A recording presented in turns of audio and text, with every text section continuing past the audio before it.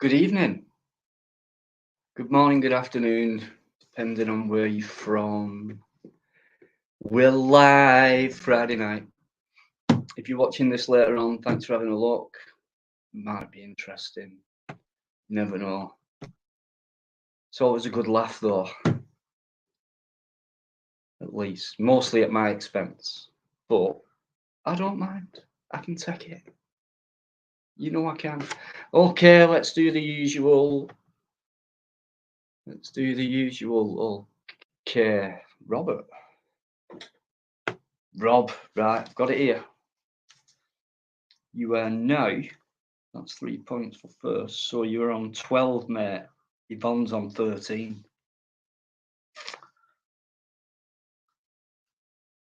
Michael, how you doing, Michael, mate? Don't think you're, that's Robert, Michael's second. So you're on the list now, Michael. 2 points. It's just fun, just for fun. James, third. That puts you up to two, James. 2 points. That's 4 people on 2 points. So league table stands at Yvonne 13, Robert 12, Alligator 8, Plod 5, Biker 3, Paul Yeoman 2, Master Ron 2, James Patrick 2, Michael 2, Smokey 1. That's it for now. Hope you're good, James, anyway. Hope you've all had a good week, guys. All the best you could have made it anyway with shit what goes on, you know. Big up Shady. I'm not sure if that's you. Most of you know he's already in. There's not been a lot of crap being flown at me to obviously try and bring us all down, you know. As if I'm just going to go, oh, I'll not bother anymore. It's like they're all getting to me. Can't handle it. No, going nowhere. You're going to have to put up with me. Maria, how you doing, Maria? Robert, I'm good. Thank you. I'm very good, mate. Hope you are too, wee man. There's my friend Al. Same back to you. My love to Keris.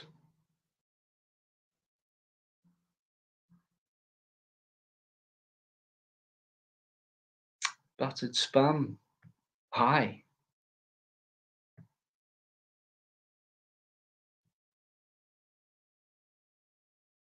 You got a thumbs up there from Robert. I'm sorry if you have been in before, but sometimes I can't remember everyone's name.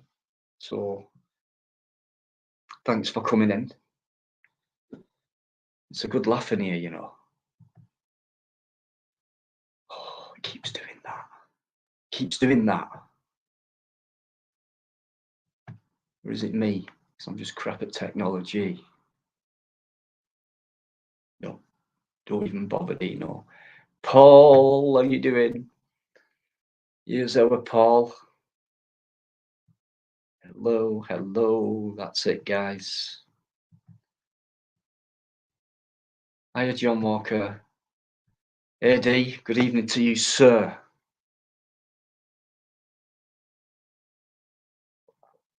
You get them opinions and comments flying in there because they're always good and they're always respectful.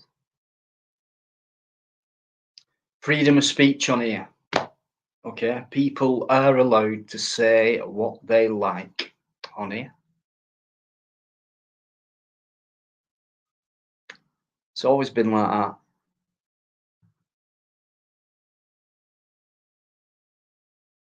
Hiya, Karma, how you doing?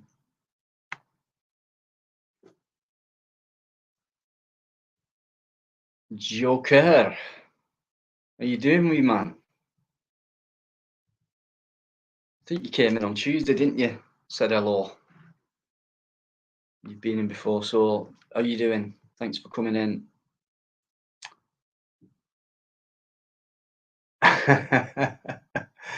Oh, I nearly missed you then, Anne. Hey, I'll see. Mrs. Starstruck here is a fella Lather. You probably knew that anyway. Fella Lather, Wigan and Lee Hospice, yeah, volunteer. I know it's very slow, but I'm still trying to get through this process of trying to raise money and stuff like that. We'll get there. But if you do want to just donate, just go on Wigan and Lee Hospice, and there's a phone number. I'll put it up. I'll actually write something in. And just put 50 pence in or whatever. 525. It's for end of life care.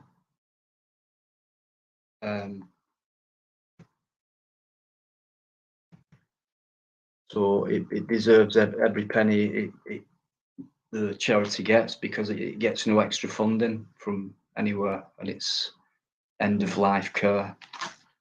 So that struck it for me, that. So thanks, Sam. Right, there's the phone number. I'll just double check it. 525 566, and that's a Wigan area code. And that's the number, guys. It's up to you. But I have been mentioning it for a few weeks. That's down to Anne. Starstruck.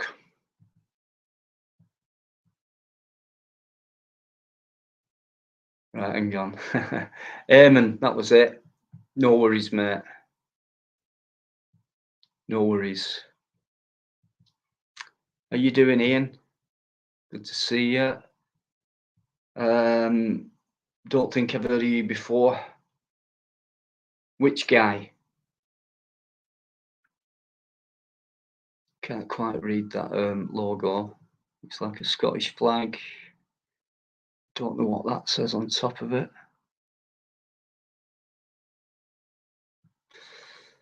I don't know who you mean.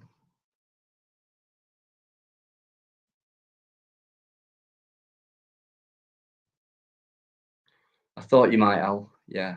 Full bred Wigan. Hang on, Anne. Oh, I've got it mixed up, Anna. Hinley Green. Do you know what? I've got another supporter from Hinley Green as well. I think it might be Ronald Crossland.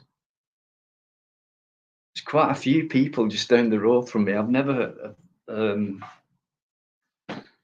across them. Well, just a couple. Yeah. Trevor! Bloody love seeing Trevor's name in here. Just always puts a smile on my face because of memories last summer. The one and only is here, guys. He'll be on soon.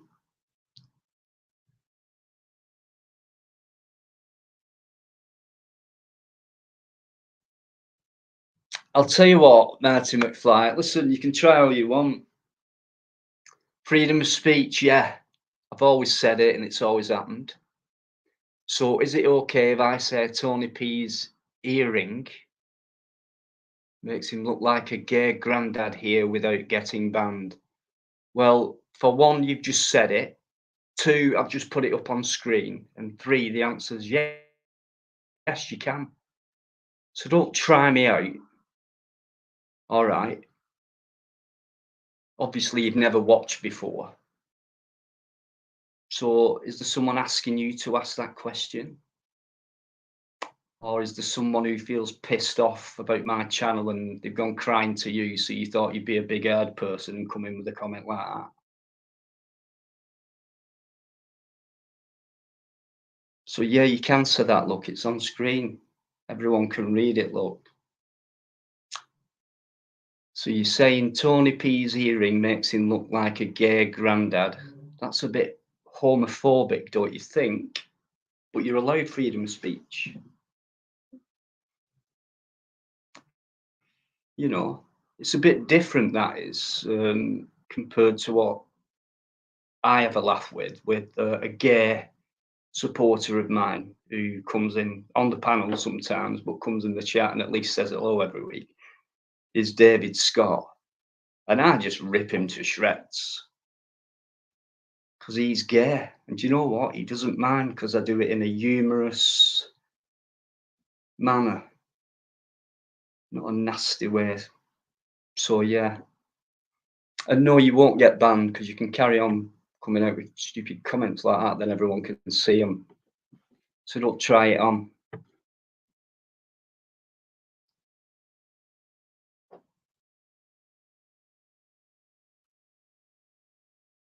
Right. Well, listen, Marty, right, fair enough. But if you've been aware of what my lives have been like the last couple of months, you must understand I have to be on my guard and I'm quite pissed off about things. So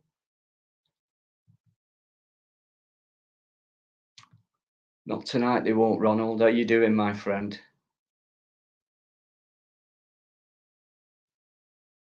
Don't want to miss anyone, guys. Glenda, how you doing? Good evening.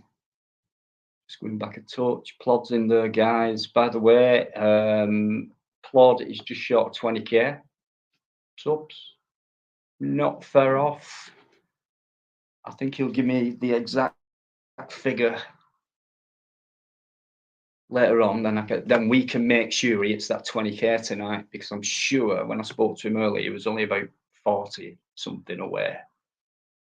And if anyone deserves that figure for a channel, it's someone who's put a lot of hard work into it.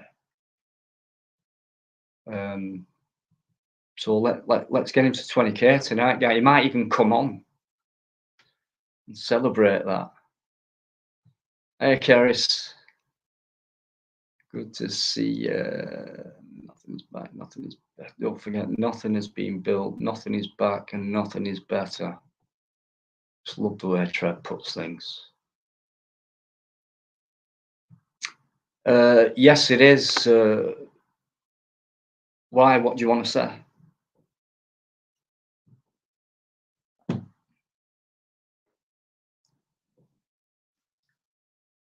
Has somebody been saying that it's not or something? Bit weird, isn't it? There's quite a few people been saying that recently. Like, is this a freedom of speech channel? When I've always said it for months. So why are you asking? Has someone been saying things to you where you feel you have to ask whether it is or not? So come and say what you want within reason. Yeah. I've come out with enough controversial stuff myself.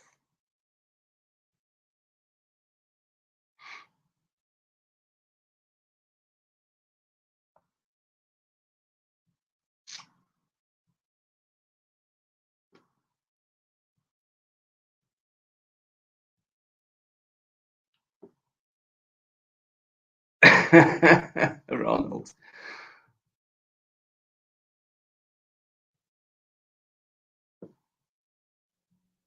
Okay, I think I'm nearly there.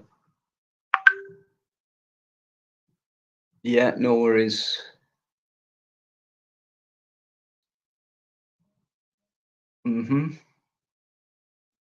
Thanks, James. You just fire them up, mate. Yeah, Teflon's there as well, and Dave.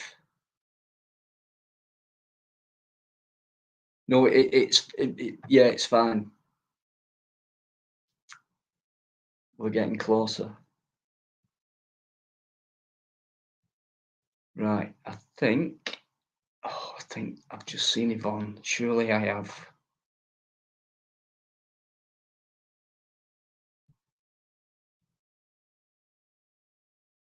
I have. Yeah.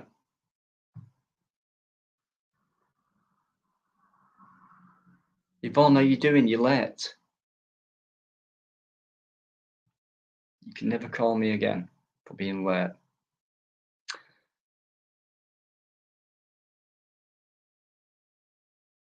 James Jameson, are you doing? Hello, right? I'm going to bring Biker on and someone else, but I'm going to bring Biker on first to say hello to y'all. I'm going to make the other guy wait, but first of all, I need to see an image backstage. Or your face. Not you, him. Right. Fair enough. Okay, right. Yeah, honestly, guys, thanks for coming in. Really appreciate it. Hey up. Good evening.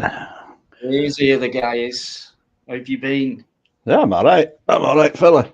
Good evening, everybody in chat. Yeah, what's with all the freedom of speech? Bloody nonsense questions. Yeah, a bit weird.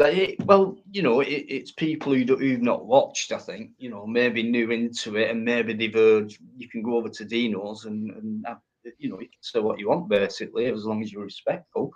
Maybe that's been put about, or maybe someone's been trying to say, look, there's no point going on Dino's because you can't say anything, which is bollocks. You know what I mean? So I don't know.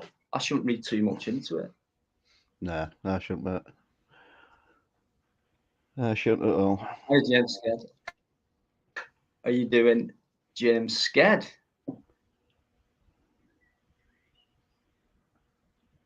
Freedom of choice, Trevor. Love it. Absolutely love it, that one. Put it up. Put the link up for that song. Can't beat a bit of punk. Never my thing, mate. That never my thing, fella. I didn't not all of it, but I didn't mind some punk songs. I mean, you got your heavy stuff, didn't you? Pistols and that, and then you got, I think you got your more mellow, like the Buzzcocks and the Clash. It was a one-off era, weren't it? To be honest. Yeah. But Johnny Lydon, he went for it, and Sid Vicious. What was his real name? Now I forgot. Sid Vicious. Was it Sid, and then I forgot remember. anyway. But yeah, I had just something different at the time. Bit of a, I don't know. There were changes going on, weren't there? In late 70s, and like certain people coming into power and all that. Anyway, we'll not go into that. No worries. Yeah. Right, I'm going to bring this fella on. Good evening, Dino. Good evening, Bike. I hope you're both good and well. It's good to actually speak to you both. As you know, I'm on early tonight because of different things I've got to do tomorrow. Can I say good evening to everyone in the chat? No, I was just listening to what you were both saying, to what people are putting to do with freedom of speech. Yep, there is freedom of speech. And as people can see, there's a couple of comments that I've actually hidden and removed tonight, purely because, well, I'll say good evening to your dad first. Okay, good evening, Baz. And there is a lot of freedom of speech on Dino's channel, but then when people give a personal attack on somebody, then that's a little bit different. And when people get personal about somebody, then yeah, that's not freedom of speech. That's called trying to take the piss out of someone or bullying someone. And that's something that Dino's channel does not accept. So as long as people are aware of that, by all means, have any discussion about whatever you want. But if you decide that you want to try and actually be personal to someone, then that's a different case. Yeah, which was the case on Tuesday. It's not been taken down. It's actually in private. So I've looked back through it, and I've thought I could really do some editing on this one, and you know, be just like these other people and just try and cause drama, but I won't. You know what I mean? So Yeah. I've no time for people who want to call my appearance or bring in thugs into a conversation, thugs' names and things like that. I mean, why would a grown man name call a guy who's short in height or small in stature or has a big nose or has big ears? Or what? Why would a man do that to a person? Is that not what I think? You know, is that not what kids do in a school playground? Yeah, You exactly. know what I mean? So for a grown man to do that on a live and then says, "Oh, it's just the way I talk and all that," and I'm only trying to help you, and it's like to everyone else, it's obvious he's trying to cause trouble and shit stir. Agreed. But you know, and he knows it. You know what I mean? So that's what you get with two-bit channels, 200, 300, 400 subs or whatever. No offense to anyone who's Dino. trying, but yeah. Dino, could I just bring in? Okay, someone's just put. Okay, so it's freedom. So it's free speech. Okay, without hurtful words. No. Okay, what it is. Okay, is you can have words and you can discuss whatever is there to be discussed, and you can discuss whatever subject. But when you start getting personal about somebody, then that's not freedom of speech. That's picking on someone. End of story. There is a big difference between freedom of speech and picking on someone.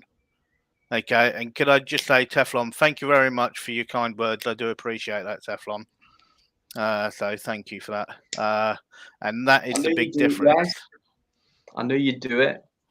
And well done you. And there's absolutely loads more to come, guys. There's been a bit of a lull in Plod's content at the minute, and that's because, you know, some people have to go through certain areas of treatment, which he's told us about before. So he deserves a good rest anyway. So he's put a lot of hard work into things this year, and within 13 months, 12 months, you know, he's at 20,000 subscribers. Got a name for himself. He's not into that. Doesn't like. He's not. You know, he's been mentioned on national radio. America's got hold of his name. This country's certainly got hold of his name. And he's one of the best auditors in the world, and I'll keep saying it. I will keep saying it until someone proves me wrong. But anyway, congratulations, mate. Well, absolutely. Cheers, buddy. Well, and cheers, at least buddy. I know firsthand the amount of work you put into it. Yeah, no, you know, thank you for that. I'm not an outsider looking in. You've run me ragged, mate, on some days. But anyway, well done. No, thank you, mate. I just want to bring up one quick point, something that Joe just put up, okay, to do with, I believe he's talking about to do with free speech still, okay, so he's got who decides, okay, it's very simple, Joe, as the way that I look at it, okay, is I'm on Dino's channel now, Thanks, right, Carol. yes, there is free speech, I'm on Dino's channel now, so Dino, his free speech is what he allows and what he doesn't allow, and that's his choice. Okay, there are things that he will actually run with and other things that he won't run with, and if he doesn't want that on his channel, then he won't have it on his channel, and it's his channel. So if you want to specifically say something, okay, to everybody on YouTube, then fine, do a live yourself, jump on somebody else's live that's talking about that subject. Not all channels talk about the subject that you want to talk about. But at the end of the day, I'm a guest.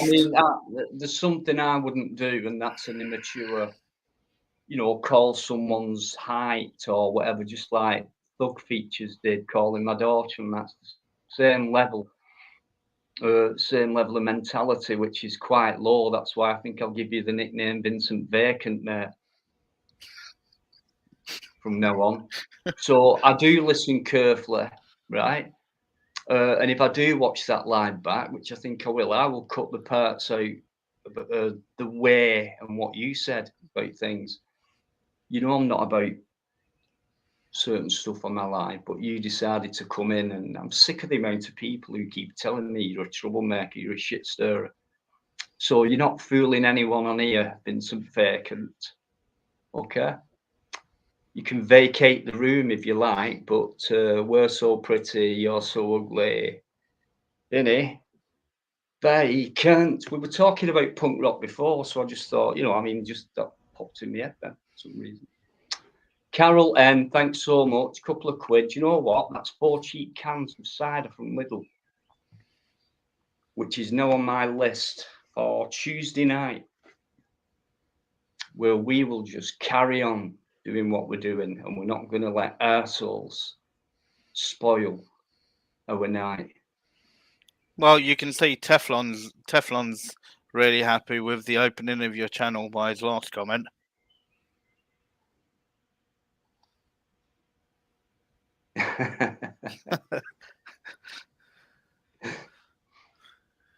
No, I mean, seriously, you're not going to get to me, and I'm just going to carry on. So, see, I love it. There was a comment, and I know that it just got hidden by Biker to do with you editing. Dino, I know for a fact that you don't edit stuff, okay, just to sort of give it one side. You play what's there. But when people get personal directly at you, that as I've already said, it's a different ball game. It's a completely different ball game. Oh, it is. Okay? And to be honest with you, I didn't even get into second gear. Do you know what I mean? Yeah. But yeah, if you look back at the Thug feature saga, when he was calling me daughter 20 odd stone, and I got my daughter on, everyone's pecking my head, and I'm thinking, well, and I'm biding my time and gathering more evidence and shit. I thought, right, today's the day. And it all come out. I think he lasted 15 minutes. He had no proof whatsoever of anything, not one iota of evidence of what he was saying about me, Plod, anything else. Not even Joe Public. Yeah, Dino, Right. did you just get that one from Ronald Crossland? He just put something in. Super sticker. Yeah. Yeah, I did flash it up. Sorry, I didn't. Yeah, sorry. You know what I'm like when I'm talking as well. Carol N as well. Why was your last replay deleted? I missed it. Don't worry, Carol. I'll sort that. It's not been taken down by YouTube. I've got it all on private. So I just need to cut certain parts out before I can put it back up again. Mark B, you'll catch on.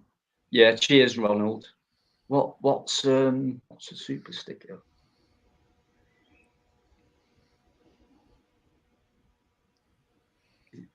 Right. Cheers, Ronald. No, I said not Vaknut. Ronovich. Get English right, no? English not good.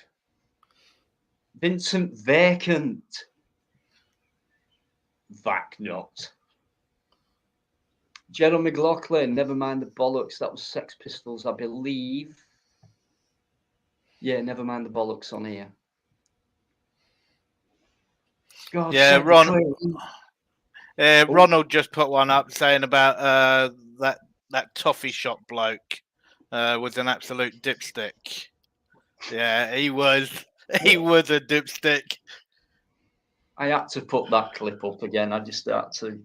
I think that's a great clip. It's such a fantastic clip, that one is. Yeah, it just came in my head because I thought I'm going to be going round Bury soon, and that happened in Bury. So I just thought, oh, all right, I'll clip that out and stick on it.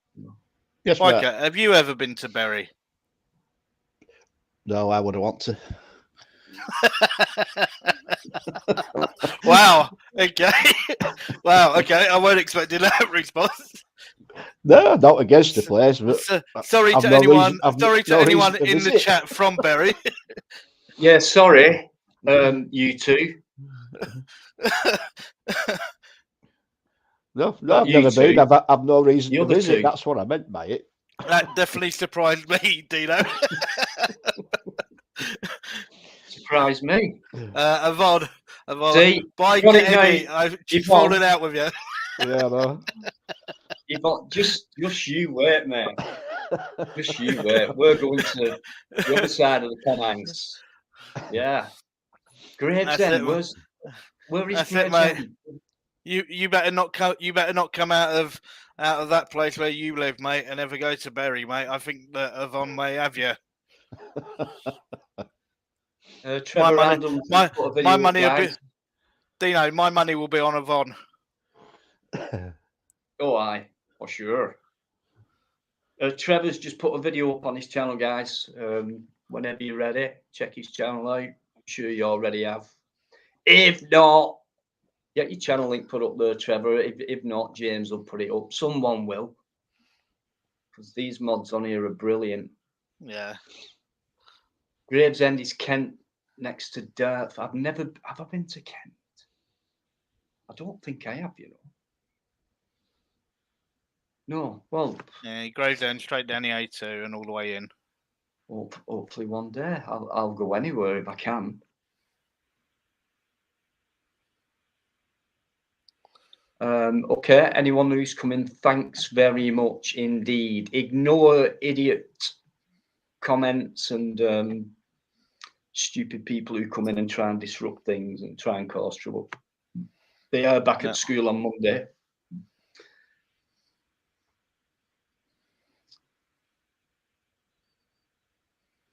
Jared, I have seen you. I've not seen you the past few weeks. I hope you're okay. Yeah.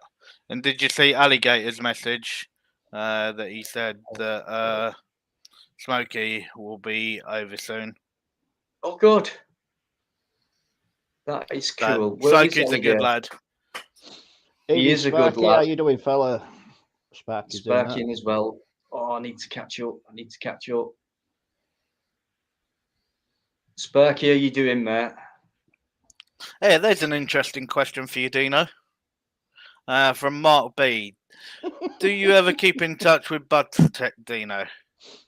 Can I just answer this one first? I heard that question. I was just going back to 8:59. Matt, you're giving me mixed signals, but that's correct.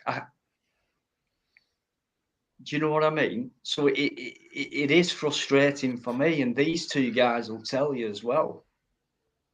And it is frustrating, and that's down to YouTube policy and guideline and all that. But you're right. You are right. Master Ron will tell you that. A few people will tell you that as well. But it's not my live, really. It's,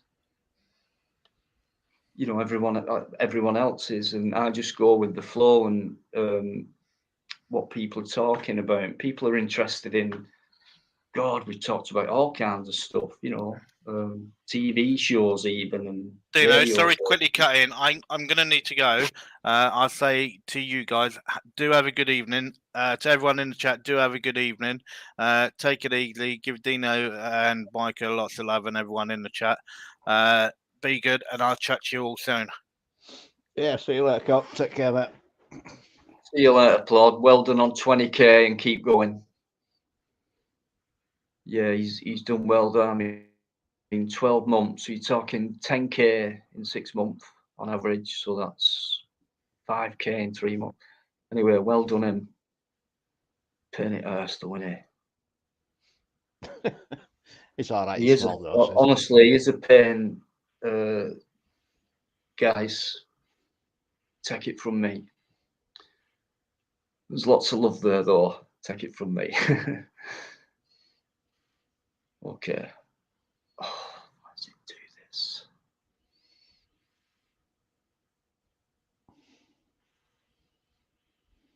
Mr. Blue's in as well. How you doing? Shady's back in. I've seen Alligator now. How you doing, Matt? Hope you're okay. And yeah. Right, I think I better put that link in. So no one else wants to.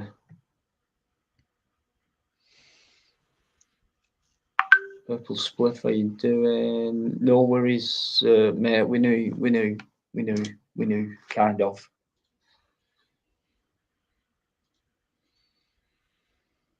All right, so yeah, bus text. Who said that? Can't remember now. Somebody asked. Am I still in touch with him? I haven't been in touch with bus text since. God, what are we now?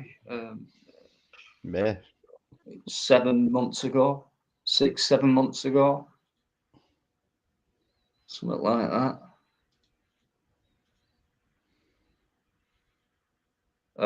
Shady, just put something in the chat.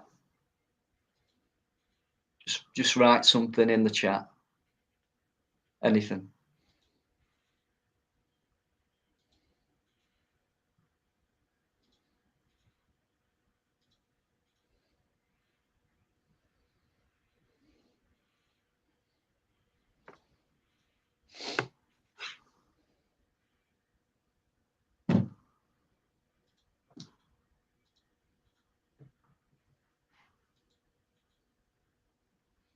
Sorry, just making sure.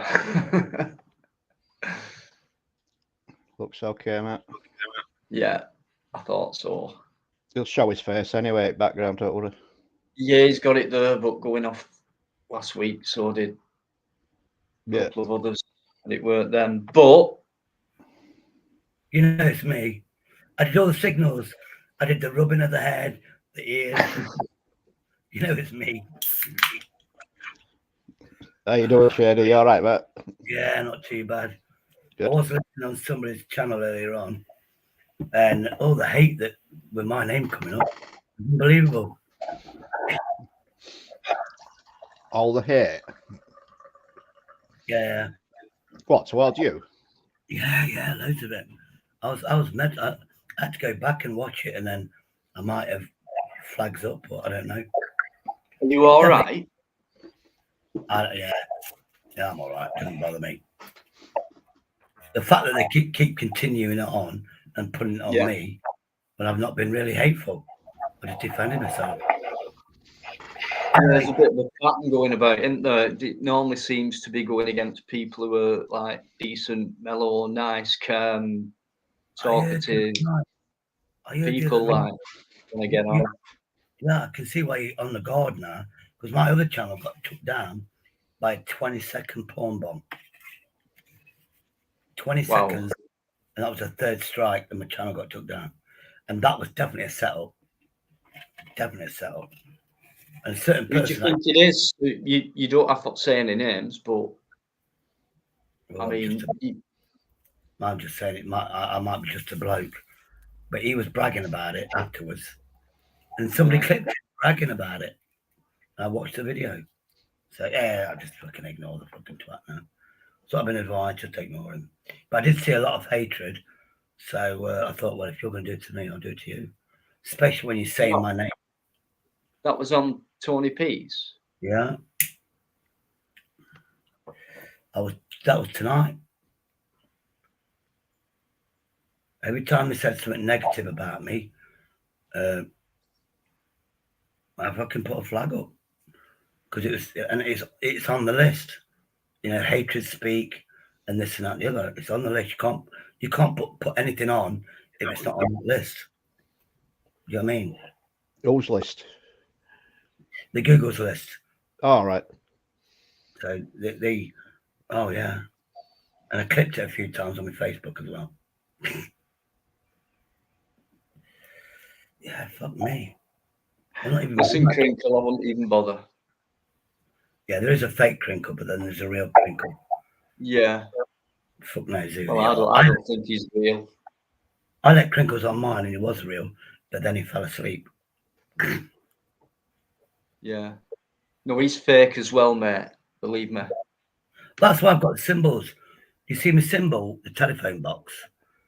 Yeah, that will change, so you know it's me in the chat. Now I know how to do these little symbols, so you know if it's a real me or a fake me, because I will have these, and I'll randomly change them in my name, so you know if it's. But then again, somebody's going to copy it. All you have to do, Shade, is just stick something in the chat, say hiya guys or whatever, and then it within 10 seconds we'll know whether it's you or not, mate. Simple as that. Oh, there's a video. I did it the wrong way. I went up the road from the pub, and I forgot to record. So anyway, I'm in Derby, and there's that building that you'd love. It's been abandoned for like 15 years. If you can get in, you'd love it. But there are videos. It used to be a bingo hall, one of those dance halls, everything. American guy bought it, tried to knock it down, but it's a protected building. And the council confiscated it, and it's been abandoned ever since. Then they went to the guy, you have to rebuild the walls. And he wouldn't do it. And next minute, it's never been back. That's on Green Lane in Derby. Can't remember what it's called. It's a really famous place, but if you can get in, there might be a secret way where you can get in via a car park, because there'd be a side alley that's blocked. But if you go around the corner, use the car park, there's steps that go down. So you might be able to next time I'm in town. But there, that's on my video. And it's the one where at the end I see the slasher, the perpetrator. That's at the end. And then hole in one. I had to video the hole in one. It's a restaurant. Oh, just thinking about it. Oh, you'd love it. I know, Dino, you love like broken down buildings. But this is a club. It's a restaurant. It used to be a nightclub. It's called the Hole in One. And there's balls in the window. I think I've filmed it at least 4 times. And apparently you can play mini golf, get pissed out your face, have some food. But I'm just still wondering, you imagine it kicking out time at like 11:30, 12 o'clock, and people are pissed with bloody golf clubs. You imagine videoing that when they come out. But you've cut the whole I just gravitated to it. Anyway, how you been doing, Dino? I heard you had a bad day the other day. Not been. Well, yeah. I mean, yeah. Past month or so, but yeah. It's all right. They'll soon fade off. That there's rumour that there's groups of people doing it. Just there is groups, and you get people selling shit, and I don't know. It's just it's all pathetic to me. Nothing to do with the time. I don't know. I can't understand that kind of level of mentality. So I understand. I understand why I got porn bombed, because I do swear a lot, and I don't encourage it. But it's an adult channel, no kids allowed. People swear. I can understand why people want to take my channel down, but not So yours. what? Well, I swear it here. Dino swears. It's not constant swearing, but the porn bombers they're not just targeting channels such as Dino's, they're targeting bloody cooking program channels and choir channels and that sort of thing. It's happening everywhere. It don't matter what kind of channel you've got, it's happening everywhere. It's like they're jealous or envious that you could have success and you could be earning money. I don't know. It could be that. I mean, in my case, no. But it could be a case of, you see it all over the world, really. People just don't like people getting on and having a laugh and things like that. And talking, not out of order or anything, but something interesting. A few facts might come up depending on who's talking, who's on and that. And then, but at least people on here don't start making out as if they do know something without actually knowing it. It's a proper conversation. We've had proper debates on here. I know I've lost it a couple of times, but I protect my channel and things like that. Yeah. But most of the time, Dino, can I give you a heads up? Just want to come in and have a laugh. Dino, I want to give you a heads up. I got bored in my area. the roundabouts. And I went, why don't I order vegetables? Because he had melons. And I learned a lot. I know how to make plantains now. No, this Jamaican woman, this is how you cook plantains, which is like a banana. Everybody's liking it. I didn't go inside because I didn't want to get caught for filming, but some of the weirdest vegetables, Tino, you wouldn't believe. I could only just pronounce them. And the weird and fruit, weird. I'm going to do the other one later on. You know, tomorrow I'm going to go to the other supermarket because they've got different stuff. I'm going to see if I can get away with it, film it. Place where I've had a few pints. Carol, if you just want to pop something in the chat. Yeah. Oh. Carol. And put yourself on the big screen, Dino, before you let somebody on and let them talk. That's good too. Might be people get paranoid where they dare not say anything. I can't see anything. Right. Oh. Karen. Jared McLaughlin. Where have you plucked that one up from? It's a bit weird. Oh, there we go. Karen Spanner. Somebody check that person's name, see if it's legit. Because you just come on in it. You need a spanner just to check who it is and see if it's legit. You just got to be so paranoid, you know. I am. It's all right. Just give us a sec or two. I don't know where Lynn is, Jared.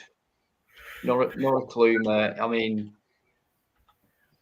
some things happen overnight. You've not got a fucking clue what it's on about.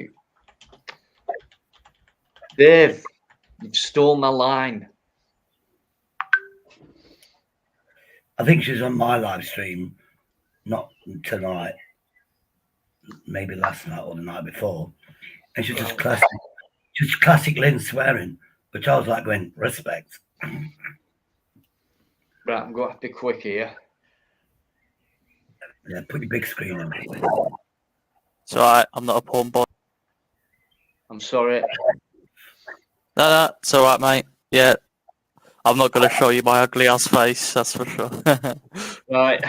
Listen, thanks for your little donations. Mate, no worries. Love watching your channel. Honestly, it means a lot. Thank you. Yeah, no worries, mate. I love it. I love your channel. Been watching it for a while now.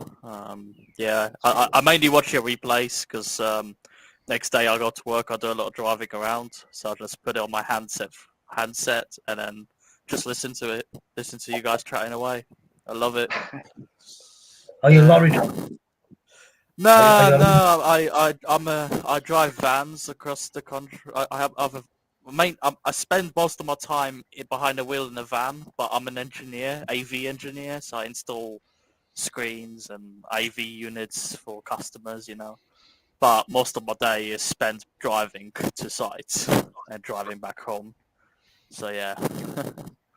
Yeah, Snow. There's a guy called Snowy. He's a lorry driver. Yeah, Sideways Simon's, isn't it? Yeah. Good evening, everybody. Good evening, boyo. Happy Friday. Happy Friday the 13th, people. Oh, yeah. Thanks for letting us know. I forgot about that. Oh, it's all right. Nah, it's all right, man. It's nearly over. Okay. Meet Carol, first time panel member, long time supporter. So hello, meet Smokey. Good evening. How are we? Yeah, no, I'm good, sure mate. you're familiar with him anyway. And Shady, and who's not familiar with Bikereddie.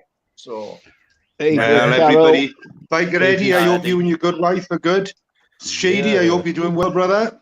Yeah, I'm not doing too bad. I was slated. Good. As I said, I'm having a beer Friday, so I've had a few bottles already, so I'm a little bit half cut, so you'd have to put up with me. Sorry, guys. Yeah. You can put up with you, Smokey, no problem. So, we've had work. I've just done about 3.5 hours of loads of music and everything, so I hope I've cheered someone up anyway. Yeah. So, Dino. So the main thing I come on for is to ask you guys how you guys coping with your lecky bills, how they affected you. Me personally, Made me Yeah. skint. How's that? I'd be a liar if I said it didn't affect me. I think anybody would. Oh, let me turn this down. Sorry, guys. You might have a bit of feedback for a second. Let me turn it down. There we go. I mean, mine literally doubled. Literally doubled. There's only 2 of us live in this house, and there's no way we use that amount of electric. None whatsoever. That's disgusting, isn't it? I've just paid £180, £185 for a month. Exactly. That's what A I just fucking had as well. month. Fucking month, mate. I think it was £200, mate. I had to pay a dish out. I live in a 1-bedroom flat. The only thing that's running is my Xbox, Yeah. my TV, and my fucking fridge freezer. Yeah, me too. I've got a 1-bedroom flat, and yeah, it's just 2 of us. Have you got LED lights? You know, LED light bulbs. Yeah, I got my LEDs. Yeah, that's what I've got. Yeah, I got LED. Mate, I don't even have my lights on. I'm completely pitch dark. The only thing I've got on is this laptop. See, the thing is, they're It's charging you insane. that amount a month, right? But if you look at what you're actually using each week or even each day, it doesn't add up to the amount that they're charging you. Well, No. here's the thing, right?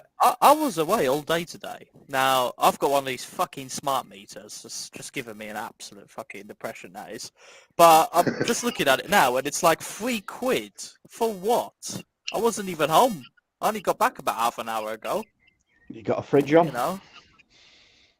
Yeah, but come on, There that you doesn't go. use much. Yeah, but that should only be about 50p a day. Yeah, at least. exactly. It What- shouldn't what- fucking be that much money. innit? What's the thing that takes the most energy up in electric wise? Mate, it's the boiler. It's the boiler.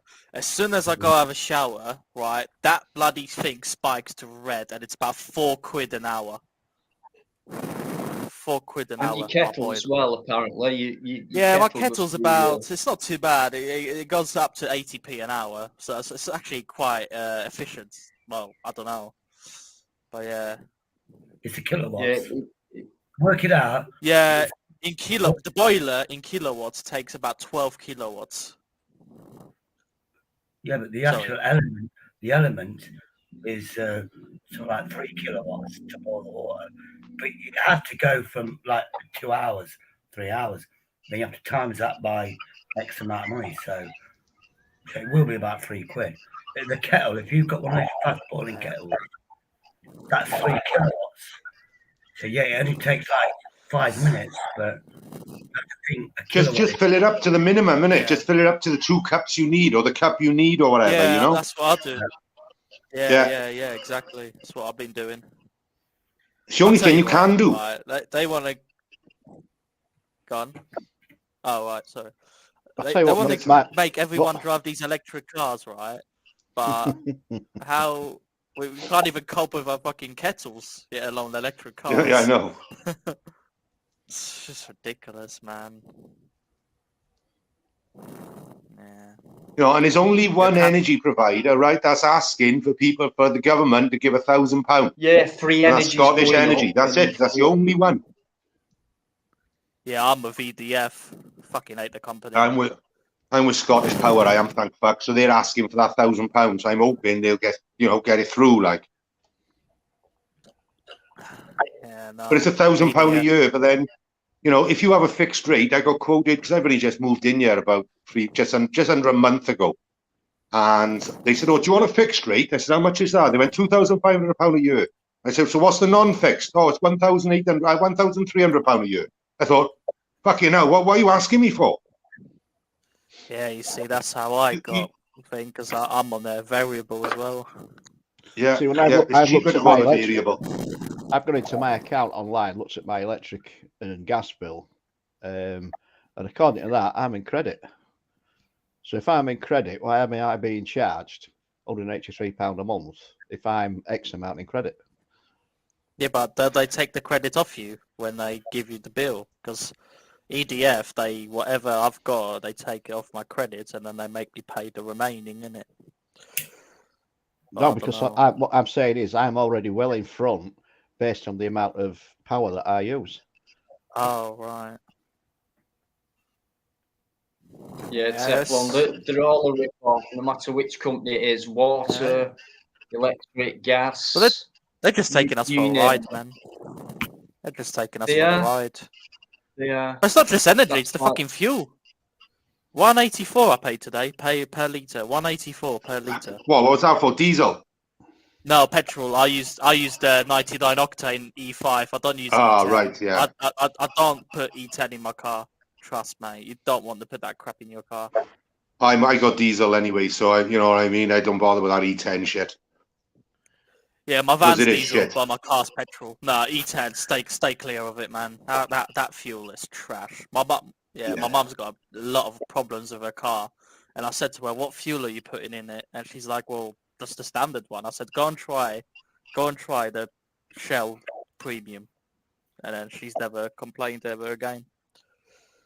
Yeah, But you're noted paying through the James. nose for it. Yeah, Pardon? noted James. I shall sort that out. I just want to say thank you to the Are you people doing that are in Alex? here that Good come over to vibes, my mate. stream Always earlier. good vibes.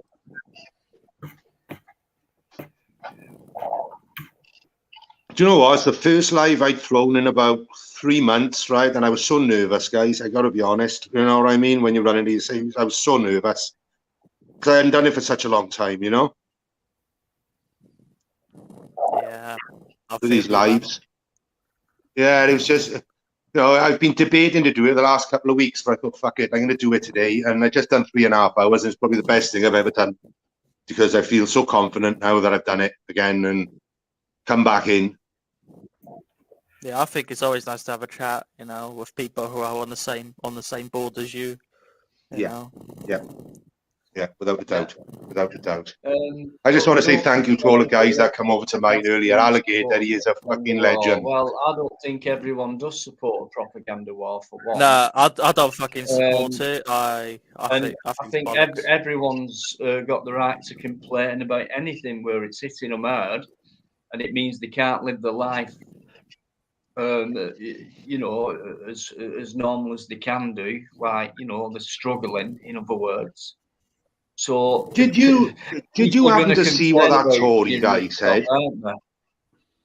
Did you happen to see what that Tory guy said about food banks? No. We don't need food banks. It's just the fact that this generation can't cook from fucking scratch. So what he's gone and done is, if you go to a food bank, wherever, I'm not sure where he is in the country, he said, if you come to a food bank in my area, he said, what we'll do is sign you up for a budgeting course, and we sign you up for a cooking course, and you can make a meal for 30 pence a day. This is what he said. Oh, it's not because, you know, it's not because there's food shortage, it's because people can't cook. What a fucking stupid thing to say. 30 pence a day, typical really? Tory, man. Typical Tory. So you know, what a stupid thing to say. If we didn't need food banks, we wouldn't have them. People who are working full time, got 2 jobs, are fucking struggling to feed themselves, man. Fucking wrong. And you've got people like Rishi fucking Sunak, right? Of that fucking used to work for fucking Goldman Sachs. That's you know, that's got 480 million in the bank with his wife. You don't give a fuck. Wife, man. Fucking tax. They don't give a flying fuck for none of us. They get it all served out to them with bottles of champagne on ice and things like that, and silk serviettes and shit. Yeah. You know? Yeah. So let's put it this way. Absolutely brilliant, aren't they? They think they can just say what they want to the people and everyone believes them. Well, a lot of people do, don't they, unfortunately, Georgina always comes in saying hello. How you doing, Georgina? Great to see you guys. Just chat away, keep going. Brilliant stuff. Great conversation. Apparently, we'll be happy if we own fuck all and have nothing. Yeah, well, that's another bollocks. Because I own nothing and I am not happy. Yeah, that's what I mean. I got fuck all and I'm not happy. No. Mate, honestly, me and my girlfriend, we fucking work. We work long hours, yeah, and we're always on overdraft. It's that fucking bad, man. Honestly, it's naughty as fuck out there. It is. You know, people don't understand. The hierarchy don't understand how much the struggle is. How much we all struggle. Yeah. I rent is 700. My electrics is 200. I don't know. There's a lot of other expenses I gotta pay, and it's just fucking hard, man. But you just think about this now, right? If it's gone up 50%, this gas and electric, right? What the fuck's it going to go up in October? What's it? And that's winter kicking in then, so everybody's going to be using the heating. But what is the reason of it going up? Is it because we don't have enough supply, or what? Well, they were trying to blame Ukraine and Russia, right? But they had this idea before Ukraine and Russia kicked off. Exactly. Yeah. So it's just another bit of bullshit propaganda, fucking crap as all mainstream media bollocks. If it is the shortage of electricity, then I blame those fucking electric car owners. Fucking wankers. Honestly, Teslas and God knows what they... Yeah, they think they're saving the fucking world. Well, they fuck. No. You know? Hypocrites. Oh, yeah, exactly, Dino. Exactly. Yeah. I mean, And do you know what? forget, Do you know what, right? say- The government is giving them grant. If they have a home EV charger installed at their house, they get £1,000 from the government. Disgusting. Yeah. Yeah, but you get... Listen, But it costs £1,000 to have it installed. If they can afford £70,000 on the fucking electric car, I'm sure £1,000 is fuck all. Come on. Listen, it's ridiculous. It annoys me because it's all free energy. Yeah. It's not like they have to, really work hard at giving us this energy, or else we won't be able to function as a society and, get involved with the system and that. It's all free because people harness it on their own, don't they? They collect their own water and, electricity's everywhere, and it just amazes me how they charge people for free energy. The people that put up the solar panels in their houses, they got mugged right off, didn't they? They get fuck all from all the energy they're harvesting, Yeah. They got mugged right off. They've combined free energy with saving the planet. So it's like, well, we'll start using this stuff now because it'll save the planet. Well, in the past, when you got your little inventors saying, look, I can run this car off water, proved it, there's the evidence. Petroleum companies didn't like that. They killed the guy, didn't they? Obviously killed him. not. So they weren't going to invent cars like that. Electric cars, look, we can run cars in. Oh, no. But now the climate change thing has got underway. It's like... That's bollocks. The climate change is bollocks as well, right? Because at the end of the day, what have they done? What's Boris gone and said? Oh, well, because we got our power is too expensive. We got to build... They're building more fucking nuclear power stations. Now the fuck is that going to help us? But it where's just that waste going to go? That started round about the same time where they were saying, climate change and that. It's like, oh, we'll go to electric cars. We'll go to the solar panels, and all that. Whereas in the past, these guys were debunked in front of the masses. Like, you can't do that. We need petrol. We need diesel. We need all this kind of stuff. Don't forget about the heat pump. Yeah. We don't need it. It's all about money, big corporations. You know what I mean?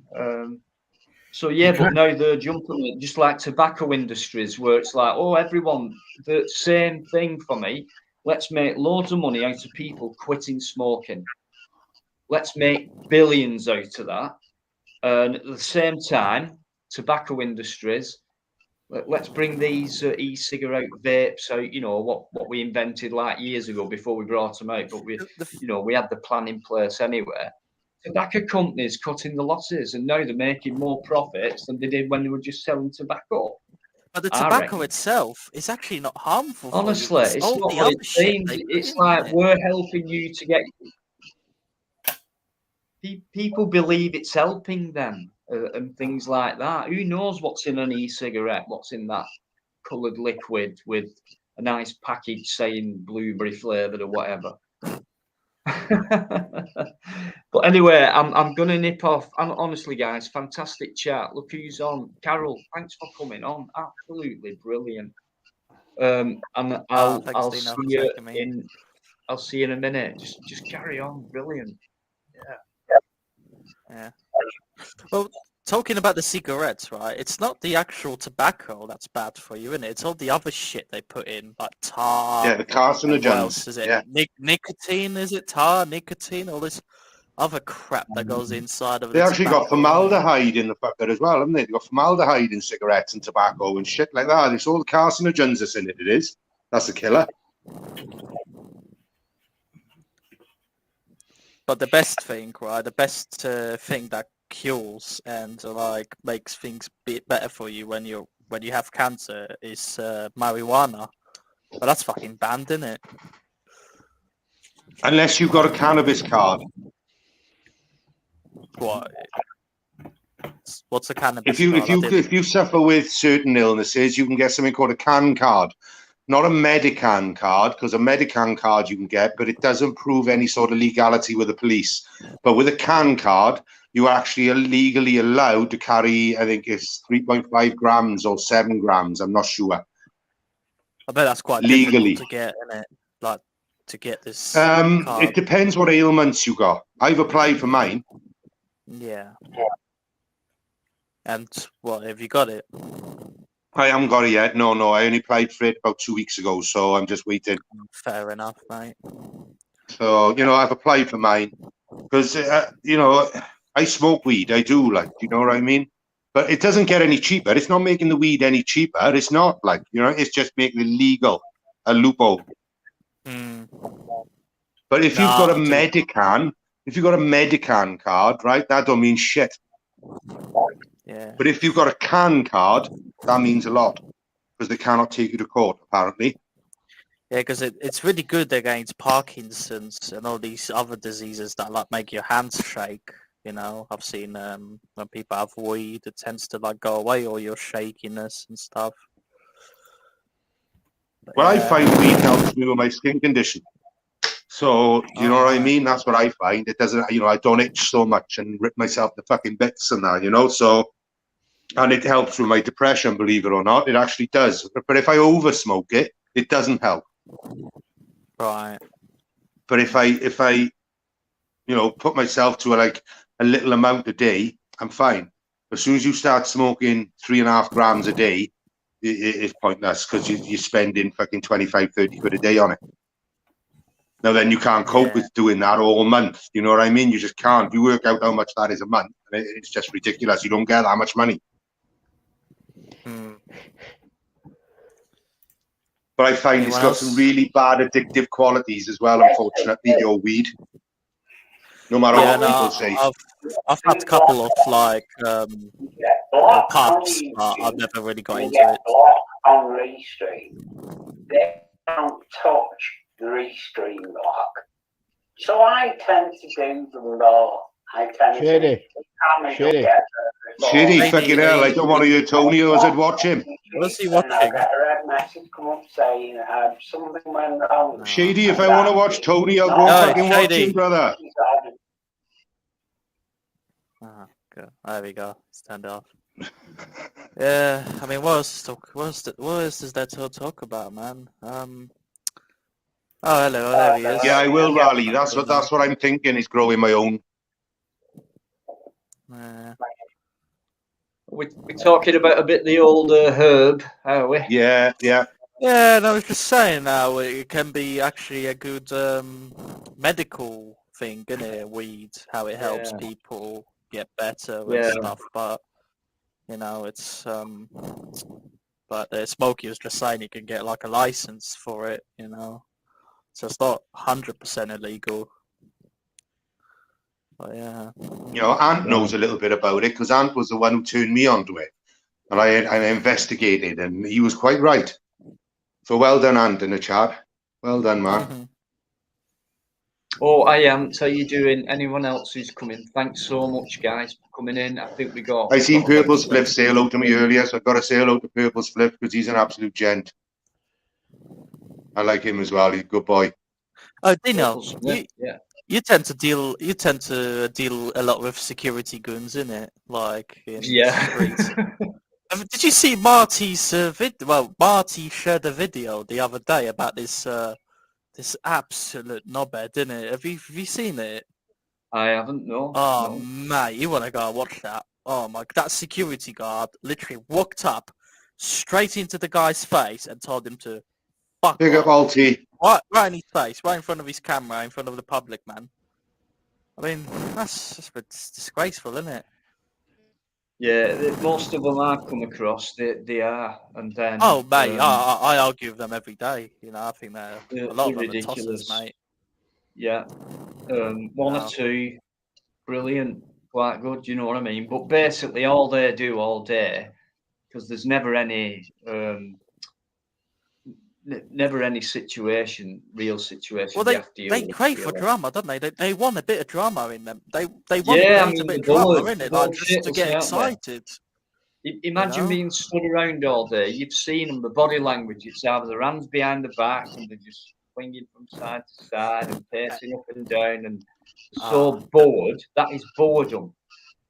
AB deals with them the best, innit? Oh my god. Well, yeah, after me, yeah.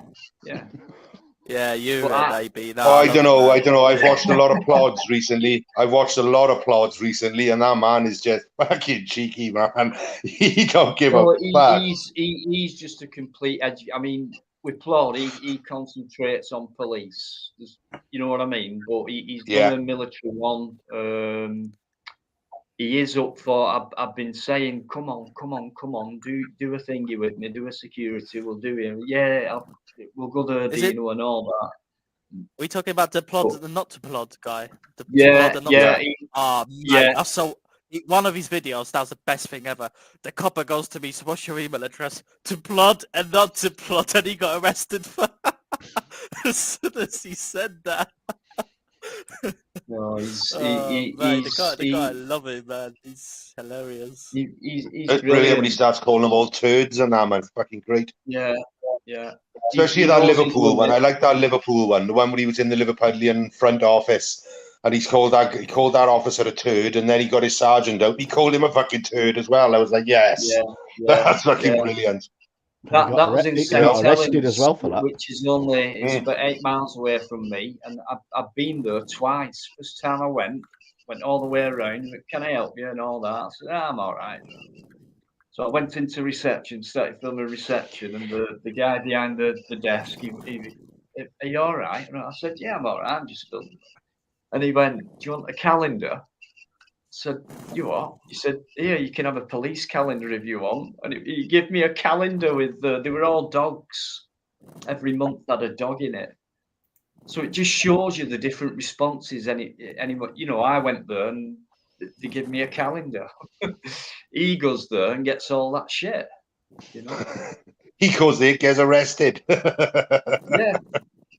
He don't give a fuck because he knows. He's brilliant. He knows the law better than them. And I'll tell you what, people just think people just go out there and do a video for the fun of it. No, if you spend 2 or 3 hours doing your research, and all that before you go out, then you might make a 30, 40, 50 mile journey, which costs money, obviously, and blah, blah, blah. That's what he does. People don't think that. They just think, oh, he's done a video, he's got 15, 20k views, he's getting a few quid off that. He's not even monetized. So think about that as well. You know what I mean? He just and one good thing, right? When we had a conversation on Tuesday, Dino, one good thing he said is, I don't take money off the fucking police, but I will take him to court to make a change. That's what he's in it for. Is someone who is dedicated to what they want and what they need to do to make that change, as far as I'm concerned. That's what he's doing it for, and it's quite easy for someone to take an out of court settlement. Could be a few grand or whatever, or it might take a few years to get these guys banged to rights and get justice, some kind of justice out there, which would then show other people, look, there is justice. It might take a while, but that's how the system works. But if you can hang on for a bit, get them in court. Don't just go, oh, go on then, I'll have that. See you later. You carry on being a fucking tyrant or whatever. You carry on abusing your powers or whatever, because I've just taken a backhander off you, basically. No, you go into court and you're going to get named and fucking shamed, because I've got it all on camera for one. There's other evidence, etc. You're probably just showing yourself up in court by what you say, etc. So, that's his aim, that's his mission, and he's doing it. That's what he's in it for. He gets the views. He don't give a fuck. He does not care. He does not care about things like that. Believe me, he doesn't. No. He's not like No, that. he doesn't. Fair play to him. He won't allow anyone to brag about him or anything like that. If I talk to him in private and I start saying, "Luke, mate, well done, that video, absolutely brilliant," he'll just change the subject. You know what I mean? So he's in it for a treat. Very clever guy. Very clever guy is what he is. He's a smart guy. He doesn't stop working. He is a clever man. Not stop. Yeah, he is. No, it's a pleasure knowing him, and Yeah. he'll do anything for you as well. Sorry, Dino. You okay, mate? I was He's going to just say sent me a message now saying stop going on about him. Oh. Right, so what I'll do, I'll keep going on about him now. You know he loves really. it. He deserves his 20k. It's as simple as that. He's Fucking right, he does. He's earned it. He's earned it. And just wait till some of these results start coming out. Where eventually everything that's happened in the last 12 months will finally get to court, and it might take however long, and then we'll get answers from him. We'll get the outcomes and what he's rightfully and justifiably achieved, hopefully, and put these guys named and shamed as people who are in a position who abuse the powers.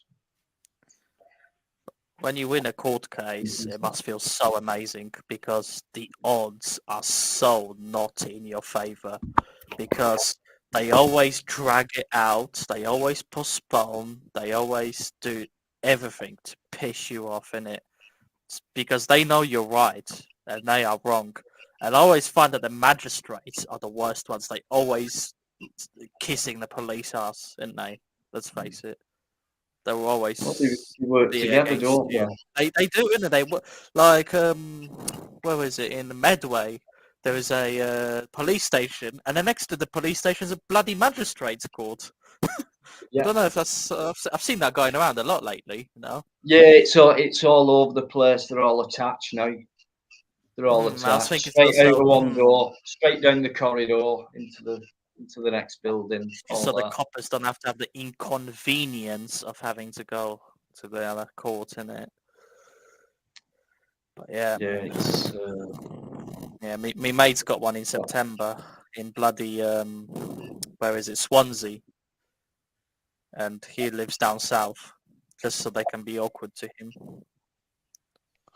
Well, if he got arrested in Swansea, it's going to do it. It's going to go to court where the crime took place. He's going to court, I don't know, with DVLA, I think.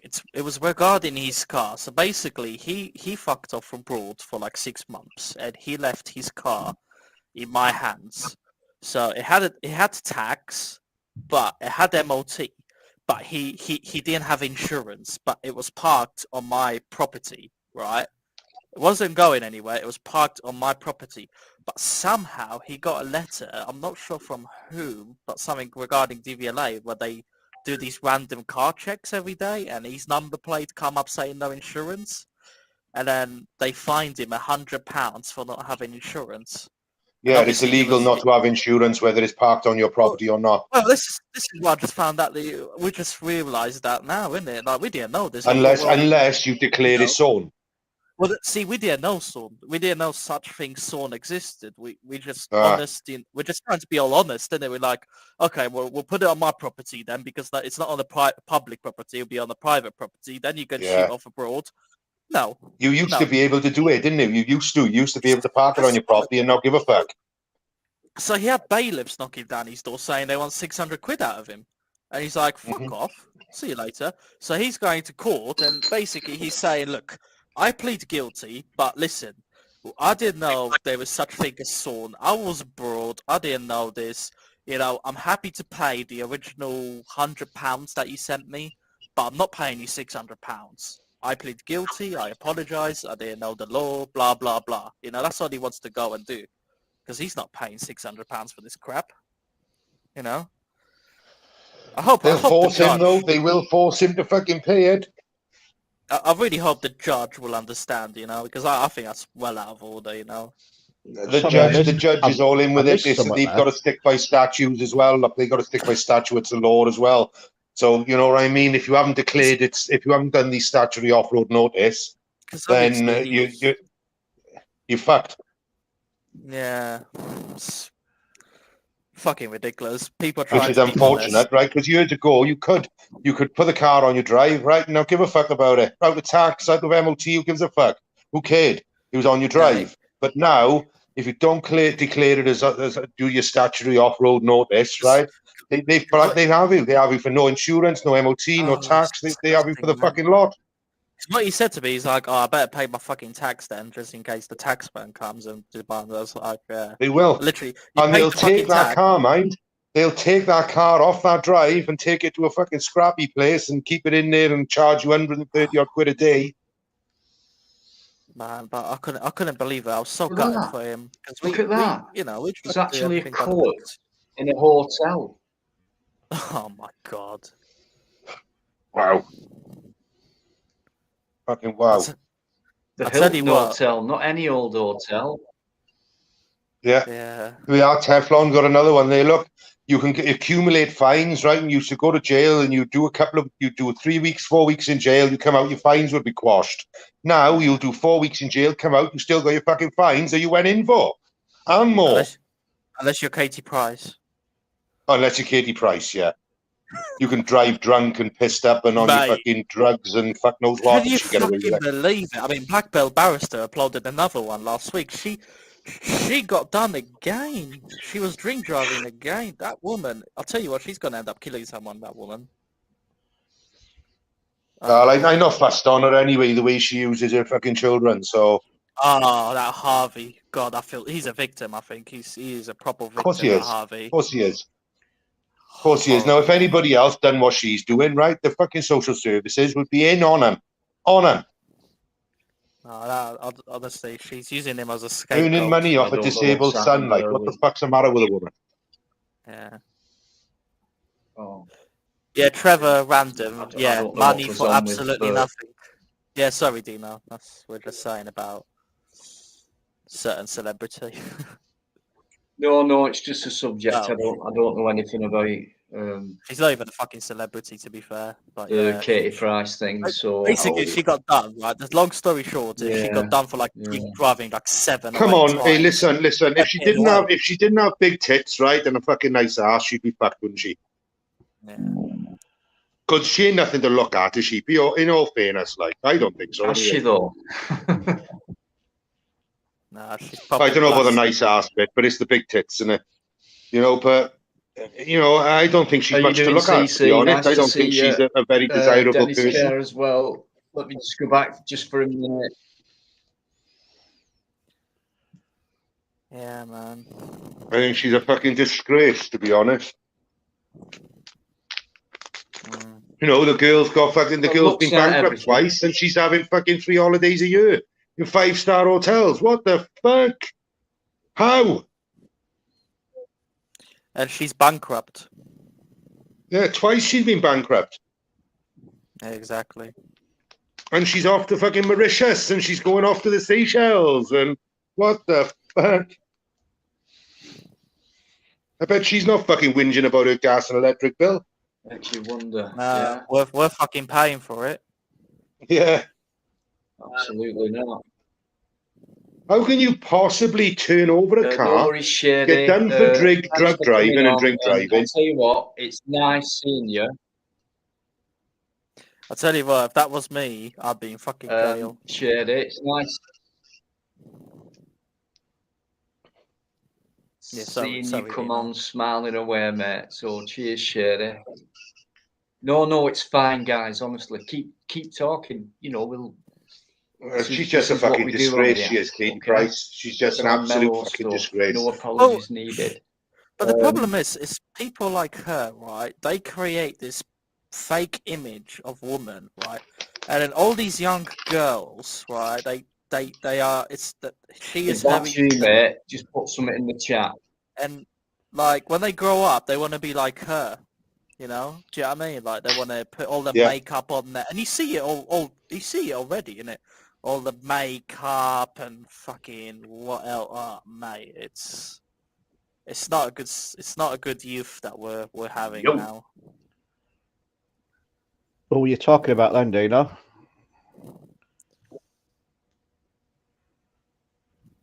There's someone backstage. I don't think it's filmed by Cesspit. It's Cess.Gap Pit. Yeah, Here we be go. careful. Look what If Plod it's just you, put up. mate, Look. just put some- What? Chris Eubank killed a man back in 1992. He fined Oh 250 quid. yeah, exactly. He got away Now, with if it. we'd Didn't he? done it, we'd be looking at Well, 7 well, years for hang on. fucking death by dangerous driving. Yeah, he got away with it. Oh, hang on. Recap on And that. Who was it and what happened? he was a fucking Plod. boxer. Who did he kill? And how? I don't know, bystander. I think he mounted a curb and actually wiped him out, didn't he? Back in 92, he fucking actually did. He fucking wiped some poor fucker out and he got £250 fine. As I said, if I had done it or anybody else who's normal, you know, that's the little wormings in the society, like we all are, unfortunately, right? We'd all go jail.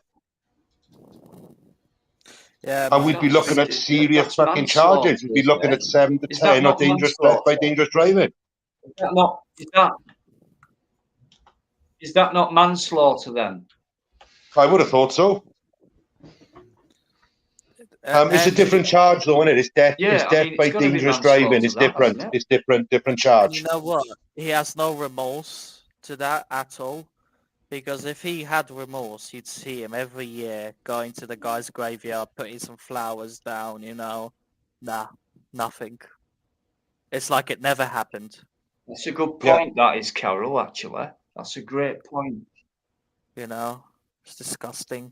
Do you know, it's a shame that, to be honest. I mean, the £250 is an absolute It's an embarrassment. It's fucking awful. To people who would struggle to pay that. Yeah. That for is a life, something like. you would earn within half a minute. For a multi-millionaire. £250 for a life.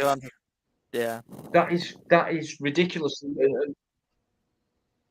To be honest with you, like, sounds daft because most people didn't, but I liked him. I thought he was a bloody good boxer, and Nigel Benn was a real big mouth. He shut him up, and I like people who shut people up like that. When they get too big for the boots. Not saying he was a bad boxer, Nigel Benn, brilliant boxer, but and I liked him for that, and he was a good boxer, but for that Yaman McCann, 250 quid as a 1992. Right, so what would that be today? It's £1,000, something like that. No, around, I would say around that. Still ridiculous, that is. For them, it'll probably be £100. And do you know what? It's not just, but there we go again. We're talking about actors, models, celebrities in general, football players, anyone with the dosh, really, to be honest. Because what's the well, here we go. Look at this now, right? Look at Ant McPartlin. Look at Ant McPartlin. He fucking fell out of his car. Ridiculous. He crashed his car, and he had a fucking fine. Police, and they can literally get away with anything. And just get suspended. And do you know why? They don't rely on legal aid. They rely on paying it themselves. And when they pay themselves, they fucking barristers to fight so much harder. I mean, if anyone thinks there's no corruption going about, then you've not been born yet. So. Corruption's everywhere, man. Everywhere. I mean, the local councils, police, it's everywhere. Yeah. Even local library. I know, right? I know of judges. I know of magistrate judges, right? Who because I used to, as I said, I used to sing and go out and do my bits and pieces, right? I've done things for the Masons and all that shit, right? I know for a fact of 2 magistrate judges. One is a head judge of the magistrates, and she'll drink 15 cans of fucking lager, jump in her 4x4, and drive 20 mile up a fucking road. And I bet you any money if the coppers pull her over, they'll be like, "Oh, hello, all right, bye." She's been pulled, yeah. She's been pulled and let go. Yeah, It's you. Oh, I see you. We know you. You know. But if we done it, we're looking at fucking jail or a heavy, heavy fine. And ban. Don't drive too far and try not to kill That's anyone. true. That's what they'll tell her. Okay. Be careful. That's all they said to her. Be careful. I can't be careful. Wait. Aunt and I went for a house, mate of mine doing delivery for a new furniture party. When she was having her house done up, she lived just outside. Oh, right. I think he's talking about. Mate, I'm half pissed. I am. I think he's talking about Katie Price. Yeah. I'm half cut. I am. So I'm about to get fully cut.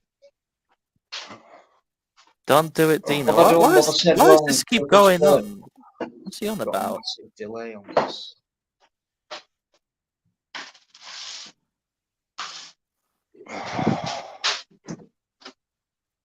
Oh dear. No, it's fine. I don't know. What do you mean? You'll have to remind me. Things go so quick when we're all talking. What am I saying wrong? What have I done? I've seen that comment pop up a couple of times, to be fair. Don't do it. Do you know what, Trevor? Yeah. For some reason, this live is stalling very much.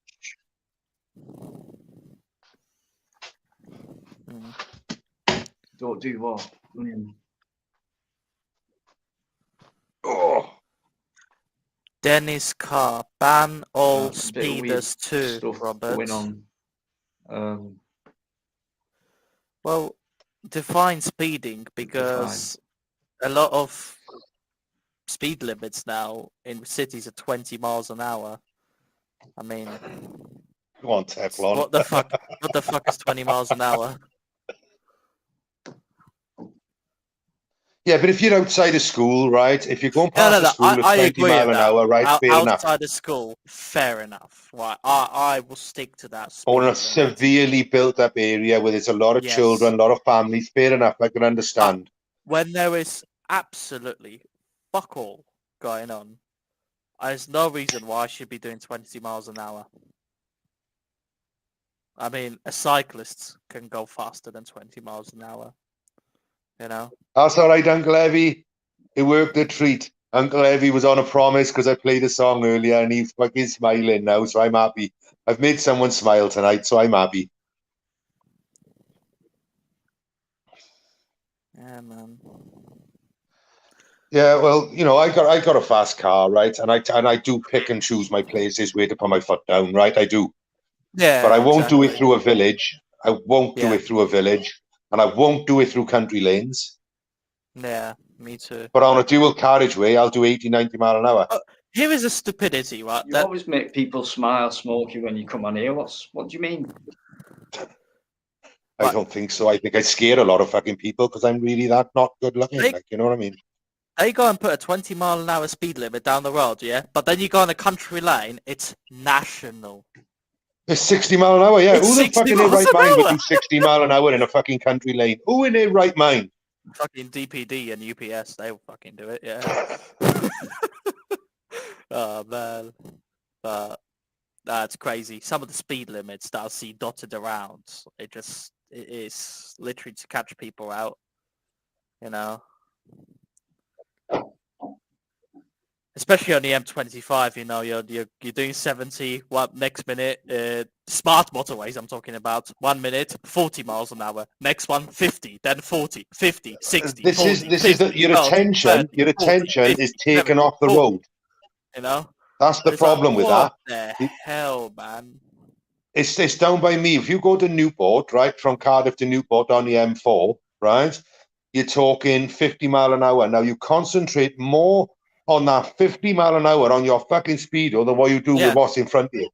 Because do you know what? Because the fucking speed cameras at every gantry now on those smart motorways. And if you go, they will catch you because they'll know, because they have cameras by the gantries showing what the speed limit of the gantry is.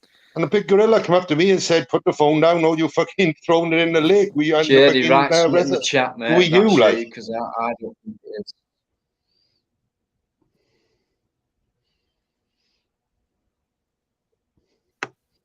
Yeah, Plod, definitely, man. No, put something in the chat, mate. Well, we're going to meet up soon anyway, and me, you, and Dino, Plod. So what? We're going to meet up soon anyway, aren't we? Over the next couple of months, with a bit of luck. You know what I mean? So it'd be nice. It'd be nice to meet you guys. It would. It'd be nice.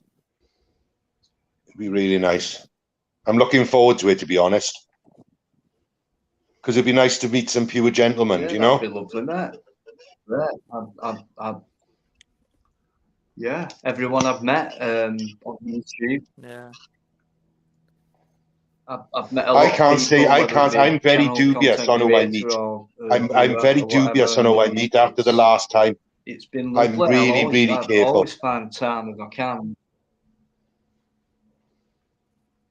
You know, I'm very careful after that fucking Chris Livery shit, right? I'm very careful on who I go to meet.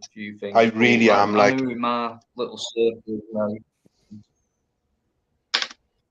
I'm very careful on who I'm going to meet and who I'm not going to meet. Do you know what I mean? Because of what happened with that, and that was disgusting. What happened there? Shared it.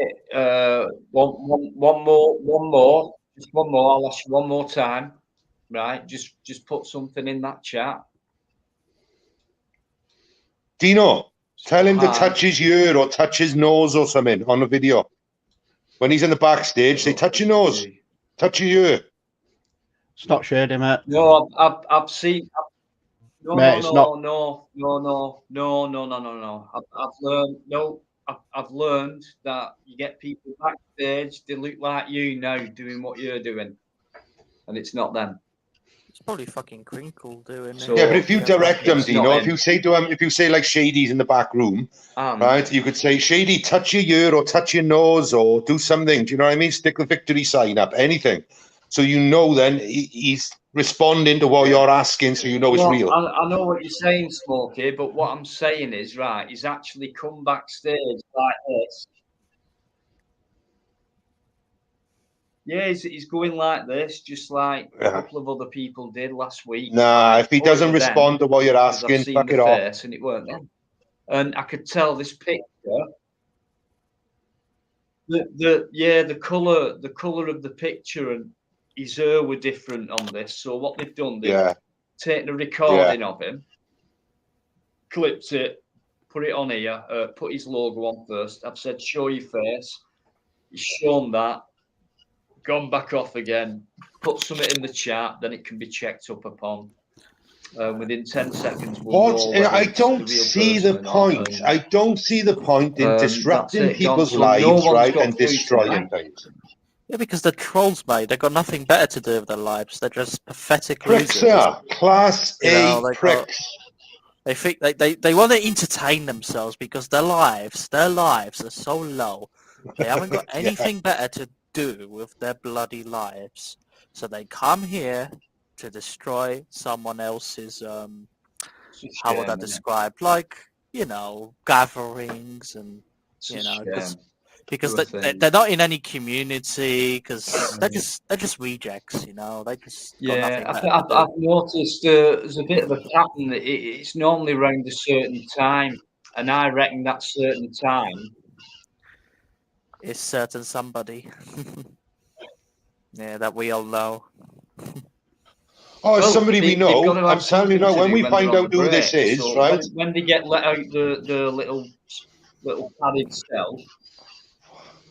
To cover themselves in jam and wear their Speedos with the fucking S missing. We're getting closer, mate. Don't worry about that. We're getting closer. Wear their sunglasses. Yeah. Yeah. Rubbing themselves in fucking marmalade or Marmite. Fucking pricks. Oh, do you know what? You just reminded me of a certain person that I've had this really weird imagination going on over the last couple of months, because things have changed for me a lot with a few people. And there's a certain person, and I've for some reason it came into my head as this person could actually be watching and listening to me, and just be sat there and pleasuring devil. themselves while they're watching. It's the devil. You know what I'm talking about, don't you? Yeah, man. Right, sorry about that, guys. Some of you know what I'm like. Just comes out sometimes. I just like to let people know that I know and I'm not fucking stupid. But what I love to do is act stupid sometimes, just to make you think I'm really thick. Vincent Vacant, people, etc. Right, I'm nipping off for a couple of minutes. I'll leave you to it. Carol, absolute massive respect. Fucking hell, you must have a bladder of a child. Brilliant conversation. Yeah, thanks. You must have a bladder of a fucking child. Don't you bloody start on me. I've only had one in 2 hours. I'm only small. Fucking It's only hell. that big. Fucking hell. What did you have a sip and it fills your boots? This is what's that? Is this my second? This is only my second. I think I'm on number 6 or 7 or something, and I don't fucking drink. Talking. I've got to keep listening.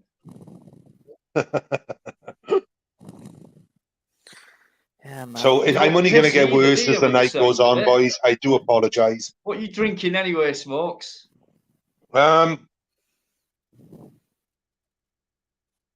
Desperados. He's forgot. No, Desperados, man. Oh shit! Am I done now for that? Advertise it. Advertising. You want to fucking write to him? Desperados with a hint of tequila. Never heard. Lovely fucking drink. Have you guys been noticing as well, like recently, especially in the last couple of months? I don't know if you guys drive, but how many fucking AMPR cameras have been dotted around the roads now? They're everywhere. They're fucking everywhere now. I've noticed they've put some up in my little village as well. They're bloody everywhere. These fucking things. They put a load up around by me as well. Big yellow fucking poles and big yellow cameras on the fuckers. Apparently, the rumor is that they are supposed to see inside of people's cars when they're driving to see if they're on their phones and what they're doing in their cars and stuff. I mean, look, Mark Kelly just got home bombed. Look, they're on one, man. They're fucking idiots, aren't they? When they get a fucking grip, stop destroying people's fucking content and that, man, because they can't make content of their own fucking assholes. I said it weren't shady back room, mate. I fucking knew it weren't. I think we know who this is. It's got to be that one guy. Yeah, I could tell with the picture. I mean, you learn from experience, don't you? So these pictures, what come in now, it's like, even with the logos, you can tell there's a slight difference. So, like with Shady, then his hair were different, the light was different, it was too bright, his t-shirt were different, and he went like that. And Glenda's just come up with Shady waving, and that's what he were doing. And you could tell the quality of the picture was from a past, an older picture. It weren't anything like what he was like tonight on screen. Plus, he'd have put something in the chat as soon as I said, just put hi in the chat, then we know it's you, just like last time. And he didn't. So that one was so easy, Crinkle. I mean, whoever you are. Do you know what, right? I'd err on the side of caution about Crinkle, because he may well be made a scapegoat. I don't know. Well, I don't know. He had them. Fucking hell, right? How the fuck can you have a wank with a dick that small? Tweezers. Crinkle. I speak from experience. Small hands. How did you get your pleasure there? How did you get your sexual pleasure? Tweezers. I speak from experience. I told you. Fluke Dog got harassed by him for like last couple of months when he kept calling him 2 o'clock in the morning. You know, oh my God, Bastian and Fluke, I think they were his victims once upon a time. You wouldn't believe what... It's sort of, it's crazy. You wouldn't believe what Fluke said to me, you wouldn't believe it. I forgot now, but he said Hello, Maria he's Moon. kept them all. Phone calls, messages. Oh no, It was a Flug showed it on ridiculous number of Bastian's channel. Flug pure played the harassment, messages on really. Bastian. Dennis. It's filth. It's filth and harassment. That's what it is. Guy. Yeah. Guy is a... Yeah, Peter he's not Paul, normal. are you doing? Seeing you there, Maria Moon's back as well. Are you doing, Maria? Thanks for coming Lovely back Maria in. Moon and Uncle Ron. Well, I call him Uncle Ron. His there's name is something wrong Master with- Ron, but I think you know. I've just seen Uncle Evie in there, mate, but I'm not entirely sure it's Uncle Evie. I don't know why. Now, Eamon McCann, right? Eamon McCann might be onto something there. Right, I've got my suspicions about a certain person, and I don't think it's the first one he's mentioned. That second one, right, because he got a bit of a crew happening. So, yeah, I don't know. He's gone awful quiet. All of a sudden, he did, and all of a sudden, all this shit is kicking off. So, you know, Ronnie London. I'm not afraid to say his name, but Ronnie London, he's on the shit list. It is a Unfortunately, name. We have a list. We have a list, and that's one name. What's on it? Crinkle's obviously on it because he's. I would not rule him out. He could have his own group.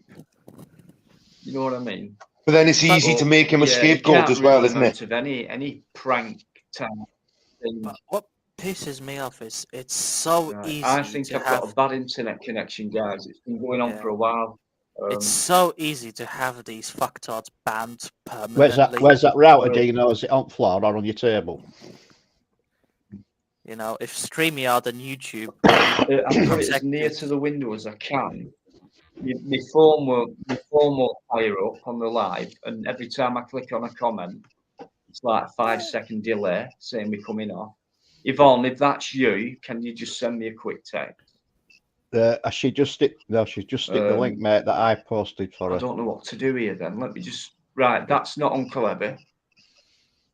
No, Uncle Evie's in the chat. Uncle Evie is in the chat. Yeah. The StreamYard and YouTube should do a better job with the security because it's absolutely rubbish. Wait a minute, mate. Let me just sort this out here. Yeah, it is. That's Yvonne. Yeah, because he mentioned something to me earlier, right, about me putting a song Dino. on for him. I know that's Uncle Evie. Dino, it is. I'm in the chat, Eddie. All right. It's really me. I'm just checking. That's what he said on the chat. Check your WhatsApp, mate. Right, Yvonne's on, guys. Everyone, say hello to Yvonne. Hello, Yvonne, my lovely. Hello, everyone. Hello. Can you hear me? Yeah. Yes. Nice and clear. Yvonne? Yeah. Do you know it's Yes. Yvonne? How are you doing, lovely girl? I'm all right. How are you? I'm good. I am absolutely amazing. Are you feeling any better now? Loads better. Loads better. Today is the first day I've actually gone out and had a walk, and you know, in about 3 months, I've actually gone out and had a walk. Like, Oh, that's nice to hear, Smokey, because you've been really down. it was good. So it's cheered me up. It's got me. As I said, I got a couple of beers. I'm happy guy. I'm happy guy. It's about time. It's nice to hear. Oh, it's taken a long time to get to where I am today. Dino, are you having issues there, fella? What's that? Dino's having issues. Dino, can you hear me? Yeah, we can hear you. I can't hear a thing. No, I can hear her fine. Yeah, we can see him and hear him fine. I can't hear Yvonne. I can hear Smokey, but not Yvonne. Oh, Yvonne's just muted herself. There we go. Can you hear me, Dino? Can you hear me, Dino? I think it's my connection. It is. Smokey, ask him if he can hear me. I can hear you. I can hear Smokey. I've just heard Carol. Yeah. Yvonne? So it's just, so it's just Yvonne you can't hear. We can all hear Yvonne, mate. Yeah, we can all hear her fine. Drop out and come back in, dude. That's a bit Yeah. odd. Did you hear that? I said drop out and come back in. What, me, Biker? No, Dino. Oh, there you go. I can hear you now. Right, Dino, drop out and come back in. You can hear me now? Yeah. Yeah, but my connection's it's playing havoc at the minute. I don't know what it is, so just let me sort it out. Just crack on, guys. Was he I'll piggybacking not on his phone? No. Oh, you just got a normal Wi-Fi. It's his Wi-Fi that's he's playing got- up, mate. He's probably hasn't got it on charge. If he gets to If put that it don't out, work, reboot the router, innit, you know? if he gets to put it on charge when he does a live. Oh, where's he got one of these MiFi devices? Is it? Yeah, pretty good actually. It's got a, I think it's a 3. What is it? Oh, Terra Toes is in. Well done. How are you doing, Terra? Hope you're well, brother.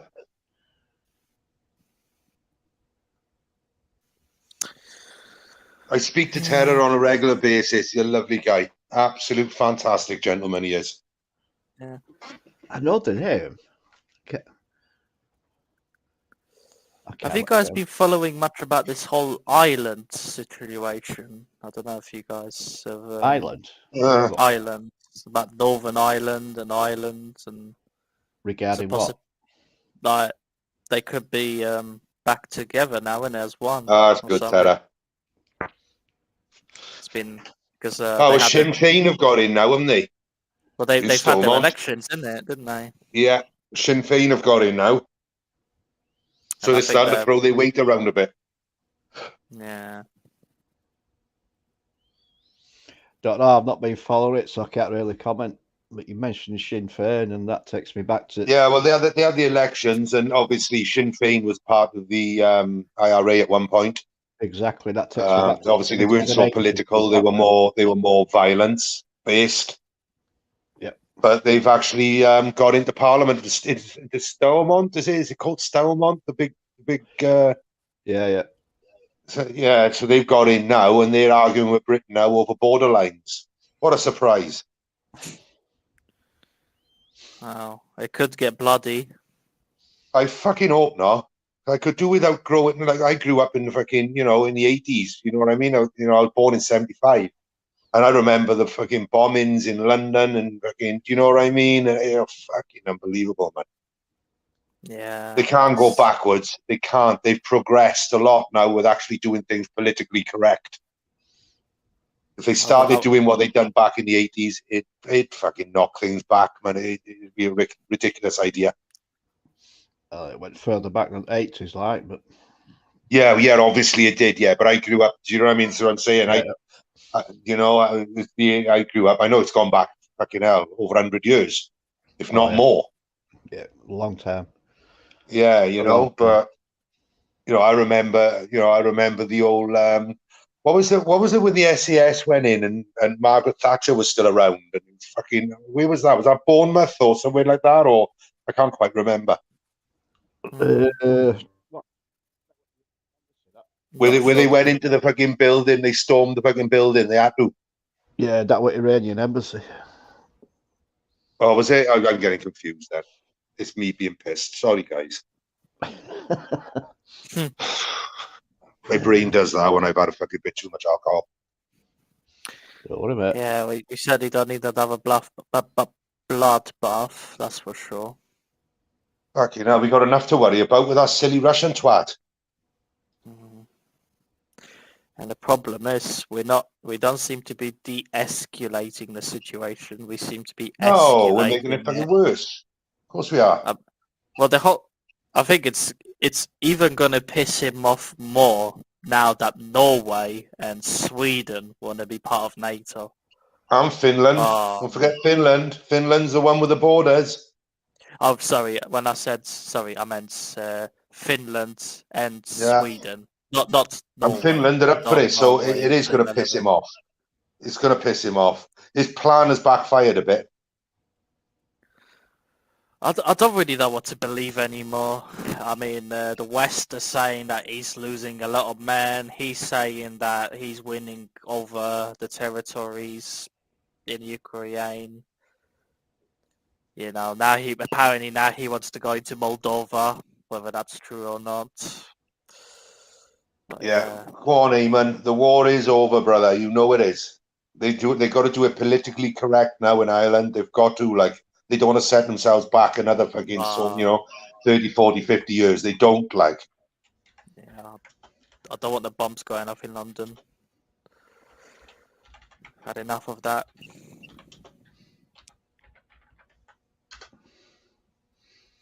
Putin has cancer. Well, I wish he'd fucking hurry up and I wish he'd eat him, because I'm telling you, it's pissing me off.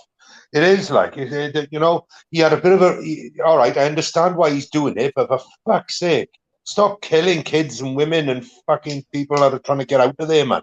The fuck's the point? Yeah, but Putin's had cancer for a while, even before the Ukraine started. He were having treatment for cancer. What cancer, we don't know. He certainly looks different, doesn't he? But it makes no difference to him. What fucking happens? He ain't going to be around to see the outcome, is he?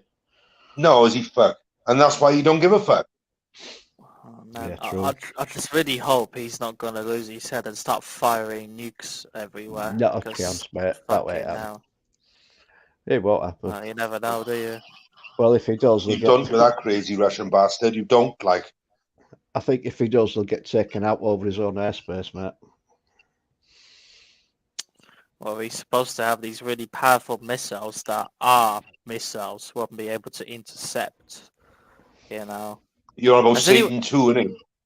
Has anyone saw that propaganda video? How he wants to like send nukes over to England? I thought that's what a lot of crap that was. Yeah, all the shit.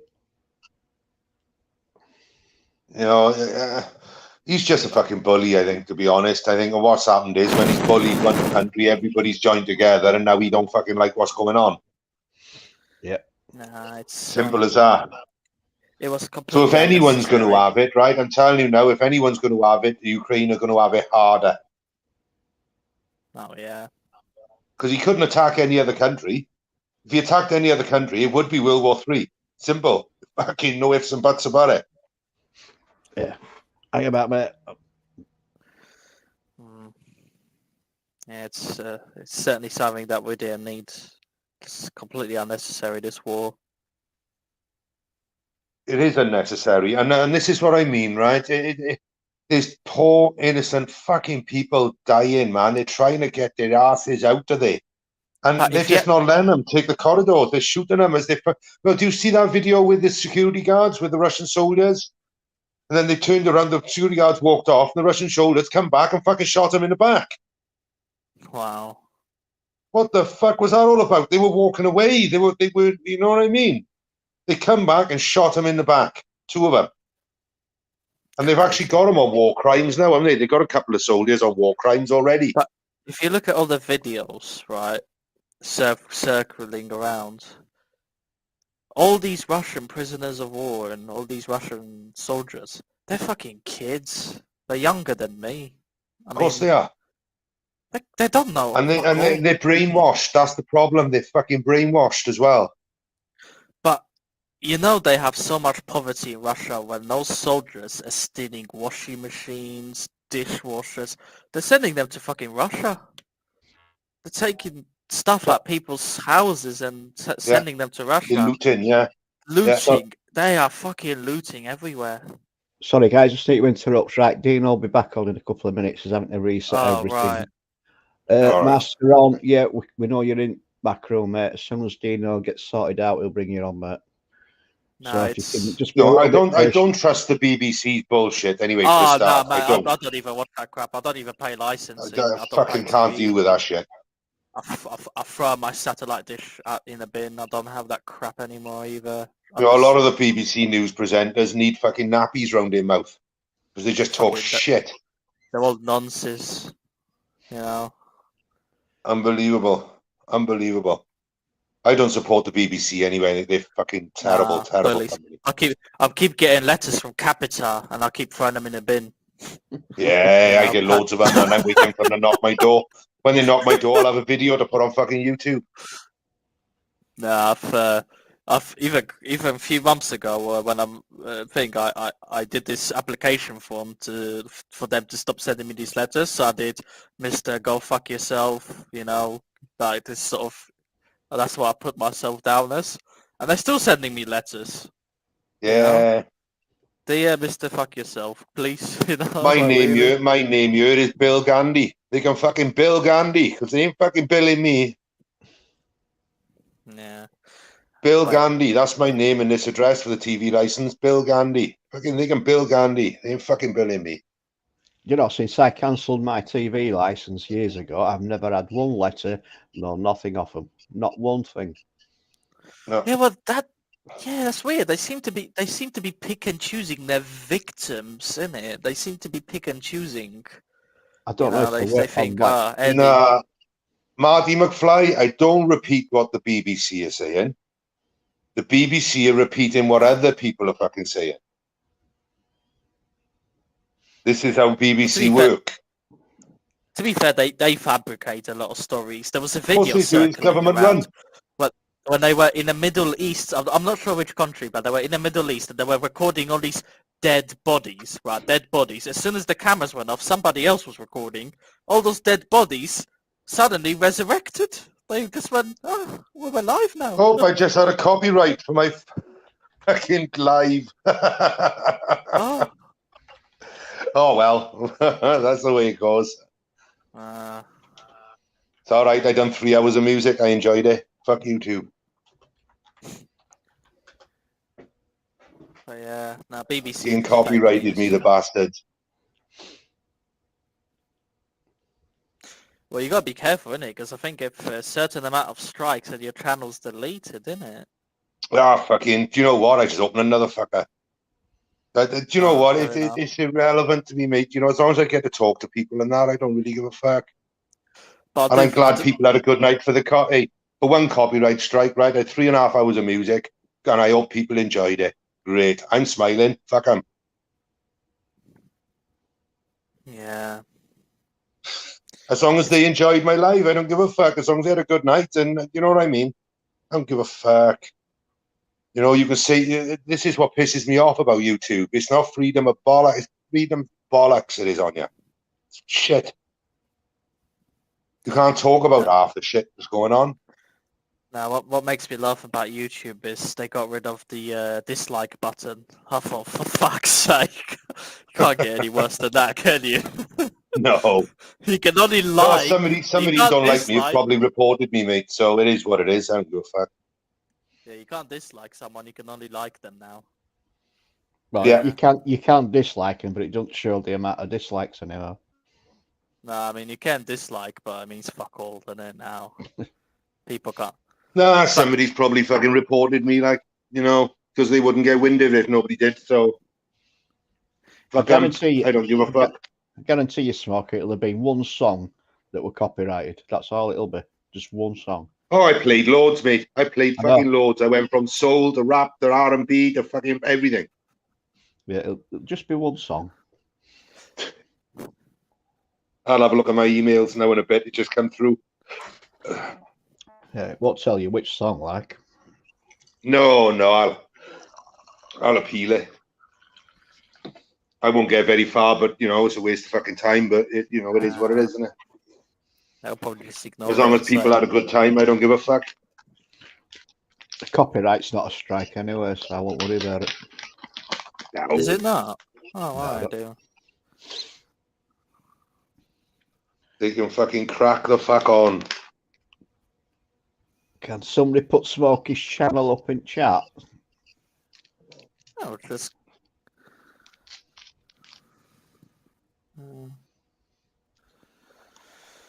They can crack the fuck on, they can. I'll do another one fucking next week, pricks. I might even do another one tomorrow, fuck them. Honest to God, no, I've had enough of it, man. Fucking hell. You can't talk about COVID. You can't talk about bollocks, where's your freedom of speech? It's all being fucking undermined, man. Fuck off. Do me a favour. Apparently, COVID ceased to exist now, innit? Oh, Apparently, there's no such thing as COVID now. It's just fucked off.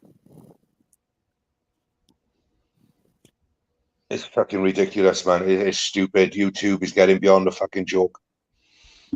Yeah. It's because Google owns it, and it's a Google platform now. Yeah, but they've got to follow the legislation that's been laid down now, apparently. So yeah, Google have got their own ideas as well, right? But there's certain government regulations that they've got to follow now, and if they don't, they get hammered big time. Talking about all these Yeah, but they don't abide by them. They're full of shit. They don't abide by them. There's people that have got lives still up with a big fucking penis on their fucking lives still up. Yeah, What the fuck's that all about? As I said earlier, right, on my live, I said earlier, I'm fed up of seeing fucking penises. Do me a favour, you porn bomber. Show me a vagina, because I'm fucking not into penises. Fucking matter with them. Don't know, mate. I ain't got a clue. To be fair, porn bombing has always been a problem on live streams. I've been on so many different live streams, and there's always porn bombers. Well, yeah. You know, it's different communities. They all have the same problem. There's always that one troll. Yeah, doesn't matter what you There go we on. go. Your video. Here we go. Your video has been blocked in some countries. Short walk and talk. It's been forever since I've done a live. Hi, Smoky Pie. A copyright owner using contact ID has claimed some material in your bollocks. Kiss my ass. There'll be another one tomorrow for you to give me. Fuck off. Had enough, mate. I'm done with it. Fucking stupid. You can't talk. Do you know what I mean? I talked about adrenochrome, for fuck's sake. Do you know what I mean? I talked about adrenochrome and I didn't get any sort of strike. I put a fucking song on and there it is. Music industry's got fucking crazy, you know. It's No, I didn't. I'll play that tomorrow, Mark. I'll play Smoke on the Water tomorrow. I will. I'll play a bit of Deep Purple tomorrow. That'll get you the strike straight away, mate. Yeah, it's all good. It's all good. Fuck them. What are they going to do? Stop me making another one? No. Are they going to take that one down as well? Yeah. Are they going to stop me making another one? No. Do you know what I mean? They probably can, but they don't want to because it's business, isn't it? They want to taking it down, mate. It'll still be there. I don't know if they have. I'll have a look on my tablet now. See if they have taken it down. Have a fucking browse. I think it'll still be there, but you've just been copyrighted, that's all.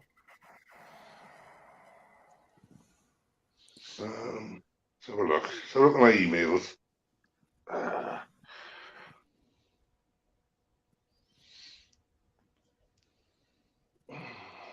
Eddie, whereabouts are you? Up north or down south? I'm in Yorkshire, mate. Oh, you're in Yorkshire. Fair enough. Just outside of Leeds. Mm-hmm. Oh, I'm only blocked in Belarus and Russia. Makes no fucking difference to me, I don't. What's that, sorry? I'm only blocked in Belarus and Russia. Oh my God. It says they're blocked countries, Belarus and Russia. It makes no fucking difference to me. I don't like them anyway. What's UNG? Claimed by UNG. What does that mean? Claimed by UNG. I think that might be a like a producing company or something like that. Yeah, probably some random ass company. Well, UNG can kiss my ass. Twice. Flicks. I'll do another one tomorrow. I hope I get banned in fucking Moldova as well. There you go. Look at him. Mate, Smokey, you're funny, man. Do you know it is what it is, man? Fucking hell, why should I ruin other people's enjoyment? Do you know what I mean? Yeah. Let's have a look if I'm alright on YouTube on here. Let's have a look. YouTube. See if it's still up. Should be still up. I haven't played no fucking Russian music anyway. What the fuck are they on about? Just depends where the order of that music is registered, mate. No, I've seen that a lot of actual big content creators with multi-million subscribers, like they have a lot of, still up. they have a lot of issues with this copyright nonsense because they tend to get targeted the most for copyright strikes because these companies just want to extort money out of them, innit? You know, it's ridiculous. 10 years ago, this wasn't an issue. You could play anything you wanted on YouTube, like any music in the background. Nowadays, it's all becoming a bit ridiculous, really. Yep, it is.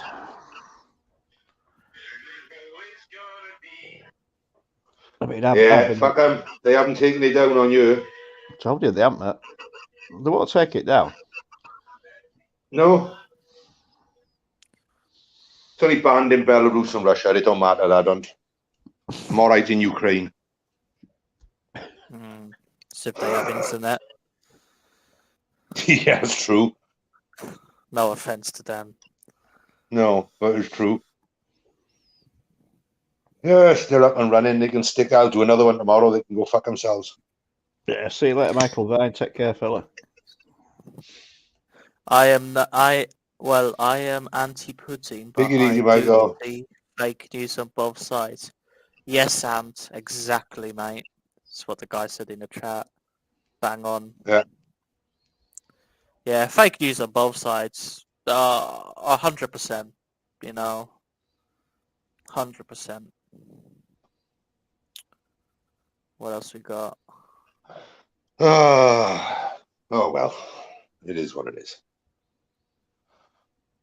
I'll probably regret it tomorrow when I fucking remember and think, oh fuck, I was pissed when I done that. It's all right, we'll tell you, mate. Don't worry. If I get a bit too much though, right, just fucking kick me off. Honest to God, like go a bit fucking far. Like. You're right, mate. It's all right. Next time you come on, mate, I'll make some stuff up that you had said, but you believe me. Yeah, right. Cool. There's loads of people try that. He was supposed to be back 5 minutes ago. Disappeared off his own live stream. Oh, you're about Dino? Yeah. Where is he gone? It's got issues. Oh, right, so his internet. That's why I went quiet. I had to speak to him. It's sorting the computer out now. Yeah. Shouldn't be long. Nah, he's a nice guy, Dino. He is, mate. He's good as gold. What an amazing guy. I got his back 100%. I'm fucking totally loyal to that bloke. 100%. Now. 100%. There's a few people in this YouTube world that I'm fucking loyal to, and I won't have fuck all said about them. Yeah. I won't lie. Yeah, Dino. I got there's another guy that I used to watch quite a lot, Civil Disobedience, but he's gone quiet lately. I've not seen much of him. Yeah. Desperado, Mark. Don't know if anyone heard of him. But yeah, I used to watch him. I think he got taken down. Well, apparently, I found out from Pap. That's another guy that makes another YouTuber. Yeah, I know him. That he's been taken to court, and it's something related to his YouTube channel, which is why he had to take it down. So apparently it's temporarily, but fuck knows, really. He's been gone for months, hasn't he? He's been gone for... Well, another one that's been gone is Crime Bodge. I've not heard anything from Crime Bodge lately. Like, he's been gone now. He got at least good year now, isn't it? Yeah, at least. I think he got I loved Crime Bodge. I think they fucked him over big time. They really have suppressed him. Yeah, you know, what they call them, the court order things where you can't broadcast or whatever. Can't think what they call it now. I think he got issued with one of them. As I said, right, it's not freedom of speech we have. We just have the impression of freedom of speech. That's it. It's only freedom of speech if it's with the narrative. That's right, and agrees with their agenda. That's absolutely correct. Yes. But in all honesty, can anybody really understand what free speech is anymore? Because I certainly can't. No. None whatsoever. Like when I first come on, I started doing lives. I started talking about fucking all kinds of shit to get myself banned. Fucking loads, you know. As I said, adrenochrome, COVID. I went through the fucking lot of it. Right, never had one strike, not one thing. Yeah, I mean, You know what I mean? And I went through some really fucking iffy shit, like, you know. Yeah. Well, I was sorting now, nothing. Did it work? Has it worked? Well, I think so. I hope so. I'm really sorry about that. That took me ages to sort out. I hope it's all right now. Can you hear me? No echo or anything Yeah, we like can hear, that? mate. Yeah, I can hear. Everything's fine, mate. Yeah, it just went crazy. I don't know. But anyway, it don't matter now. So, what have you been talking about? I hope it's all been good about me. No, I just had a copyright strike, Dino. Coming in. Sorry if you've missed anything from me, but you've missed nothing really. David, so I've just Deep Purple. I've just seen that name there. Right, shut up a minute. Wait a minute. Right, look it back just come back on. Yeah, I need to tell you something. Will you shut up? Okay. Right, back room. What have you got waiting? I've got who I think is Master Ron. Yeah, I was going to say. Right, ask him now. Right, has he put that word in that we agreed on? Yeah. Right, ask him now to change. Change it. Ask him to change it. Right. Oh. The last two letters. It's all right. If he's, it don't matter, mate. I'm only messing. I'm messing about. Right, Master Ron. Definitely. Hello, mate. Hello. There we go. That's what I want to hear. Right. Hello, Dino. Hello, Bikereddie. Thanks for sorting that out. How we doing, Master Ron? Karen. And hello, Smokey. No problem. I hope you and the wife are doing well, my friend. Yeah, we're all right. Thank you very much.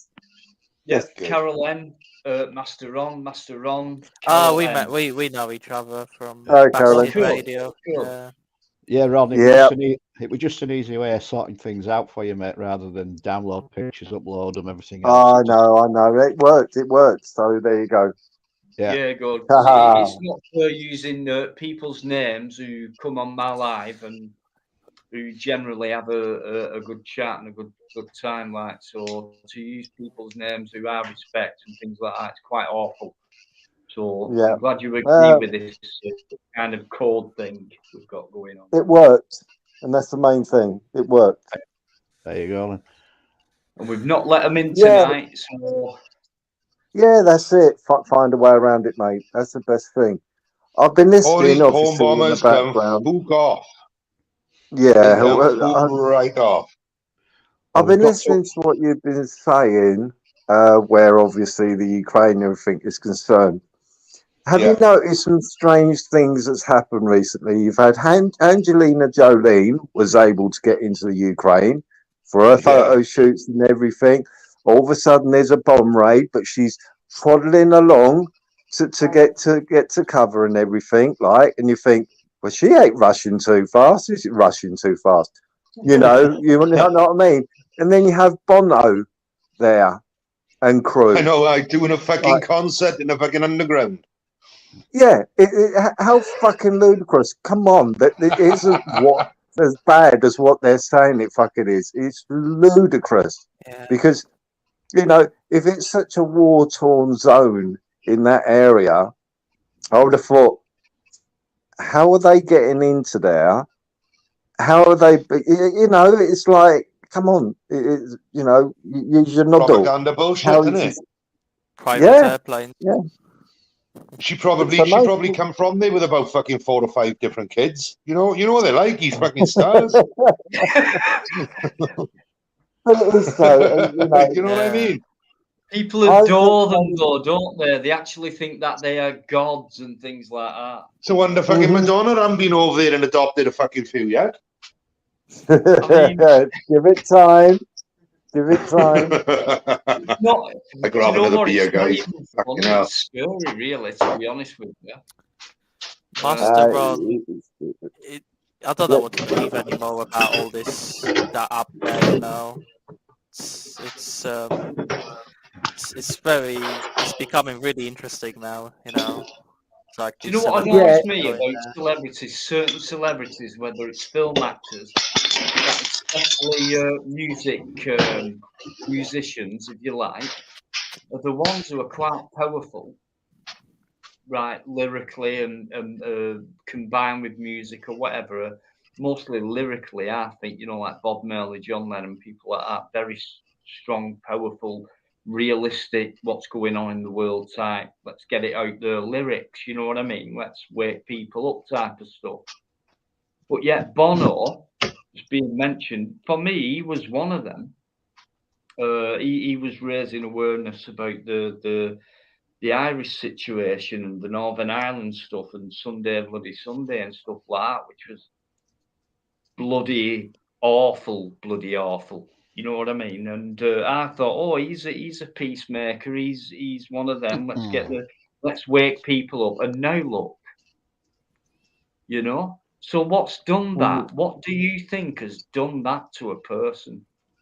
I'll tell you where. Look what Alligator just put up now. Look what Alligator put up, right? Boris Johnson walking around London with a fucking stab vest on. He goes to fucking Ukraine, right? And he ain't got fuck all. Yeah. Literally. Says it all. It's all in front of her, right? We'll tell you right now. It's all in front of our eyes. It's right there, and they're laughing with it as well. I will only see television in passing.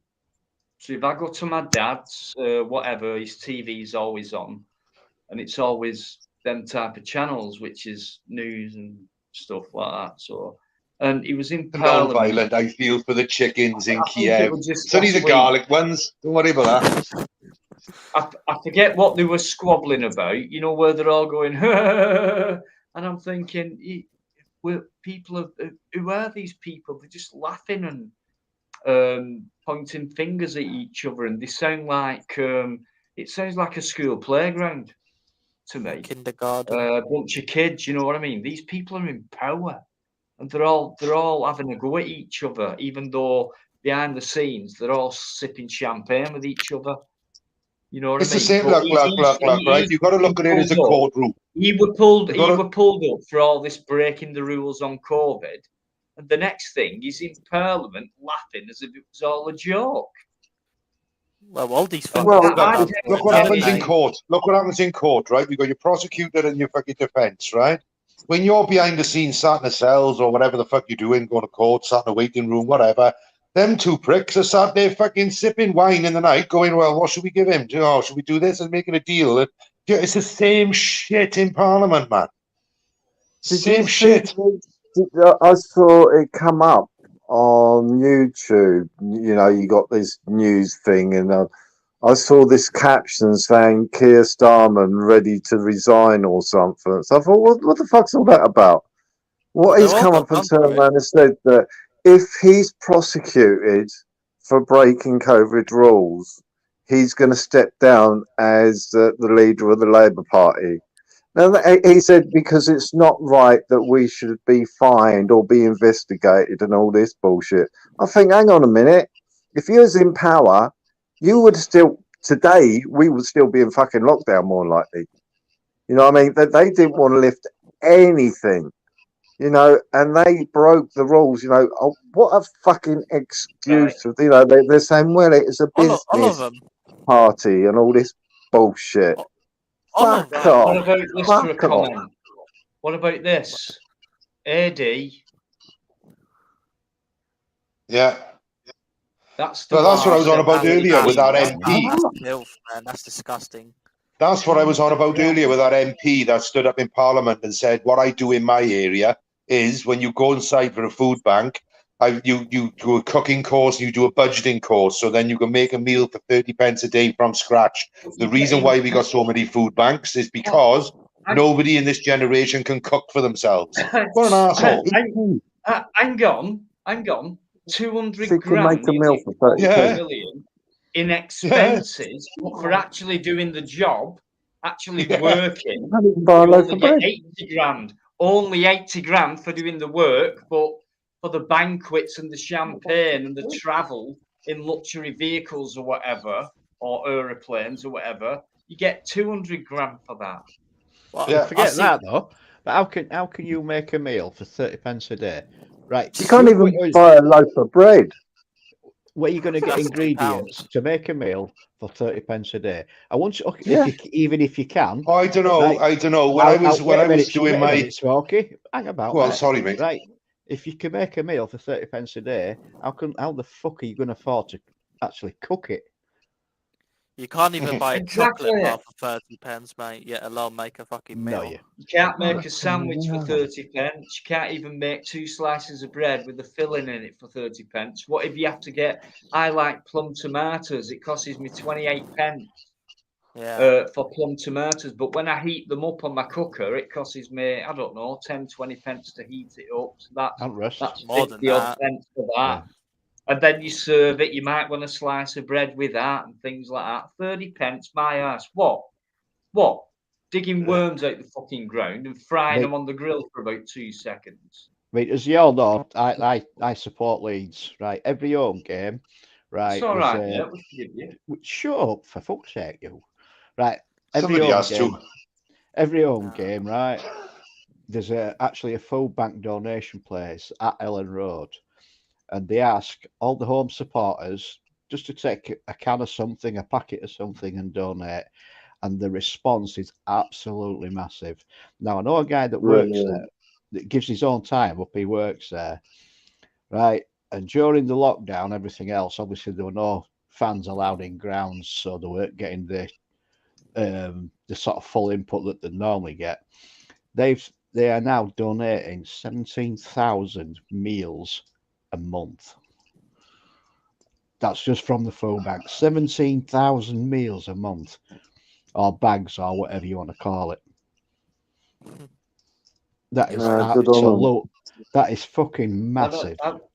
I know it sounds daft, this, but when food banks first come out, I thought, well, I've always thought, shit, there's something wrong here. But I mean, when they come out, you started seeing big caskets and baskets at the end of a till of a supermarket, whatever, and then big signs going, hey, food banks, these are great, type of thing. I'm not saying it literally, but you know what I mean, don't you? Food banks, wow, do your bit for society. You know, feel altruistic. You can't, can you, if you do something like that? These supermarkets are telling us to do. Yeah, sorry. Go on. Sorry. No. Let's, I mean, let's face it. Yeah. Well, how was the media portraying food banks? The nurses, the NHS, they're not getting paid enough. Please give it. And that's how it was put over the food bank to begin with, because of the nurses' wages and everything, that they couldn't afford to have meals and what have you. So they got the sympathy. It's like the last 2 years, got the sympathy and everything, saying, oh, you know, they're working off their feet and this, that, and the rest of it, outside, clapping your hands, banging the pots and pans. It's like the fucking same thing. It's fooled you. It's fooled you into doing what you're doing today to keep alive and to help other people. You've got to spend your money, make these people get profit out of you to feed other people. That's what it's all been about the whole fucking time. Be honest. I was just going to say about these that food is banks, one right? part of it, Master Ron. That's one Yeah, component. that's just one part of it. They're telling us to donate all that crap, right? But the amount of food supermarkets are throwing in a fucking bin at the back door, whilst we're fucking buying that food that they are just about to throw away. One of my and do you know what? On that subject, quick one, right? I speak to any homeless guy, and I can tell the difference between he's a genuine homeless guy, and he's a guy who's trying to gather a few coins to get a bit of a quick shot or whatever. You know what I mean, don't you? And get his drugs with it and things like that. And there was one guy, he was outside Tesco, and he said, hey, at such a time, right, on such a day, they throw all the, you know, the sandwiches pre-packed. On the same day it's sell by, when they reduce them, if they don't sell, straight in They'll the throw bin. them in the bin. They had these big bins, he said, and he said, we've climbed in them and got some really good stuff out there, you know, and we've managed to eat and things like that. But then we've been caught as well. And when we've been caught, they've got the police on us and everything. What, for Trespass taking and things food? like this. Oh my And god. they know these guys are homeless, but yet they have food banks right 5 meters away at the edge of the till where you're walking out after paying so much for your shopping. Well, I might drop a tin of beans in there. No, And I've yet never done it. Tesco, the ones who are saying this is a good deed that you may do, we're throwing fucking loads of shit away. And when we do catch these desperate guys out, we're going to tell get them the to fuck police on them. Yeah. And the police Look, will right, we got arrest to face them it, right? We because got they to work face for it. the The ones who are making corporation. the rules are the ones that don't have to live by them. Simple as that. Yeah, I mean, Gregory, are you doing anyone else news coming? Plod's back in the guys as well. Expense for travel on. Blah, blah, blah. Oh, you're too fucking far too technical for me. See, and this is it. If the corporation calls the police, the people will be arrested for what they're doing, and that is taking rubbish. Yeah, If the for corporation corporation and calls the police, purposes. they'll send like 2 units. They'll send like two Yeah. units, and If then you when you said that call the there's police somebody, because somebody wants to beat you up or kill you, oh sorry, we don't have anyone. yeah, Sorry yeah, about but if that. it's a corporation, they're on it straight Oh wait, fucking they're on way. armed police, armed everything. Get fucking Yeah, we're on it. have you for stealing by finding or some shit like that. Can I just say, if anyone watching who works for Tesco or anything like that, it's not a personal blow to you. It's the company itself, and Yes. it don't matter which company it is. Imagine any retail, any having retail. community boards, and you've got these posters on the community board saying, you know, volunteers wanted for that and such a thing for sale. You know, these little boards they have up with all notices. You know, give you food banks and things like that. At the same time, throwing food away.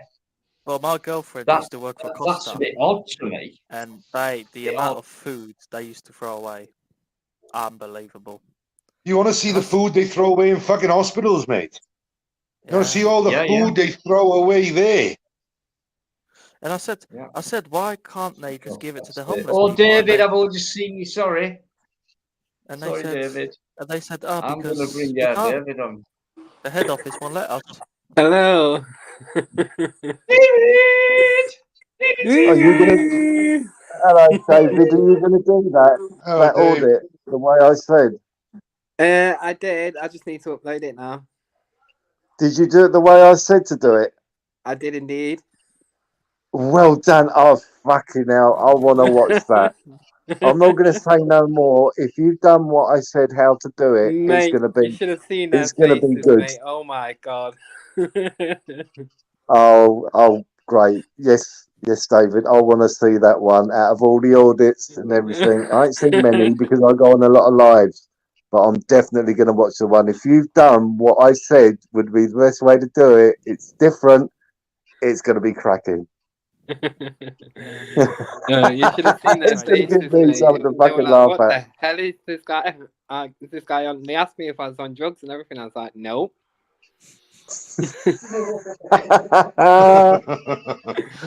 I give him an idea. I'm not going to go into it. I give him an idea the other night. Was on a live. I said, "Have you thought about doing it this way?" And he said, "Yeah, all right, then I'll do it that way. It'll be good. It'll be good." Good on you, David. Yeah. How are you doing, David? Good I'm evening, doing David. good, man. Evening, David. Great stuff, mate. Great Evening, stuff. Eddie. Hello, London Girl, how you doing? Thanks for coming in, guys. Darren as well. Alligator, cheers, guy. Honestly, Merck Hunsworth as well. Paul and Yvonne's in there. Thanks so much, guys, for coming in and just being really great to each other. Good stuff. Good stuff, guys. Keep it going. We are an example to other channels, I think. and other people. Yeah, on how we can have a good night and just be respectful, nice to each other, and be straight with each other as well, and have decent conversations and a laugh. You don't have to go overboard. So one reason why I love this channel, we can actually have a decent conversation. Yeah, that's what it's all about. Fuck all gets solved otherwise, does it? No. Well, people have respect for each other as well. It's not like no one ever interrupts each other, and if two people do kind of talk, one always stops, and that's what I love about it. We've got this mature approach about things where the only way to have a decent conversation or a debate or try and learn something or gain some knowledge on something is to listen to everybody, listen to each other. Simple as. It's as simple as that. And you can only do that unless you've got respect for each other, whether you like them or not. What did Dino just say? I weren't listening. Listen, you. Dino, Plod's just said Plod's just said something really good in the chat. I don't know if you've seen that. He never had a sense of humour till he met this channel, you know. Yeah. Right, is Plod it macro, Matt? I hope not. Plod said something in the chat. I think it's really good what he said there. No, he's not. There's not enough room anyway. No, if you want, I was gonna drop out. Let him come on for a bit. Yeah, if you want me to drop out, I'll drop out, mate, if he needs to come on. Don't do that to me. Is he at macro? No. All right then. That's all I asked. Even if he was, don't leave me. Not for him. I only asked if he were at macro. Shut up now. If no, I banned him actually. Fucking shit. David, I don't know if you know, but Plod's at 20k subs. Oh, was he? Nice one. Yeah. Man. Nice one, Plod. Well done. All because of me. Well done, Plod. Well done, man. Congratulations, Plod. Keep him coming, Plod. Keep him coming. David, you wouldn't have done it without me, though. Shut up. You're talking other people again. Fucking shut up. David, I don't know if you know how I've hit 50 subs. 60? Wow, that's massive. No, 50. No, 50. No, I've hit 50. 50, not 60. 50. 50, wow. Yeah. Get it right.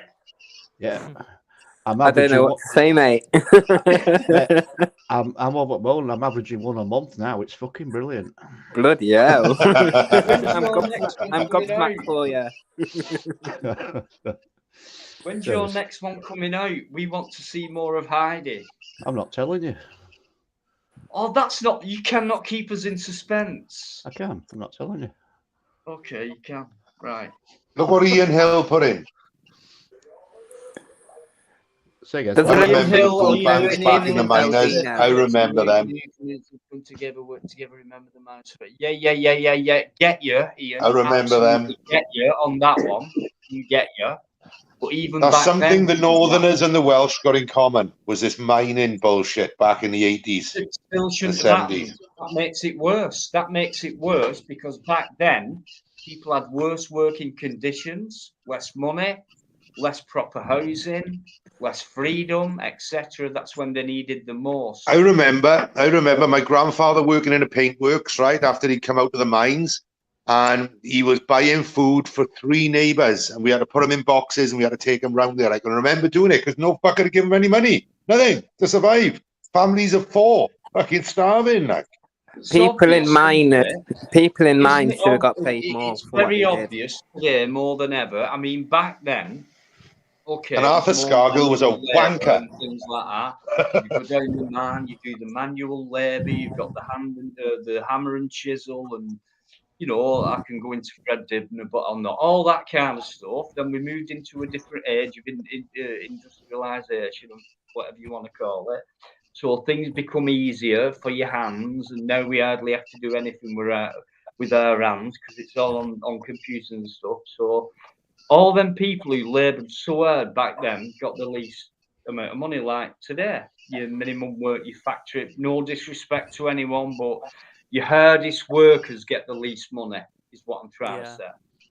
Right. Back then, the industrial area, the Victorian era, they loved what they did, and there wasn't much they could spend the money on anywhere. There was no real extortion or, do you know what I mean? Rip off. It weren't really a rip off society, but they were still treated the same as what people are treated now on minimum. The ones who do the hardest work, who have the less time to live a life, get treated the worse. Which is wrong, I think. And the ones who just give the orders out and do hardly any work at all are the ones who get paid the most. Because they're the ones I remember being on my rally chopper. There's a picture. There's a picture in the news somewhere. Someone's looking for it, right? Of me sat in between a picketer line, right, on my rally chopper, and a load of fucking police, which were army guys, which were fucking from the army with no fucking collars, well, no fucking lapels. I remember all that. I remember the coppers beating fuck out of the fucking miners, the picketers. I remember all that. Yeah, me too. Yeah. Hammering fuck out of them, they were. That's disgusting, that is. Yeah, I remember it all. Like it was yesterday. Unbelievable. I'm not being funny, but there's like sectors like police, fire, and enforcement, and the NHS. They always go on strike, don't they, for a pay rise? Yeah. If we went on strike, what would they give us if everyone dropped arms? We get fired, probably. What would they do then? We'd get fired, probably. Fired? What would they do then, David? There's no income coming in. There'd be no economy happening. Well, yeah. What if everyone just downed tools and went, fuck it? That'll never happen. Yeah, but there's always someone ready to fill that position. See, that's the problem. Yeah, there's always someone to fill the position.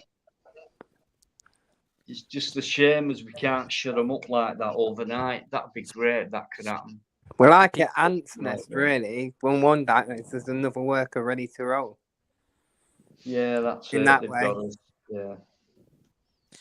They will always find some desperate fucker to do anything for them. I just find it a shame as the hardest workers get the least amount of money and get the least amount of time,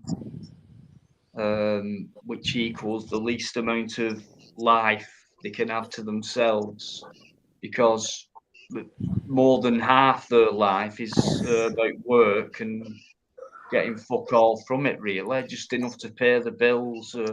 They might just be able to scrape a 2-week holiday away a year, and stuff like that.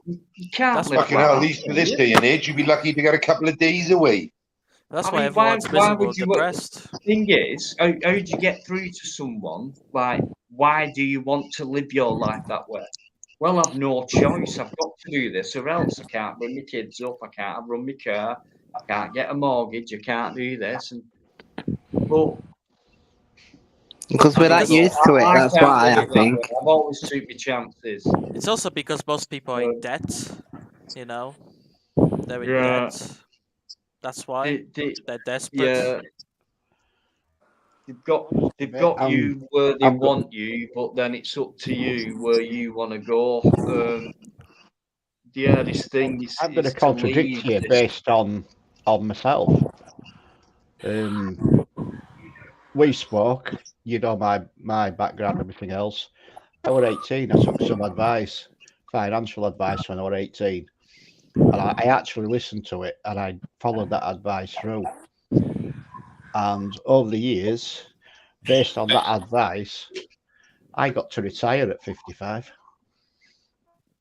Yeah, well done. And I've worked all my life. I've worked in 2 industries.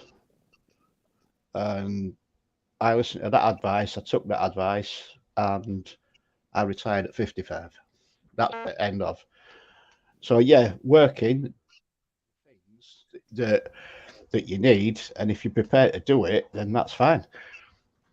You go to work to provide things for yourself, your family, whatever. and that's it. And Yeah. that's what I've done. I find that communities back in the 70s, 80s were a lot closer than what they are now.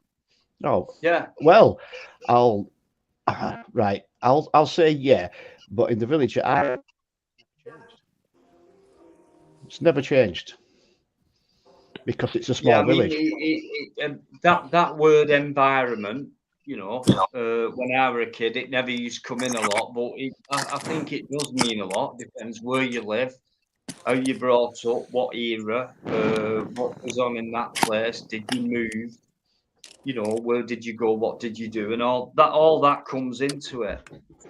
You know what I mean? But like I said before, I just think back then when it was real manual labour, people loved it. I mean, I love doing things with my hand. I'm crap with my hands, really, but I'm not bad with the camera.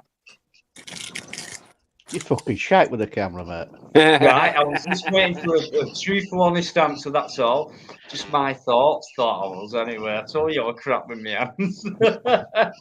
But people took pride in what they did back then, because if you look at them results, the chimneys, the buildings, the mills, and all. If you look at them results, you can see the pride, and you can feel it as well, especially when you walk in there. And especially when you walk in there and it's been empty for years and you think, wow, hundreds of people used to work their bollocks off in here and used to go home happy. These days, people don't. They work their bollocks off. They go home, they're knackered. They might be happy for an hour or two. They might watch a bit of TV, listen to a bit of music, have a chat with the partner or whatever. Then they're that tired, they go to bed. Then they get up, they go to work. Then they come home, they might have 2 hours of happiness, go to bed, whatever. Then at the weekend, they might have 1-2 days off. They might just be so tired. For one day, they might want to do fuck all. Then the next day, they might want to take the family out for a Sunday lunch or whatever. In other words, they've hardly got any time to themselves or the family or anything like that. But I think back then, everyone got involved with everything. And they were so proud of the work they did, and they could see the finished masterpiece, if you like. Today, everything's in kit form, etc. They call that manual labour. I don't think so, compared to back then, where people was a lot happy with their work, rather than not being happy with so-called work, and then not being able to be happy with the rest of the time, which is meant to be life, or where they're meant to experience real life as well, you know. But it's just a shame, I think, because the people who work the hardest are the ones who get the most money, who sit on their ass most of the time. I just think that's a shame, very much a shame, indeed. But at the same time, you cannot rule out the fact that some people who do work that lifestyle, whether it's a 6-2, 2-10, a regular 9-5, and it's go home, tired, TV, bed, get up, work, go home, TV, bed, holiday, 2 weeks. Some people are happy with that. They're actually proud of that as well, which is fair enough. Do you know what I mean? But I'm more into life. I've been skint all my life. I've always scraped through. But I've been stupid. I'll just walk anywhere and just enjoy myself. I mean, I'm the same as you, Dino. Make myself a sandwich, put some Vimto in my bag, put it in the freezer overnight so it's ice cold. Go for a walk through the woods, wherever, get shitted up and just enjoy myself. That's that way. That's the way I work. And that's I'm the same as you, Dino. Money. That I'll makes be me honest with you. If I can do that and earn money doing what I love doing, like doing, what makes me feel happy doing. If I could earn money, that'd be fantastic. But even though I don't, I still feel the same. I don't think I feel different. I feel happy doing that. I feel like I'm living my life a bit. I mean, I grew up in the 70s, mate. All right, 60s stroke 70s. As a kid. 50s? Right, shut the fuck up, you. Oh, it's a 50s, sorry. Right, I mean, I didn't have anything more than any other kid, you know, around us where we lived. We all had the same things. Nobody were better. Nobody had anything better than anybody else, right? So I grew up with that sort of mentality that you're not better than anybody else. You've got nothing better than anybody else, right? And it weren't until I hit 40-year-old that I started reaping the benefits of what I'd actually put in through that working life, that 28 years of working, right? I started reaping the benefits. Then I got made redundant and I got another career. I got into that and I worked that till I retired, right? And once I retired, I've started to reap the benefits more based on what I had as an upbringing and how I was taught ethics of work and things like that. And it has all paid off. There's not many that can retire at 55 anymore. They just can't afford to do it. Fucking hell, if people still working at 80 years old now, you know what I mean? Because they can't afford to live. Well, I'll tell you what it is. I'll use my dad as an example. He's not watching now. He's in bed. I know that, but there's nothing I keep from him, and he knows I'm straight as a die. My dad, I've said this before, right? You either work to live, yep, or you live to work. Yeah, I always work to live. Exactly, and I think that's the right way to go. To be honest with you, what's the point in just living to work? I know a lot of people like that, mate. I know a lot of people. Yeah, I mean, especially this day and age. I'm talking material now. I'm not talking about it because we all work. Being out of a job is a job in itself, right? So it depends how you class work. Now, I think we class workers, you're in the system, you pay tax, national insurance, that's classed as a job. Them's your hours, that's your contract, this is what you do. And today, that's classed as work. Imagine the guys who go out there, say, and it costs them money to work, say. Let's say that. Let's say you've got a YouTuber who goes out there and does 250 videos in 13, 14 months, and it costs them money to do it. And, well, they might just about break even, let's say. What about that? Is that not work? And at the same time, them guys who go out there and work their hardest to get pictures to people and history and whatever, not being selfish, to do it for other people and things like that. What if them guys get approached and these guys say to them, "Have you got a job? Why don't you get a job?" and things like that. And I'm thinking, you're someone who stands here all day in a yellow bits with your hands like that in front of you or behind your back, pacing up and down doing fuck all. And you're saying to me, go and get a job, and I've travelled 20 miles to come and video you for 2 hours and break it down to a 25, 30-minute video. And you call what you do is work, and all you can say to me is, well, what you're doing this for? You've not got a job. So what do you define as work? Yeah, well Someone said. who pays tax and pays towards these idiots who try and destroy your life. I got a job Anyway, getting out of fucking bed in the morning. I look at it. Anyway, I've worked my bollocks off for YouTube. Well, for me, but I'm very happy at getting nearly 5,000 subs after 14 months because I've worked hard. I've really worked hard for it, and I've just about broke even. That's all. That's all. I really hope you get more subs, man, because you really deserve it, man. No, I love the job. It's a vocation. You know what I mean? Because some of these YouTubers I see, they've I've got like 1 million actually subs. found a job that I love doing. Yeah. After Let him all finish. these years. Let And him it's finish the what he's most saying, mate. underpaid job I've ever had. How ironic's that? That is irony at its best, isn't it? Let Carol finish what he's saying, mate.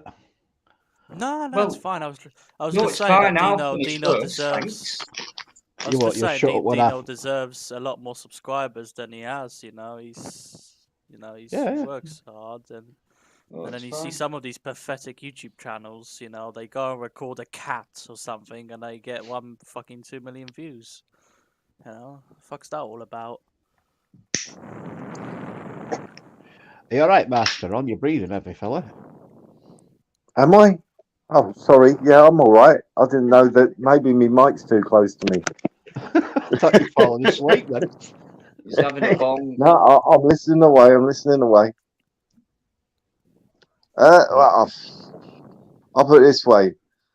I reckon that a lot of people are becoming downhearted when you know that your tax money now is going for safe havens, for people who are coming over here in boats, for people who are coming over here in planes and everything, getting it all laid out for them.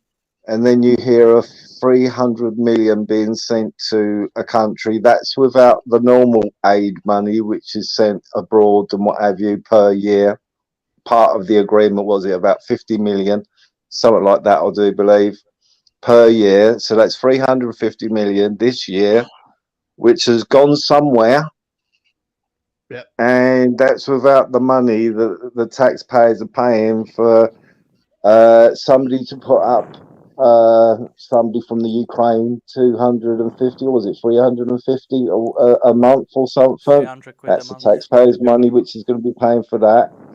So you think about where your tax money is going, and you're spending all that money, it's being taken away from you, and it isn't going into you.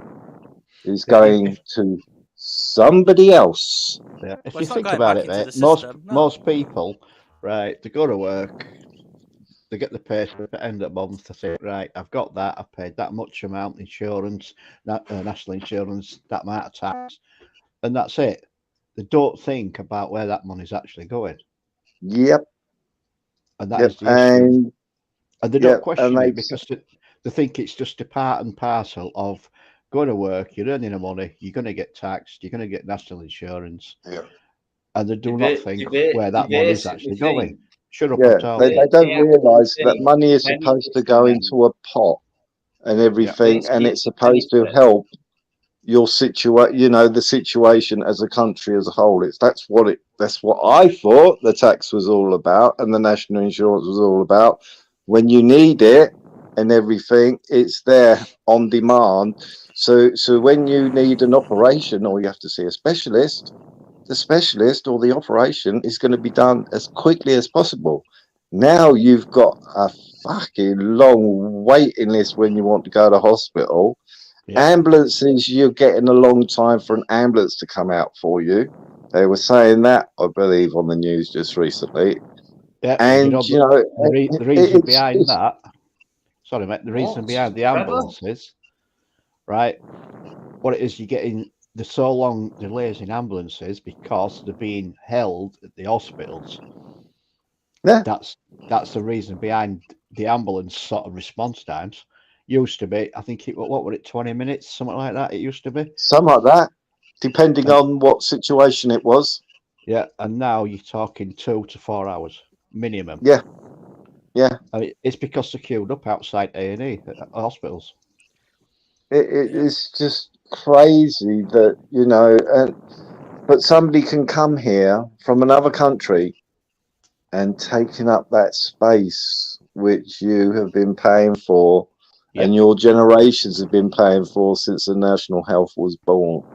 Yep. And now you have to wait and wait. And if you go to their country, wait. they'll tell you to fuck off. Yeah. So I mean, I'm going back a few years. My daughter ended up homeless. A partner fucked off, left her with 2 kids, blah blah blah. The landlord, it was private rent, ended up selling the house, and she basically ended up homeless. The council wouldn't rehouse her because they classed her as not priority. Nowhere to live with 2 kids, right? So the kids came, my grandkids came to live with me, and it was 12 months, and we got nowhere at all whatsoever. So what I did, I got another mortgage and I bought another house. And that was the only way I could get rehoused, by getting another mortgage. I was fortunate I could do it, but that was the only way out. And the easiest way was to have brought a rubber dinghy. Yeah. Just put them on the beach with a rubber dinghy and just say, no speaker English, no speaker English. That's exactly And it. you would be straight into somewhere where you can be dined and everything. Yeah. That's can you- just the reality, people. But, I That's mean, the am I- reality Yeah, no, of the world you're right. today. You're Am I right. wrong in am I wrong in my thinking that a single parent with two kids, both under 5-year-old, is not a priority? Of course, they're a priority. They're top priority. I mean, I've got the letter here. I've still got all the documentation in front, well, to hand. It's crazy, Eddie. It really is literally crazy. Whereas these people are coming across, if you want to call me a racist, people, I don't really give a shit. I'm talking about reality.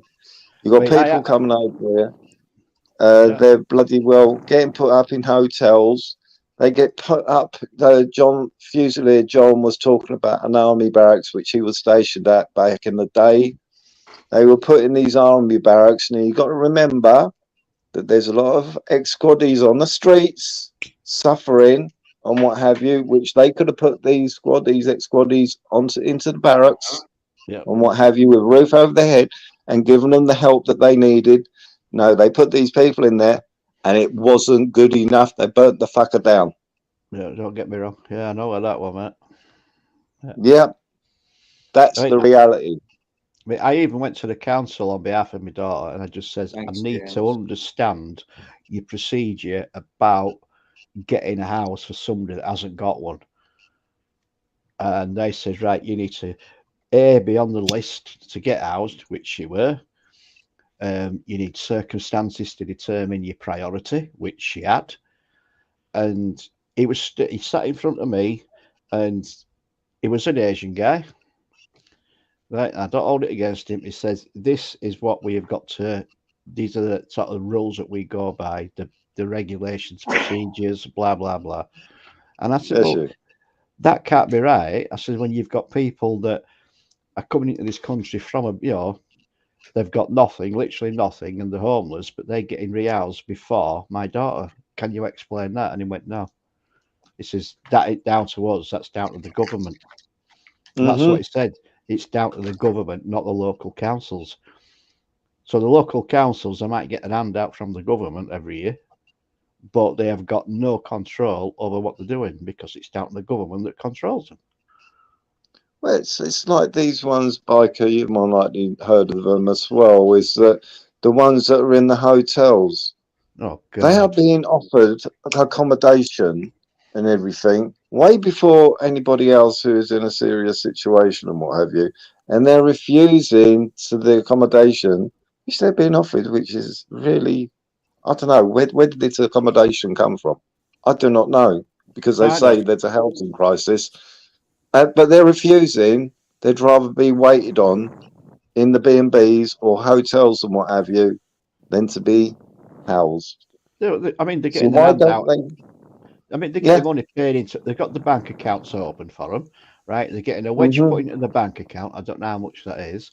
I do know is that the government are paying £250 a day per person for living in an hotel to that hotel, right? Which is £4.7 million a day, right? And on the other hand, you're asked. People are being asked to rehouse Ukrainians for £350 a month for a family. Yeah. And that won't even feed them. What the fuck? It won't pay electric bill. Just a quick one, because I'm going to nip off going on about this, right? How come and when did security start to appear on hotel entrances and exits? Yeah. Because I've seen them everywhere. When did that start to appear? I'll tell you when it started appearing. When we started having this immigration thing going on. Yeah. That's when it started appearing. I've got 3 videos to prove that. See you in a minute. See you in a minute. I mean, was it? I also. There's one near me actually. Well, it next town to me. Hotel. It's been shut for best part of 18 months now, and it's full of immigrants. Right, they've got security on there. Right, if you were to pull up at those gates, the security won't let you in, not whatsoever. Right, but these people that are living in this hotel, they can freely walk around this town, go shopping, whatever they want to do, everything else. But yet you can't go in that car park because the security won't let you. It's a security risk. But yet these people are free to walk, free to do what they want.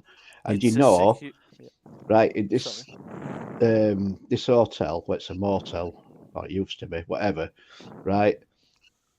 There's only 5% women in there. Yeah. Oh, yeah. They're it's all fucking men. It's all men. Yeah. Yeah. And you know what happens?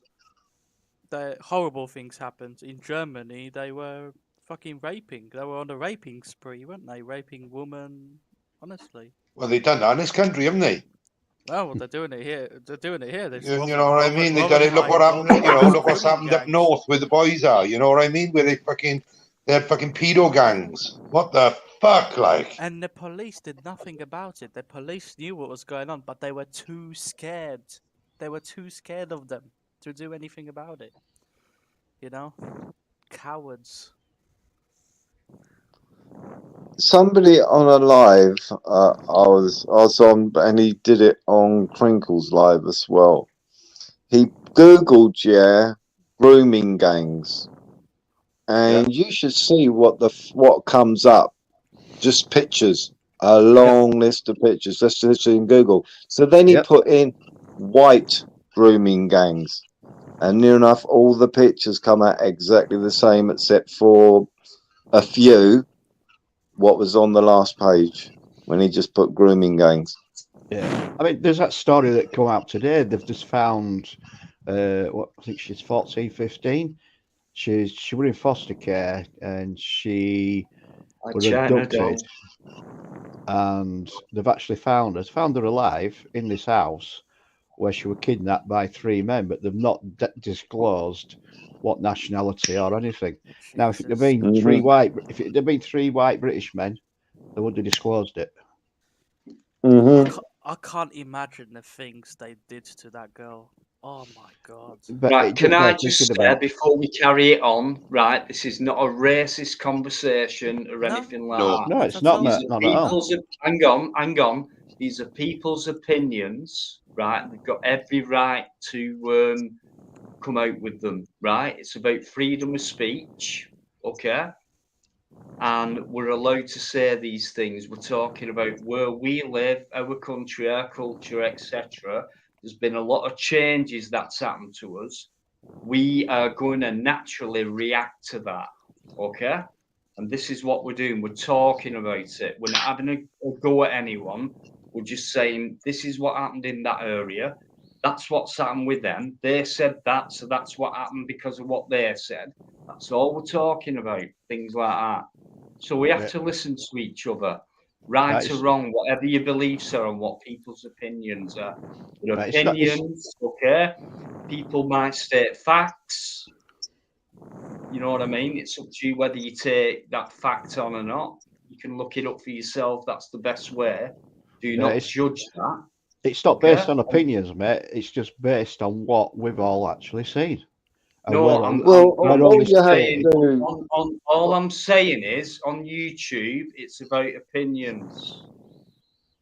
Well, all you have to do is, like I turned around and said, open up your Google page, put in the search bar, grooming gangs, see what comes up.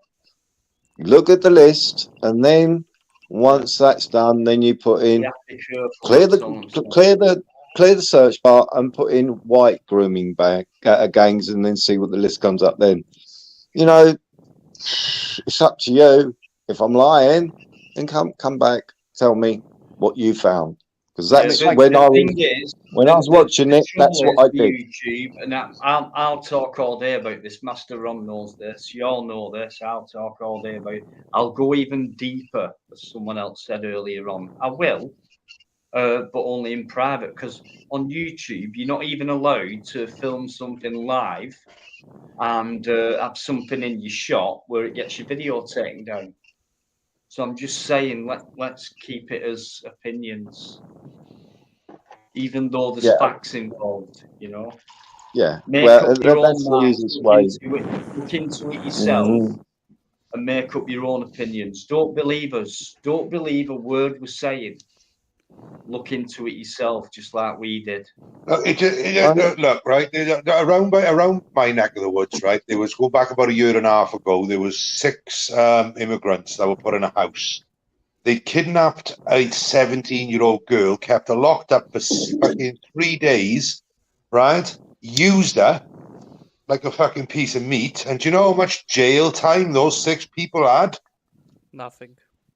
18 months. That's 18 fucking months. They raped a girl for 3 fucking days, 6 of them. 18 months each. They were out in 9. And that girl is gonna have this for the rest of her life. And she's tortured for the rest of her fucking life. She will never have a man. She will never be with a new man. But yeah, she's going to be. She's fucked. Her whole life is going to be fear. She lives in fear now. Unfortunately, she's now damaged, isn't she? You know what I mean? She's damaged. Yeah. She's fucked. They see our woman as meat. They just discard them. Not just our woman, any woman. To be fair, they just see them as meat, and then they just discard them. You know, that's why they're allowed to marry like 7 or 8 women, or you know.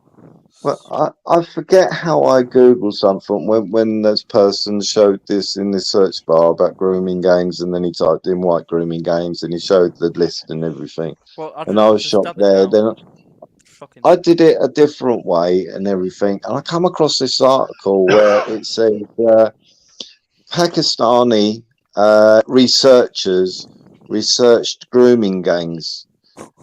And these are Pakistani people which actually did the research and everything. And their findings was 84% of Pakistani grooming gangs in this country.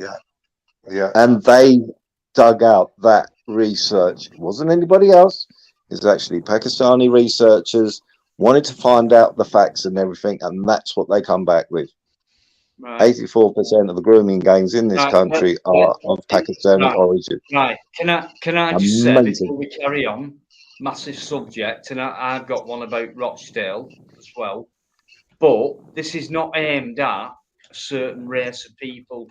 You've got No. English, As if fuck, do you know what I mean? I've got Muslim friends. I wish them happy Eid and all that. I got no problem with them. You know, none English whatsoever. English paedophiles, Welsh, Irish, Scottish. Yeah, of course. Fuck yeah. American paedophiles, Peruvian paedophiles. There's paedophiles everywhere. So we're not, when we say Pakistani, or there's that Australian crew or the Canadian crew, we're talking about people who are disgusting, who do horrible things from all over the world. But in this country, we're concentrated with a lot of different nationalities. And don't forget, in our country, we have a culture. And what annoys me is the way our culture is ignored. Because people do come over here, they take the benefits from it, right? Which are the ones we can't have ourselves, and we actually, you know, we're native and things like that. So that means our culture's being ignored in my eyes. Now, respect it. If you come over here, I'm sorry the way it comes across, but if you're coming over here, and I know a lot of people do respect this, especially European people, Polish in particular. I love the Polish, right? They will speak English, right? A lot of people don't. I'm sorry, but I don't like that in some respects. I wouldn't go over there without learning. You know, I would not be ignorant of that country's culture or behaviors, or do you know where I'm coming from? And it's like people think they own the land, and it's like, do you not Do you know what I mean? Do you not realise we Yeah. don't do that over here, type of thing? But we have been losing our culture over the years. Fair enough. Well, no, it's not fair enough. But at this point in time, these things are happening. So as our culture's losing ground and it's fading out, and this is coming in, okay, it's a lot harder for people to understand what used to be our culture, if you like. But I do not like the ignorance of it. I don't think that. I don't like the I don't like the idea. Is right. And the one that upset me more, sorry, Smokey, just give That's me all right, 1 mate. Sorry, mate. I interrupted. no, I'm sorry. It's just it upset me, and I will say it because I don't care what fucking job they're in, right? But when my dad was in hospital about 6 weeks ago, he broke his hip. He's had cancer for 13 years, but anyway, he broke his hip. That's the reason he went into hospital, right? So anyway, I popped in one day, only one visitor allowed, so he had to book as well. So I booked him for this day, and I turned up, and how you doing and all that, Dad? And he was absolutely out of it and knackered and in pain, very ill. And then as they come round doing the rounds with the basics, the blood pressures and the blood sugars, the basic vital signs and all that, they're coming round.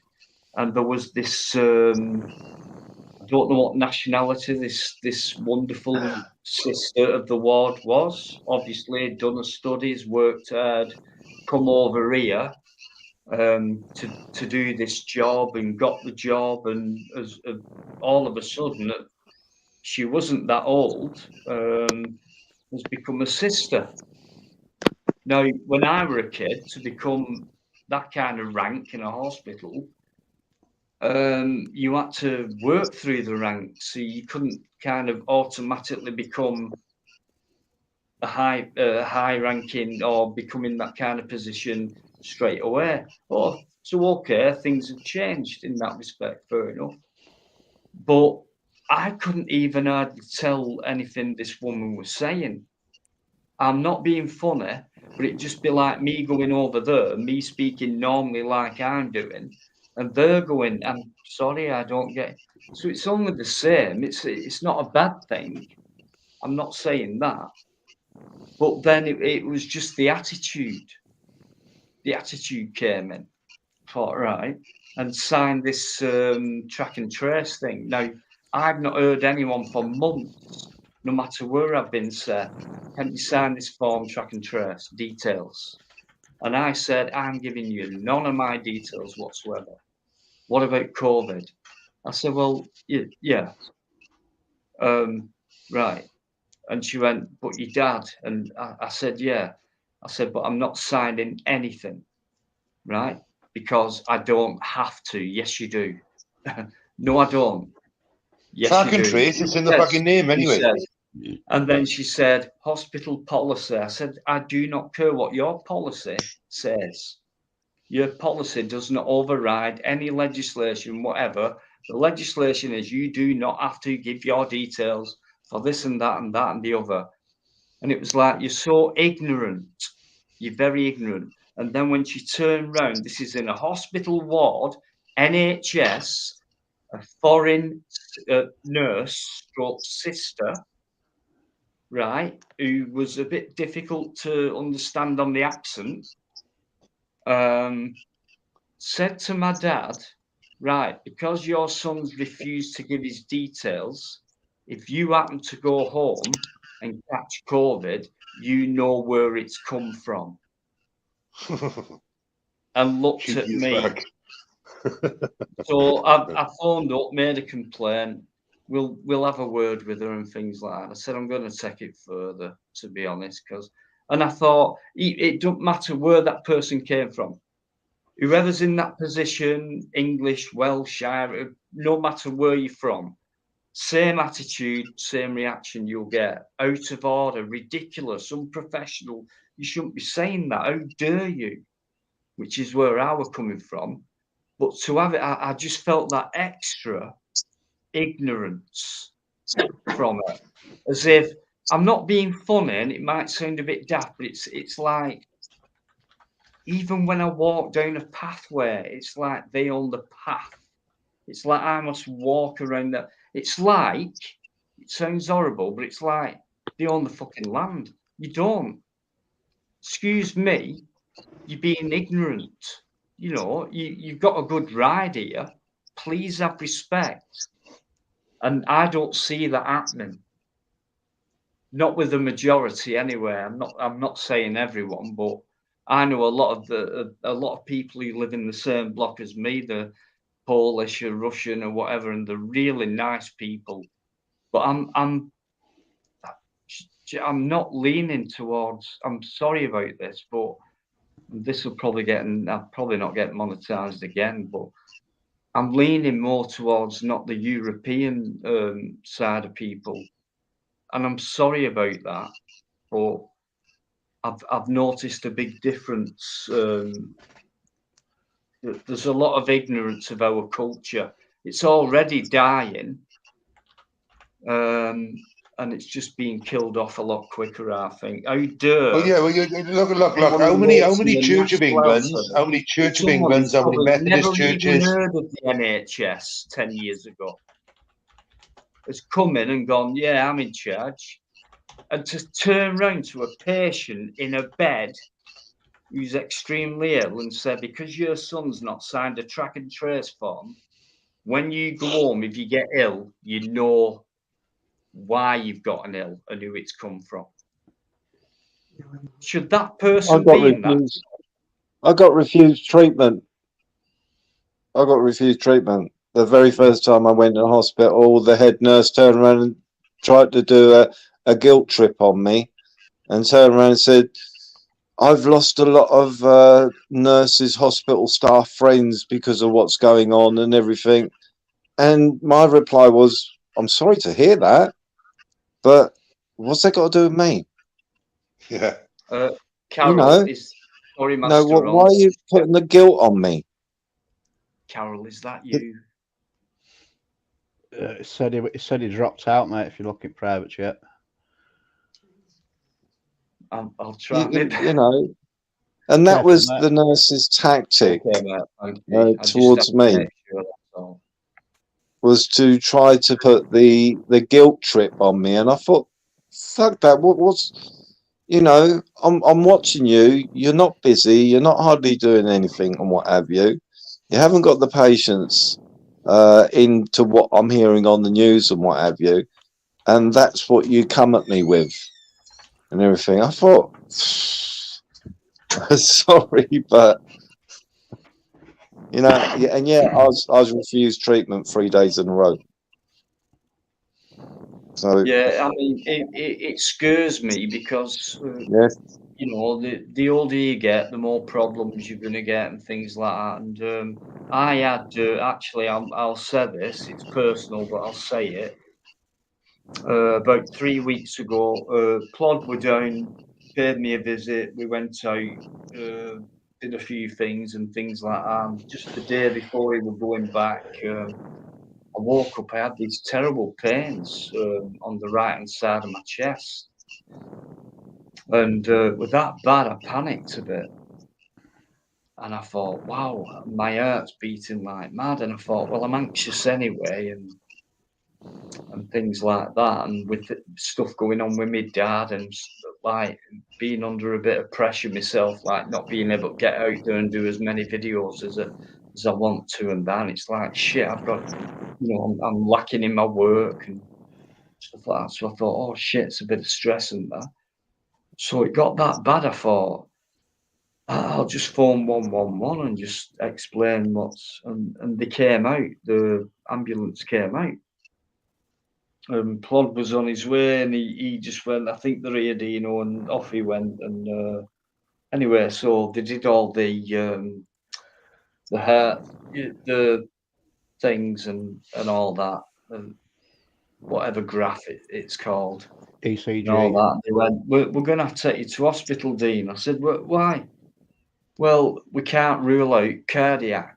So I'm going, what do you mean? You might see me do that sometimes where I go, that's anxiety in me, but I said, no, I'm not going. But this one paramedic, the way he grabbed my hand, he went, right, Dean, just put your hand out like that. And I thought, you remind me when I was at primary school, and one of my teachers used to like say, right, do this, do that. And like the way he physically touched me, I thought, who do you think you are?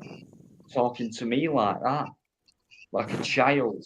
And the way he grabbed me like, and I said, Luke, I'm sorry if I'm annoying you, right, but I'm in a bit of pain here. And he said, oh, you're not annoying me. I just felt like saying, fuck off. And just the way these paramedics, they were so arrogant, like no sympathy, no caringness about them, or anything like that. It was like, well, how come you've called us out, and yet we've said you need to go to hospital, but you're not going? I said, well, I've called you out because, well, at least I know now what you've said, and I found out a bit more, but I know my rights. I don't have to go to hospital. And I felt like they were saying to me, you've just wasted our time. Well, it's their job to come out to people like myself or whoever, and it's their job to accept that if someone says it's my right to say I don't want to go to hospital, I don't have to. So why are you pissed off about it? In fact, why are you even making me feel shit about it? You're meant to be a caring person in a caring job in an emergency service. What's meant to look after people's lives and empathise with them and sympathise with them, but they don't do that, a lot of them. And I've seen a lot of paramedics. Most of them do a great job, I'm sure, and probably at least half of them are caring. You know what I mean? But I've seen them take liberties. I've seen them park on double yellow lines to go into a shop and grab a sandwich and things like that. They take liberties. Even paramedics and people like that. I think AB pulled a couple of paramedics at one time on a video last year for taking liberties, parking on double yellows. Like, just because you're a paramedic doesn't mean you can take liberties. They can only You do know what it I if mean? it's But an the emergency. way this guy come across, I thought, who do you think you are? Talking to me like that, right, Dean, stick your arm out and all that. But the way he grabbed it, like I'm in charge, I'm the forceful one. Well, I'll put it this way, Dino. You saying that, yeah, obviously I have the same situations as what you do. We suffer with the same illness, yeah? Well, I suffer with 4 different types, and 3 of them I'm awake. One of them's really violent, but I'm awake during it. But this one paramedic, he was so eager to put me on a ventilator. He tried shoving this plastic thing down my throat, and I'm having a seizure, right? And I pushed him away. The one thing you don't do with a seizure person is put something down their throat. You don't. Second thing, he tried to stick a tube down my nose into my throat, and what have you. He was so eager to get me on a ventilator. What does that tell you? Total medical you should sue them for that. Oh, we've got a load of complaints into the hospital. Anyone with Loads epilepsy, of them. they go into a seizure, no matter what seizure it is, from an absence, which is basically the lowest form of a seizure, which is basically an absence. Is you could be saying Dino, Dino, Dino for 10 minutes, and I'd just be going, you think, oh, his screen's frozen. That's a seizure. It's called an absence. You're daydreaming. And then it can go into tonic-clonic and all that. But what you don't do if someone's epileptic and they're having a seizure from an absence to a complete tonic-clonic generalized seizure is you do not touch them. Apart from get them safe, if they're stood up and all that, and they start falling down, if you can, gently catch them, put a pillow under the head, whatever you can do, but do not interfere with that seizure. You've got someone trying to put something in their mouth down your throat. Yeah, that's what he tried to do. Medical negligence.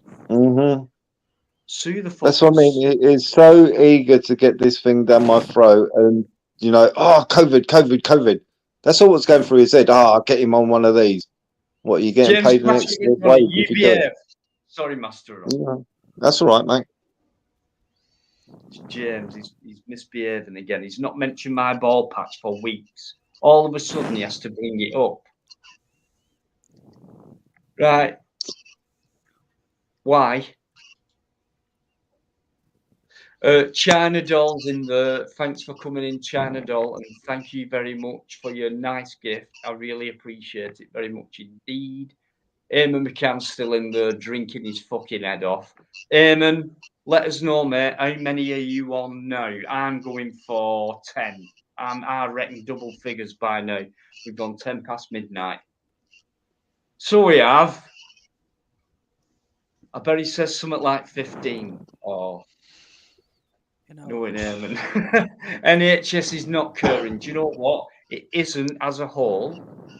I don't like using that word system, but the whole range of it, yeah, it doesn't cure. The individuals who go in there and they do the job, who do cure, I feel sorry for them because they get nothing out of it, really. Not even their own satisfaction because they actually cure. They don't pretend to or anything like that. It's like a volunteer at a charity shop, like they cure. They just cure, you know what I mean? They'll do it for nothing.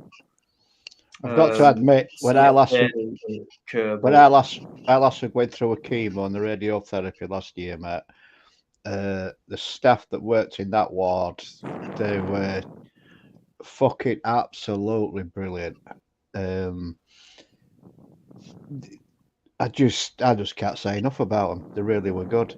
The Macmillan when you get to a ward, Eddie, that's when you're cared for. Is when you get to the ward. It's the transition of ambulance, A&E, going through that system. Once you get on the ward, that's when you're getting the treatment, the proper treatment, getting you relaxed and getting you comfortable and everything. Yeah. It's the start of it until you get to that ward where there's a problem. I mean, like I said, the support I got every time I went down there with obviously I couldn't go into the chemo studio. That's what they called it, a studio. I couldn't go in there with them because there were other people having chemo. It were all your COVID shite going on, so I had to wait outside. But even sat outside reading a book and things like that, nurses come out, they made me pots of tea. You know, you want out to eat? Bring me a sandwich. They were absolutely just superb, absolutely brilliant, and I cannot say this is what enough I said about before, them. though, Biker, about like not just people in the care work, the healthcare industry, but going back to the guys who did the hammer and chisel stuff and things like that. They cared about the work they produced and things like that. But it's just, I know it sounds a bit daft, but today, I mean, no disrespect to guys who work manually and prop these apartments and houses up in no time, you know, and even football stadiums, you know, it used to take bloody donkey's years, maybe 2 generations to put up a proper cotton mill or, you know, mining town or whatever, like compared to today. But they had pride in the work and they worked hard and they were tired and, you know, they got enough money to get through and have a bit of pleasure, if you like. But it's different to the ones who go in the same industry, cut corners, skive off and things like that, and who don't care. So you do get a mixture, but I just think one outweighs the other. I Teflon's comment, mate. Yeah, Teflon, mate. I've got to agree with that, mate. Based on that one, yeah, I've got to agree with that based on what our last, you know, the care that she got, but also the care I got. Like Macmillan's, you know, we got told about them. Everything else. This woman came in and says, right, we're here if you need to discuss out, blah, blah, blah. And, it was just one of them things, me being me, right, we'll get through this. But there were certain points where I'd nobody to speak to. And I've got this list, that Alice give me, right, of people to call. And I thought, I need answers here. I need to talk to somebody because I don't know what's happening. I don't know where this is going to go. I just don't understand it. And I phoned these people up. It was 2, 3 o'clock in the morning because I couldn't sleep. And, within 2 rings, they picked up that phone. And they just says, how can we help? I explained the situation. And honest to God, absolutely superb. They're just outstanding. I got to be honest, right? When I was back and forth the dermatology ward, right, with my skin condition, I've been going back and forth, 20 fucking 27 years, maybe close to 30. They were brilliant. They were absolutely amazing, right? But the last couple of experiences I've had in hospital have been fucking pitiful. They've been awful. Absolutely awful. They didn't know how to treat my condition. They didn't know how to deal with it because they shut my dermatology ward down. So the people who know how to deal with my ailments, they're not working on, the medical assessment units are not used to having skin conditions and certain conditions. They're used to clots and heart murmurs, heart problems, things, things which are medically, do you know what I mean, for a medical assessment unit. Because they've shut down all these units, like they've done with children's units, they've shut down children's wards, they've shut down. It's just an excuse. That's all it is, to save fucking money, and they haven't got the staff to deal with things because they got rid of them because of this jab bullshit. Yeah. So what have they done? They've effectively weakened the NHS. No wonder there's no care left. It's only the sheeps that are left behind. It's not right, man. The last time I watched, like I said to Dino, when I was in hospital last time, I watched a nursing auxiliary run a 22-bed medical assessment unit, right? A nursing auxiliary, like, it's on £9.50 an hour. There was people sat there, right? They were from certain fucking bank nurse places. They're on £27 an hour, and they were doing fuck all. Nothing. Yeah, but it's literally what Dino said an hour ago. The ones that do, earn less are the ones that work hardest, and the ones that get more do fuck all. Yeah, and I Dino witnessed said it an hour myself. ago, I've never man. seen anything like. I've Ridiculous. never known a nursing auxiliary, right, to run a 22-bed medical assessment unit, a triage, a waiting room, and I waited 52 hours, mind, to get in this ward. 52 fucking hours. I had fucking bed sores. That's because I couldn't move with my condition, and I was sat in the same position for 52 hours. Poor woman. Right, Do you know what I guys, mean? I had a I'm rough not being time. funny, but we know how to keep it cool on the panel with us guys. But in the chat, if you can, if we can keep the COVID thing down, I'd love to talk about it fully, openly all night. It's just with it being YouTube, and I do rely on. It's just a little bit irritating, right? When they spend all our money for the Nightingale hospitals, right, and then they fill the fucking hospitals up. Where's the sense? Yeah. Nightingale hospitals were never used. Right, on that note, mate. Well, they got shut down, didn't they? Yeah, they were never used. Right. I'm going to say good evening. I'm knackered now. Right, it's been quite a good night tonight. We've had no issues. No. Stuff that we put into place has worked. Right, so Dean, I'll continue, mate, when I've gone. Be very careful. Comments in chat, appreciate what you've said to me. Really good. And I may have some news for you on Tuesday. So, on that point, I'm going to say good night, take care, and I'll catch you all later. Twat in the chat, signing off. Be good, take care. Bye-bye. All the best, Eddie, to you and your wife, mate. All the best. Dino. Take care, mate. Take care.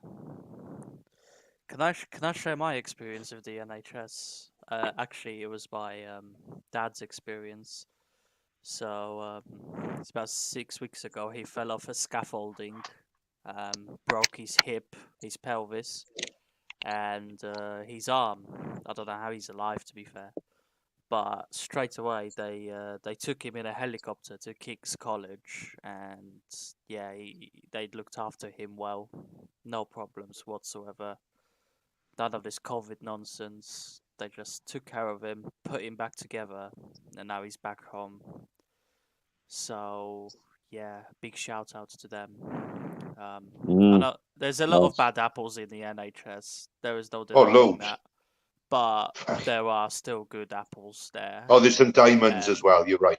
You know, It is. they were amazing, every single one of them. So shout out to King's College Hospital.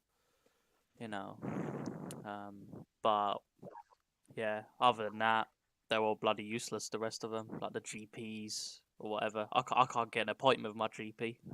It's all telephone calls. Yeah. Biker, thanks very much, mate. As always, you're absolutely brilliant. The best co-host on YouTube. The best channel on YouTube if you want to have a laugh and a relax and a good chat. Do you know what I mean? Where everyone says hello to each other and makes each other feel welcome. You're in the right place for that. And Biker's a massive part of that. Number one for me. It's his channel as well, don't forget. So thanks very much. Bertie Bassett, how you doing? You're another one who's calling me baldy. You must be a mate of James Patrick McDonough's, I reckon. Bertie Bassett. So Eamon McCann's still in there. Great night, the boys. Oh, Eamon! Right, oh, come on, let's talk some rock and roll. The boys are back in town. Who sang that? Thin Lizzy? Oh, God. Yeah, thanks, Smokes, for that. Because Master On, it's just gone straight over his head. Yes. Straight over my head. Thin Lizzy, yeah. I am trying to think. I know the song, but I can't remember who sang it. Oh, you're so boring sometimes. Yeah, well, I think Smokey might be right. To be honest. Yeah, Thin Lizzy. It was Thin Lizzy. He is. Oh, Master On is so nice. And so is Maria Moon. How's Maria, Master On? I know she came in earlier on. Yeah, she's perfectly fine, mate. Great stuff. Yeah. Thanks for asking, mate. No, it's fine. I love hearing Maria when she comes on, saying hello.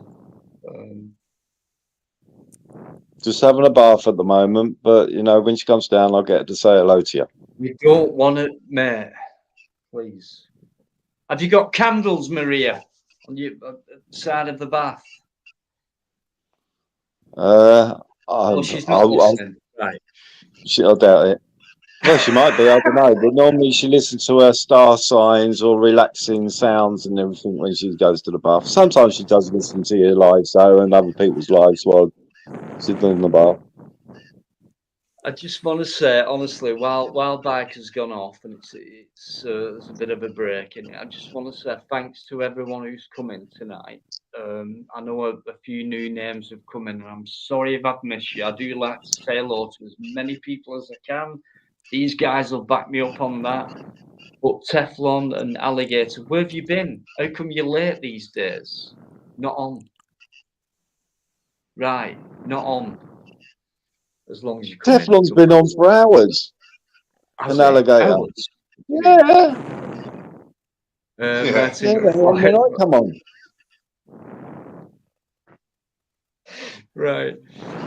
James Patrick, you just admit to have. Oh, right, James. Well, get on here and show your bald patch then. What's wrong with being bald? Just because I've got longer. Yvonne, are you doing? Yvonne, you've been sporadic tonight. I hope you're okay. Dennis Kerr spent billions on wars. Absolutely, mate. It's a profit maker, obviously. I mean, look at all this Ukraine shit, right? Give to Ukraine, this and that, this and that, Ukraine this and Ukraine that. You're telling me war is not for profit? Oh, they're making money out of this. They are Oh making my so much God! Why give to it? Ugh, I don't even want to go. Right. Wow, Dino. Dino. I need to Dino. see. I'm having a go. I'm having a go now. I've just read something in chat, right? And that's bad. That is Right. really bad. What Well, Dave Dantora said. Wow, if Right. that's true, Dave, that's terrible, my friend. I've seen you for a real long time out there. Which is, you don't mean that one, do you? Yeah. Yes. Who the fucking hell is Dave Datura? Oh. He's been around for a long time. Near enough on every live that I go on. Just must be one of them names that passes by me. I don't know. Ah, No, Dave's a sound guy. He's a he mod. is. You're a mod, Dave. How dare you wind me up? It's not often people wind me up for my life. It's a rare sight, isn't it, Master Ron? Like I've Do always not winded you up. mention the S word. Oh, that's what. What, snails? Yeah. That'll do. AF, if that's you, mate, I've had lots of PBs in lately, and you're very welcome on, as you know. If it's you, I need to. Can you send me? You've got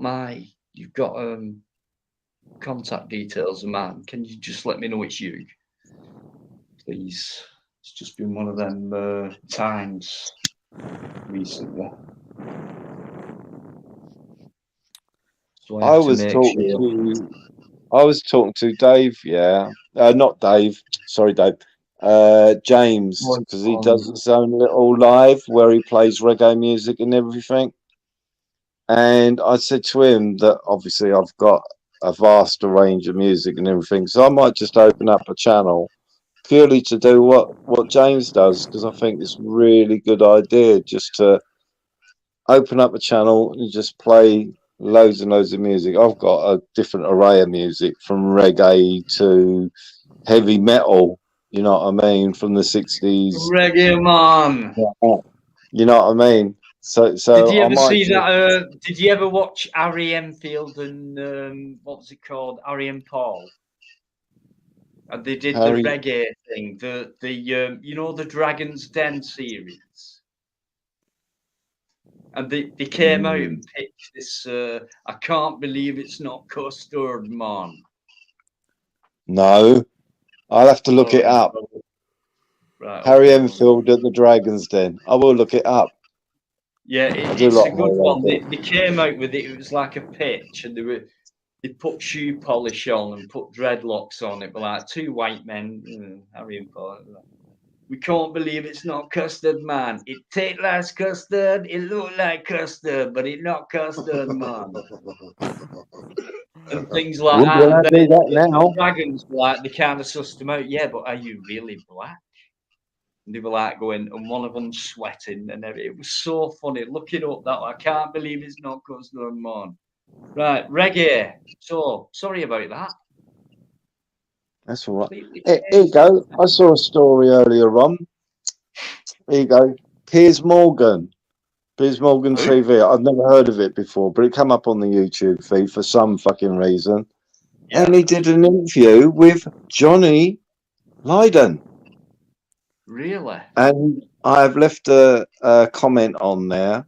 In other words, it's saying, where was your fucking voice for the past 2 years?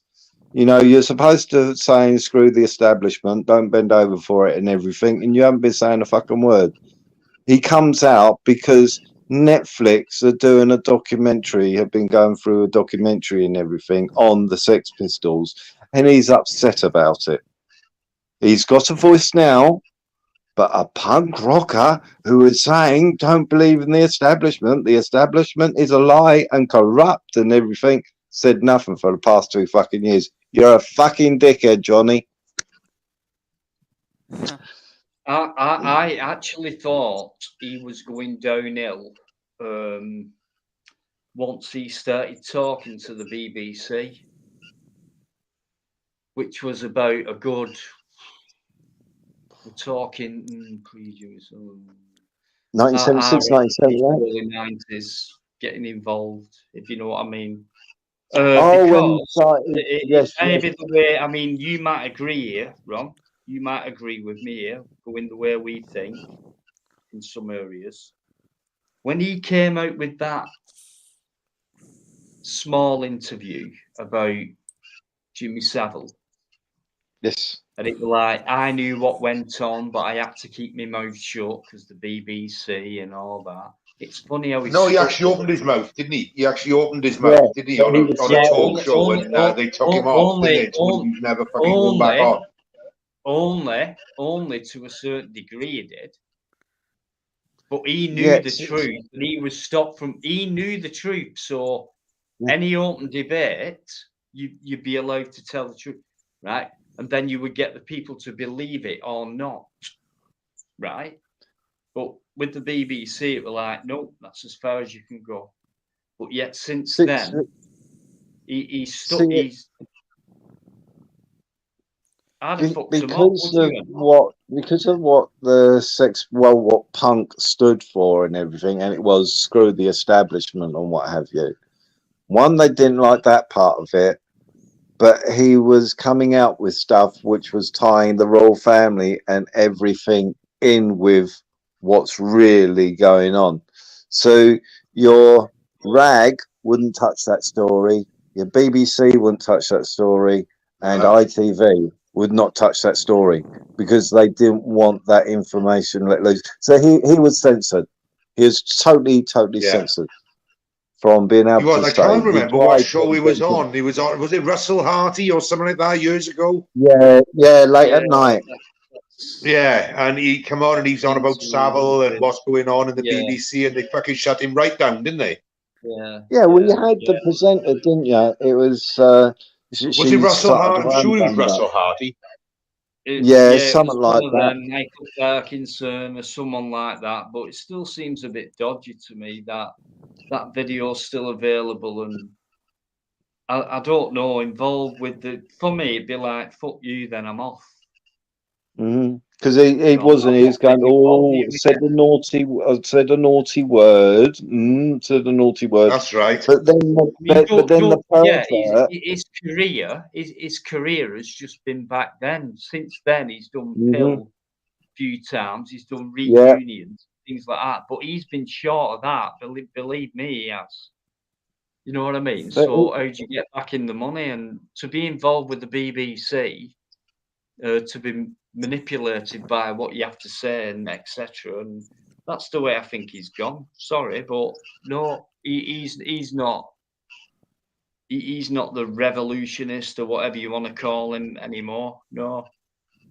For me, I'd say it. I would say it and take the consequences. And like a lot of people have done in the past, it might sound extreme, right? But it's either after people have said something, just before it can't get proven properly, or just before they say something where it could get proven and maybe not, and then they kind of disappear. Would you not agree with that? Well, I'll put it this way: you had the girl with the Sex Pistols have that interview. What Smokey was saying about. And she progressed herself. I think she's around about 15 or just turned 16, I think she was. And she became Susie and the Banshees. She made her own band out of it. But the interviewer turned around and says, "Oh, I'll meet you in my dressing room." He said, "It's alive." He said, BBC presenter said, "Oh, I'll take you back to my dressing room once this is over." There you go. That was a message straight away. Dodgy. The presenter has done it. No. What did they focus on? The swear words. Said on the BBC, the complaints, millions of people complain. That's what they focused on. I think they said fuck once, didn't they? Fuck, I think just fuck once, wasn't it? That's all it was. Yeah. Well, it wasn't him who actually said it. I think it's a guitarist who turned around and said, and that's when Johnny turned around and said, "Oh, a naughty words. Oh, you didn't say naughty words." Yeah, I remember it. I remember actually watching it live. So yeah, fucking hell. And in that You know what, actual interview, fucking saying to a young girl, "Come back to my dressing room." Well, yeah, I mean, what would you do, right, if you was in an interview, right, and it was, I can't remember if that was, sorry, going back to Johnny Lydon and the Parkinson, whoever interview it was, going back to that, right, that was obviously set up before it happened, right? Right, this is what we do. That's what time we go on. You sit there, and I'll start it. You say that. We'll go into it this way. All that gets done without a doubt. I don't know, because Lydon was very unpredictable, wasn't he? Media, right? So it's going to come across to millions of people, not thousands. Okay, millions, right? So how come he's only allowed to say so much, and then there becomes a stop line? That's it. You can't go further than that, right? But I will ask you the questions. What will bring it to that point where the viewers will be that enthralled? It's like, what's the answer? What's the answer? What's the answer? And they won't get it, but it brings the fucking views in, right? Now, I'll tell you what, if that were me, and I know it's easy to say, but I know for a fact I would. Now, if that were me, and obviously I'm not famous, but even if I was, right, and I was the way he made out himself to have been through his life, and maybe he was, and he got by the BBC or whatever. For what reason? Why would you keep your mouth shut? What you're scared of? Are they going to kill you or whatever? No, I would still come out with, right, this is what I saw, this is what I heard, I've got the proof for it. I'd come out with that. So it became a kind of like, where it's become a TV program where you've got viewers guessing. They're very smart at what they do, you know what I mean? But it's disappointing for me, someone like that who's come out with so much over the years. Like I'm a true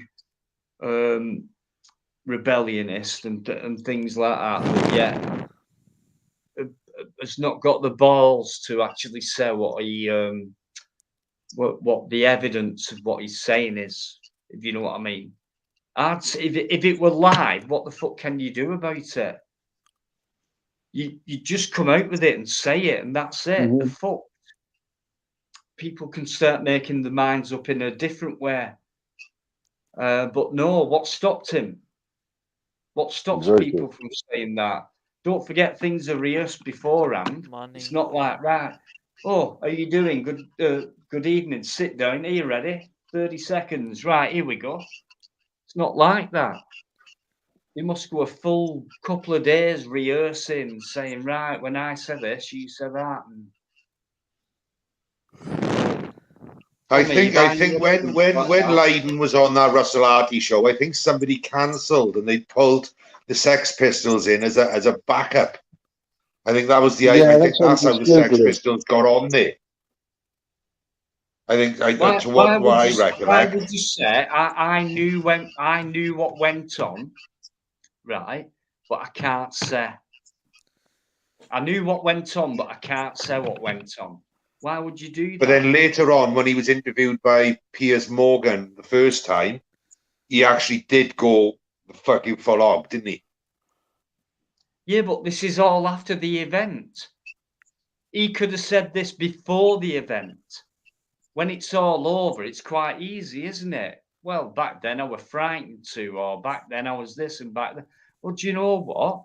I wouldn't be frightened to. If I saw something like that happen, I would probably risk my life to make sure that gets exposed, whatever. Bill Grundy show. It was. Bill Grundy was it? Yeah. All right. Yeah. Right. Here we go. 1976. 76. Yeah. Fucking hell. And how long after that did he carry on for? Jesus. Fucking 20 odd years. He could have been blown up all them years ago, and he's done all that damage since, and it's only since he's fucking popped off as it's all coming out. So he's got away with it. He's got away with it, and people who've come on further on and said, yeah, I knew this and I knew that, and I heard him say this and I saw him Anyway, do that. They should Too have been late. Fuck Savile, I'm glad he's dead. Simple as that. Every single Yeah, one that well- knew what he was up to should have been locked up in a fucking jail. Every single one of them, fuckers. Can you believe he had the keys to fucking what prison were it? He To actually that had mental the health keys to it. hospital, wasn't it? It was where all these young girls were, wasn't it? That's the one. That's the one, Carol. He took them back. No one batted an eyelid. Oh, there he is. He was Jimmy taking them fucking out for a Savile. drive. He was taking them out to a drive in an ambulance. He was fucking them Imagine in the back that. of the ambulance. Yeah.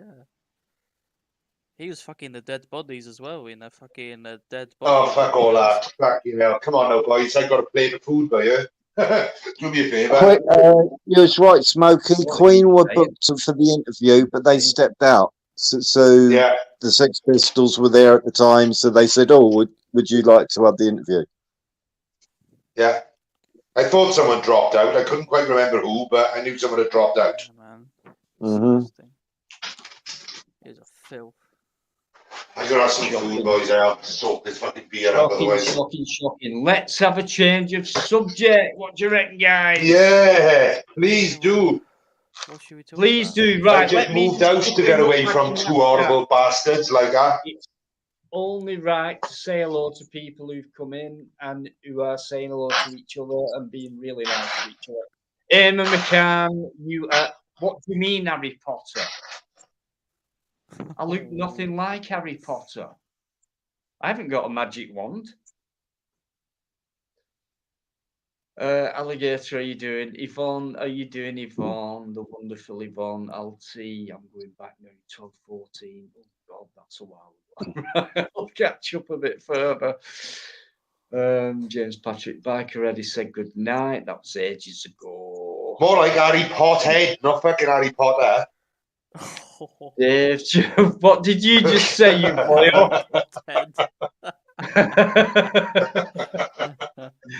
Guys, anyone who's coming to this chat, you will find it being the most relaxed, lovable chat you'll ever come across on YouTube.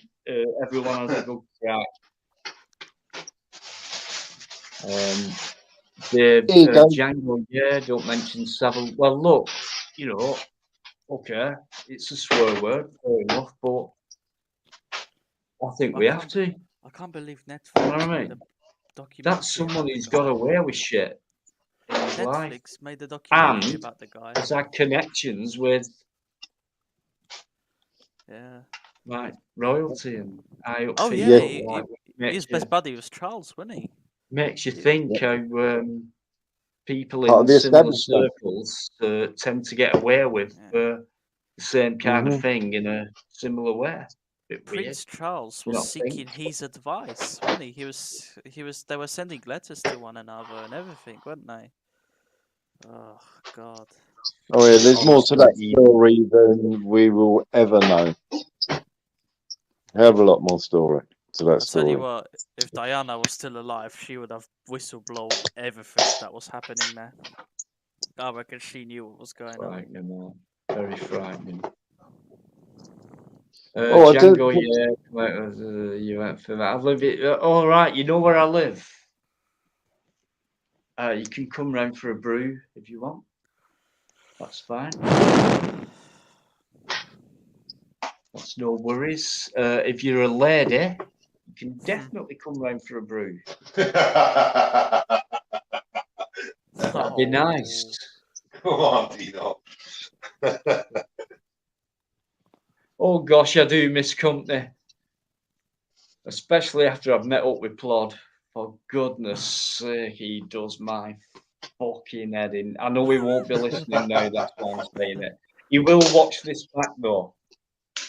But I don't care. I don't care. If you ever heard us two together, It's alive in itself, but he won't do it. I keep saying to him, I said, me, you, and Bikers, because when we talk in private, it's unbelievable. We'll do a private face to face and things like that. It's just a complete comedy show, and I keep saying, why don't we just do a live, us three, just being normal and having the crack like we're doing? It's like it's so hilarious, but he's just a boring twat. He just won't do it. Does my fucking head in as well. Honestly, it does do my head in. To plod or not to plod, plodding along, plod, plod, plod, plod. Dino, Just I'd like to say 20K. thank you. I'm gonna be shooting off now because Oh, Carol. I'm tired.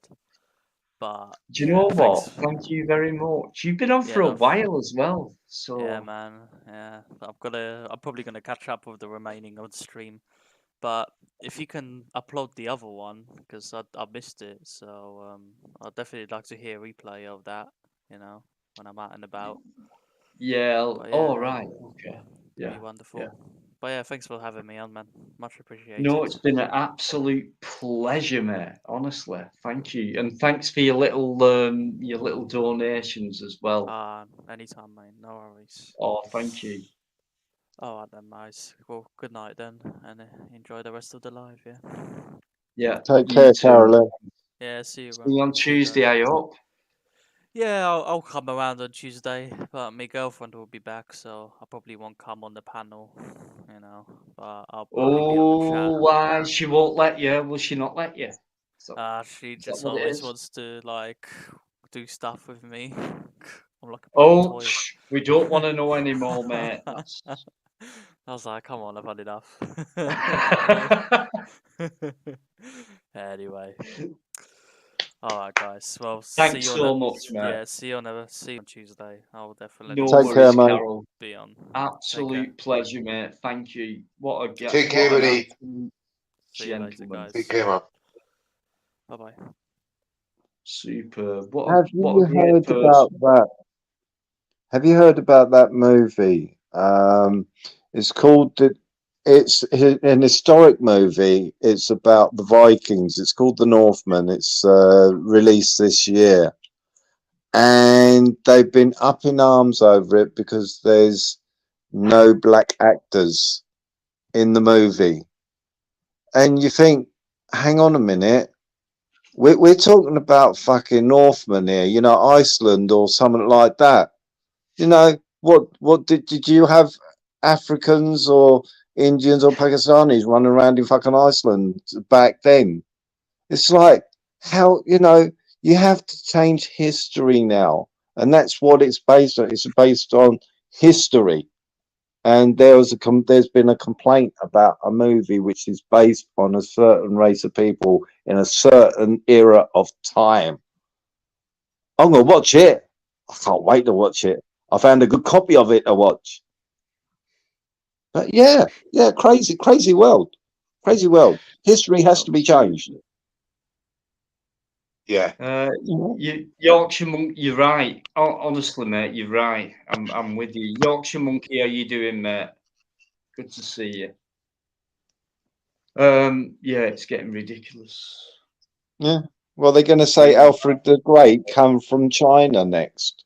You know what I mean? Oh, well, we need to change it. You know, let's make Alfred the Great. You know, one of the greatest kings supposed to be of this country. You know what I mean? And didn't you know Genghis Khan was a black Welshman? Pardon? Didn't you know Genghis Khan was a black Welshman?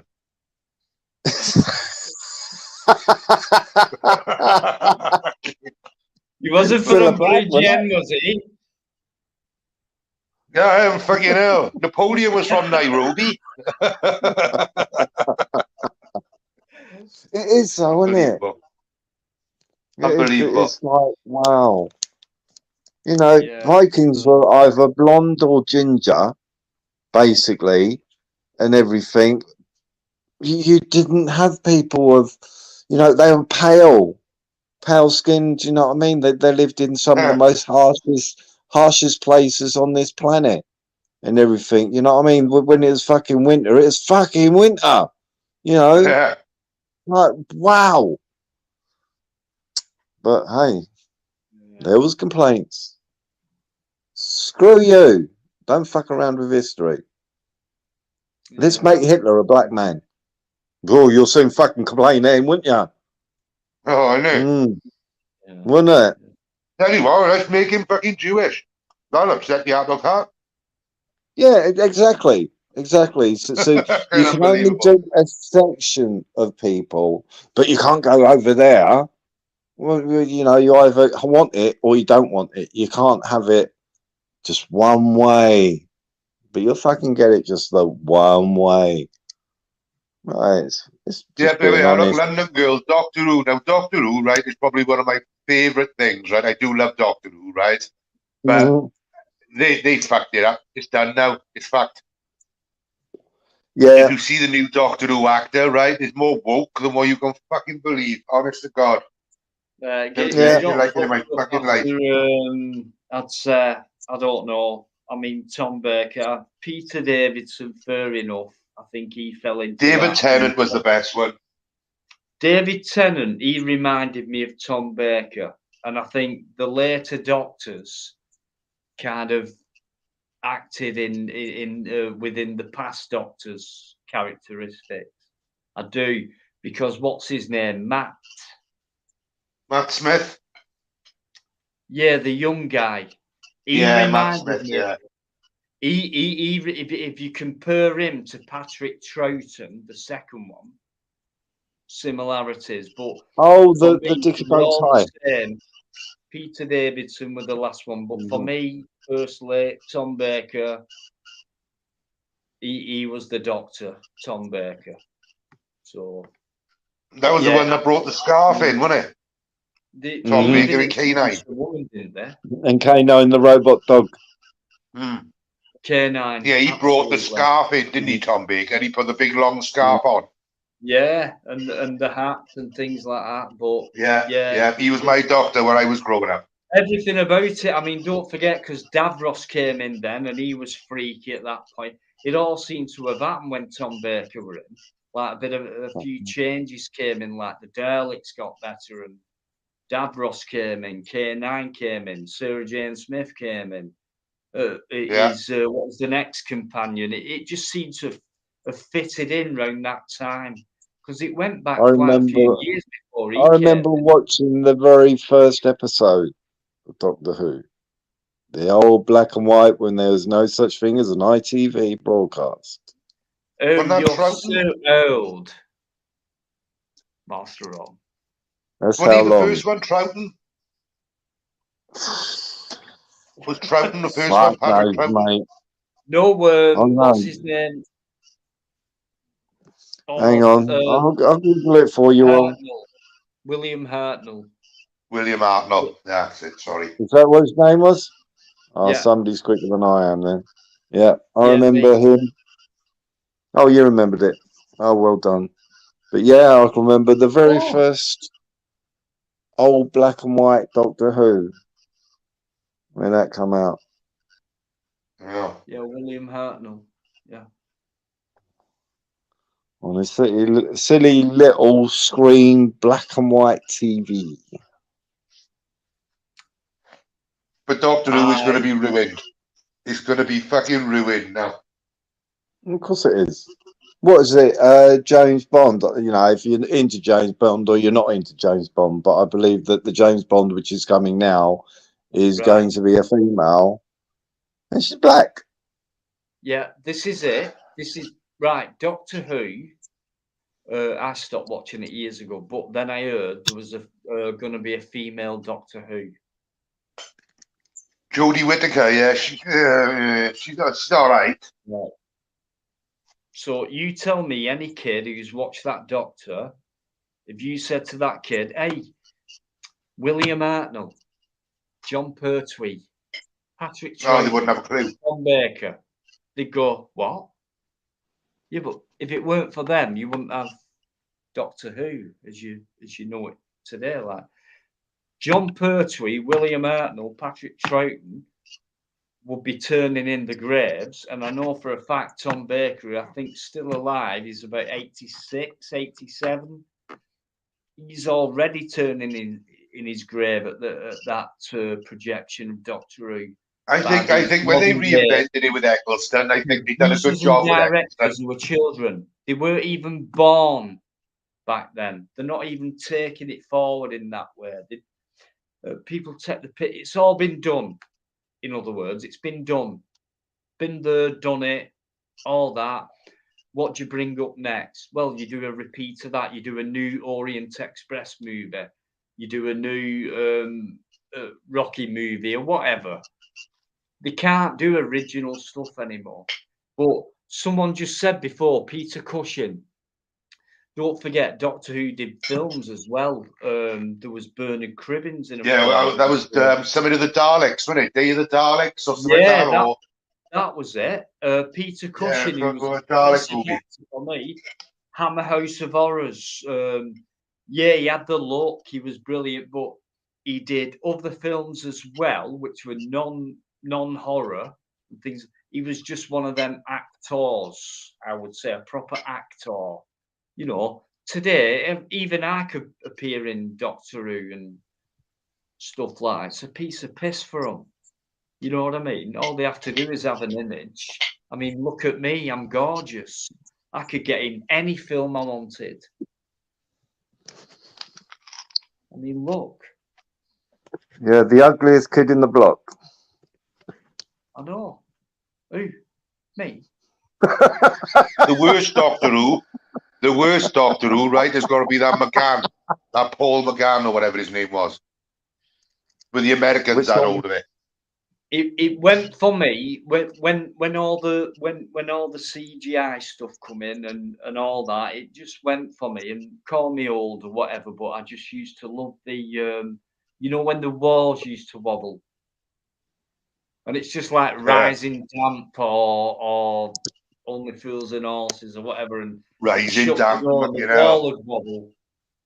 That for me does it for me. Oh, that's because you know it's not real. When I was a kid, Rising Damp. You know it's not real in the first place. So when it wobbles, it becomes comedy. Whether it's a sci-fi or a whatever. There's something you can just giggle at. You know what I mean? It's like real. It's real. You know? Did you mention Peter Cushing? Did you mention, I was putting the cat out, but I believe you said Peter Cushing and Hammer House of Horrors. Yeah. Is that correct? Hammer House of Horrors, Vincent Price, Christopher Lee. They were always in the Hammer House of Horrors, weren't they? And Peter Cushing. You know? Yeah, exactly. Peter Cushing obviously was always up against Christopher Lee, the vampire and everything. So many films were brought out with that, and Vincent Price had his own style of horror when he did the Hammer House of Horror. Yeah, yeah, absolute legend. Totally. Then three, yeah, exactly. At the same time, luckily, they were about at the same time. Yeah. I think Christopher Lee took the Dracula position. Yeah, Christopher Lee was always Dracula, and there was always Peter Cushing as the bloke with a stick. Always. Vincent Price, just brilliant. Brilliant. Yeah, for anybody out there, if you've never heard of Hammer House of Horror movies, look them up. They're English made and everything, with three of England's best actors. Yeah. Which performed in every single one of their movies. Go and have a look. You might find them enjoyable. You've met Christopher Lee. Wow. Rasputin, yeah. He was also, he could sing in baritone or whatever. He could sing. Apparently, he was a very mellow, shy guy as well. He played as Rasputin, that's right. Peter Cushing was apparently a complete gentleman and quite quiet in his ways, you know. A bit like me, you know. When I'm doing a live, I can be like this, but in my personal life, I'm just, you wouldn't hear from me. You know, but the thing is with Peter Cushing, right? Peter Cushing was good in Star Wars. He was a very sinister character in Star Wars. very sinister, Yeah. and he was a Yeah, very Yeah, I quiet, forgot placid that. man. yeah, he's got that. The thing is, it can be easy. Like today, I mean, these guys today in Hollywood or whatever, they've got all this stuff they can enhance their looks with. It's Ridiculous, you know David what I mean? Niven. These guys have the natural look and they Yeah. could act the part as well. There's a massive difference. Who mentioned David Niven? Oh, he were all right with David Niven. He were.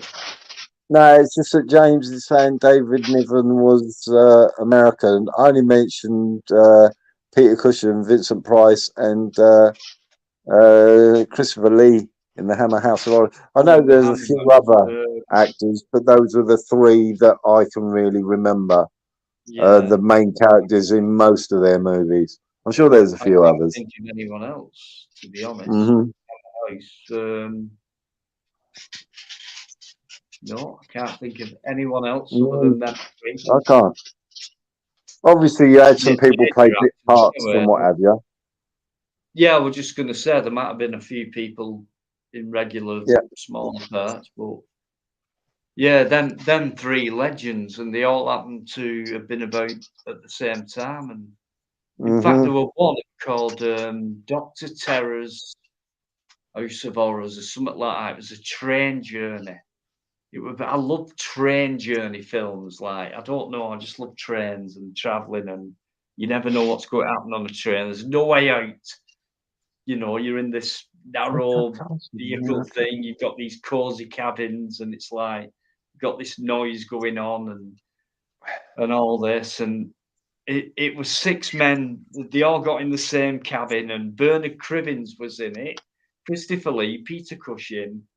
It was an all-star thing, really. And it was like, I think it was Peter Cushing who got the cards out and started predicting like a tarot thing or whatever. And Vincent then Price each was person, American. they all went into their own story. And I thought that was fantastic, that film. What was it called? Dr. Terror's House of Horrors or something like that. Yeah, sounds Well, familiar. I remember one of the movies with Vincent Price. James just said he's American. I didn't remember that. But Yeah, I he was, remember a Vincent Price one where it's like one of the very first Saw movies where there was bodies which are being chopped up and everything. One of the Hammer horrors. I can't remember the name of the story, but I would say Vincent that Price was was a in a sort film of called Fright Night as well.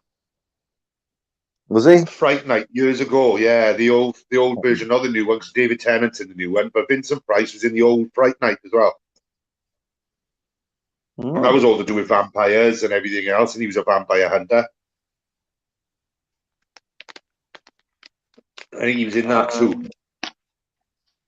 I think, I wouldn't swear to it, but I'm sure Vincent Price was in that. He was a great actor. I'll tell you one what sticks out in my mind. It goes back a long way. There's been remakes, but it was called. It was where they was all invited to this house, and then they got there. They were all in whatever position, quite high positions, and that.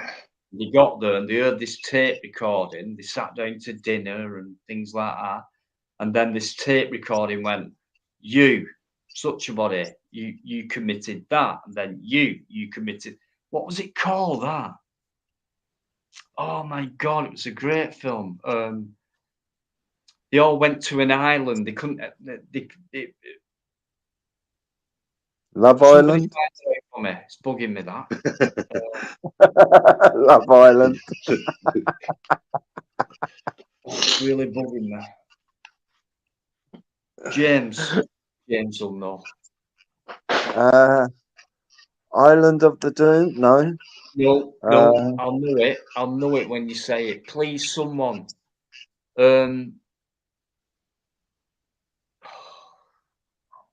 Oh, somebody will get back to us. More likely to be able to Google it down. It was Vincent Price was the host. No, it weren't that, James.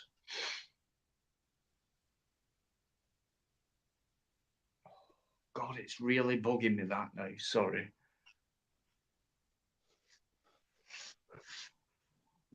And I then can't remember, mate. there's a song, 12 Little Indians. Come on, someone will get it. I know you will. James, thought you'd got it by now. China Doll, can I just say thanks very much indeed? You're superb, brilliant. Thanks very much. Eamon McCann's still in there, as always. Thanks, guys. I'll just go back a little minute or two. Alligator, cheers. Martin McFly, you've been in. Listen, sorry if I flew off at you a bit earlier on. It's just tonight I had to make sure I got everything protected because of what's been happening to me the last couple of months, and it's really set me back. Trying to earn a living here on YouTube. I'm not doing very well, but it has set me back a few quid. So I've had to be very careful tonight. I'm sorry if I've been a bit tight with things. So it's all gone well anyway tonight compared to the last few weeks. So thanks very much. Appreciate it. London Girl as well. The creep, no, it weren't that. Oh God, come on. I'm gonna have to look it up myself now. It has, Alligator. It's been a lovely live. It's always a good live. I love coming on Dino's because I said this last week. It's safe. It's safe on Dino's. It's good. There's no bullshit, no aggro, no crap, no dramas. Good conversation. Then there were none. Was it that one? And then there were none. And then there were none. Vincent Price.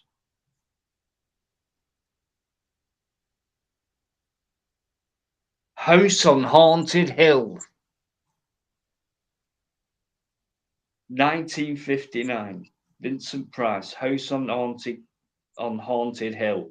And he invited these guests and he had something on them and they were like, who is this? Who's invited us? And honestly, guys, check it out. That is a great film. House on Haunted Hill. I've only seen, I think there was a remake done. I think I've only seen the remake.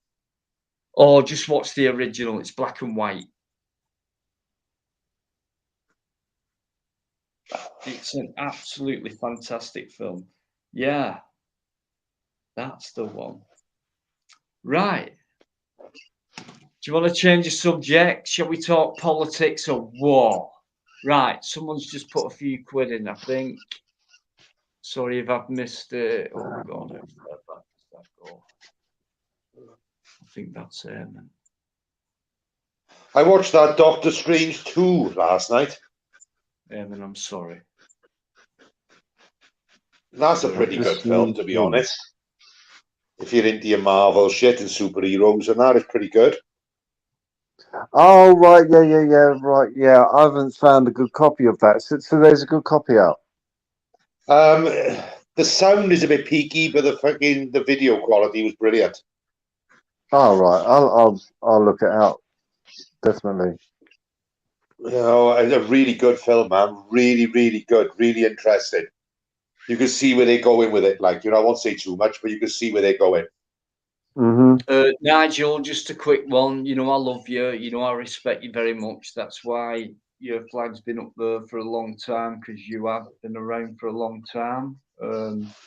But that channel, please do not put that channel link up again, if you don't mind.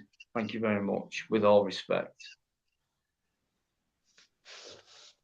You were sort of upset last Tuesday when you were get hold of that, actually, because like I say, I love train movies. There's a movie called is it Girl on the Train or something like that? That's a good one. What's it called? Murder on the Orient Express. Yeah, that one. That one's all right. Mm-hmm. I'll tell you a good one, actually. Strangers like on a Train. Strangers on a Train. That is a classic. Mm-hmm. I do like whodunit movies, which has twists and turns. I must admit, makes you think who did it. So you have seen it, yeah? More than likely, yeah, because I like those sort of movies. Who was, who did it, and it makes you think of which one is the person who actually committed the crime and everything. Like I do like that sort of thing. film. Yeah. Yeah. This one, And it's all it's worth watching. All it is, two strangers meet on a train, and they both got wives, and one of they them says, exchange. Yes. "Yeah." Yes. Don't So say no more. Don't say no more. my Yeah. wife, Yeah. Don't say no more. I'm kind Yes, of pissed off people. with my Look it wife. up. Well, I'll tell you what, you could Yeah. get rid of mine, and I could get rid of yours, and we could actually Look get it away up. with it. That's all Look it I'm going up, to say, people. because Yeah. it's a Yeah. Look fucking it up. brilliant The film. original. Look for the Yeah, original. There's more likely a remake out there. Look for the original. the original And is the wouldn't best. that have Strangers been? on the Train. Would that have been an old? What's his name? The bald-headed big geezers, Orwell or whatever his name was. Oh, what's his? He did a whole load of those sort of. No, not George. Was it Hitchcock. George Orwell? Hitchcock. That's Hitchcock. it. Was it a Hitchcock Yeah. movie? That Strangers Yeah, on it the Train. was. Yeah, Hitchcock. Yes. Yeah, Yes. Yeah. Look the for master Hitchcock of movies. mystery. They're good. Yeah, They're worth a watch. Go for the originals. Always absolutely. go for Yeah, the original. definitely Hitchcock. Yeah,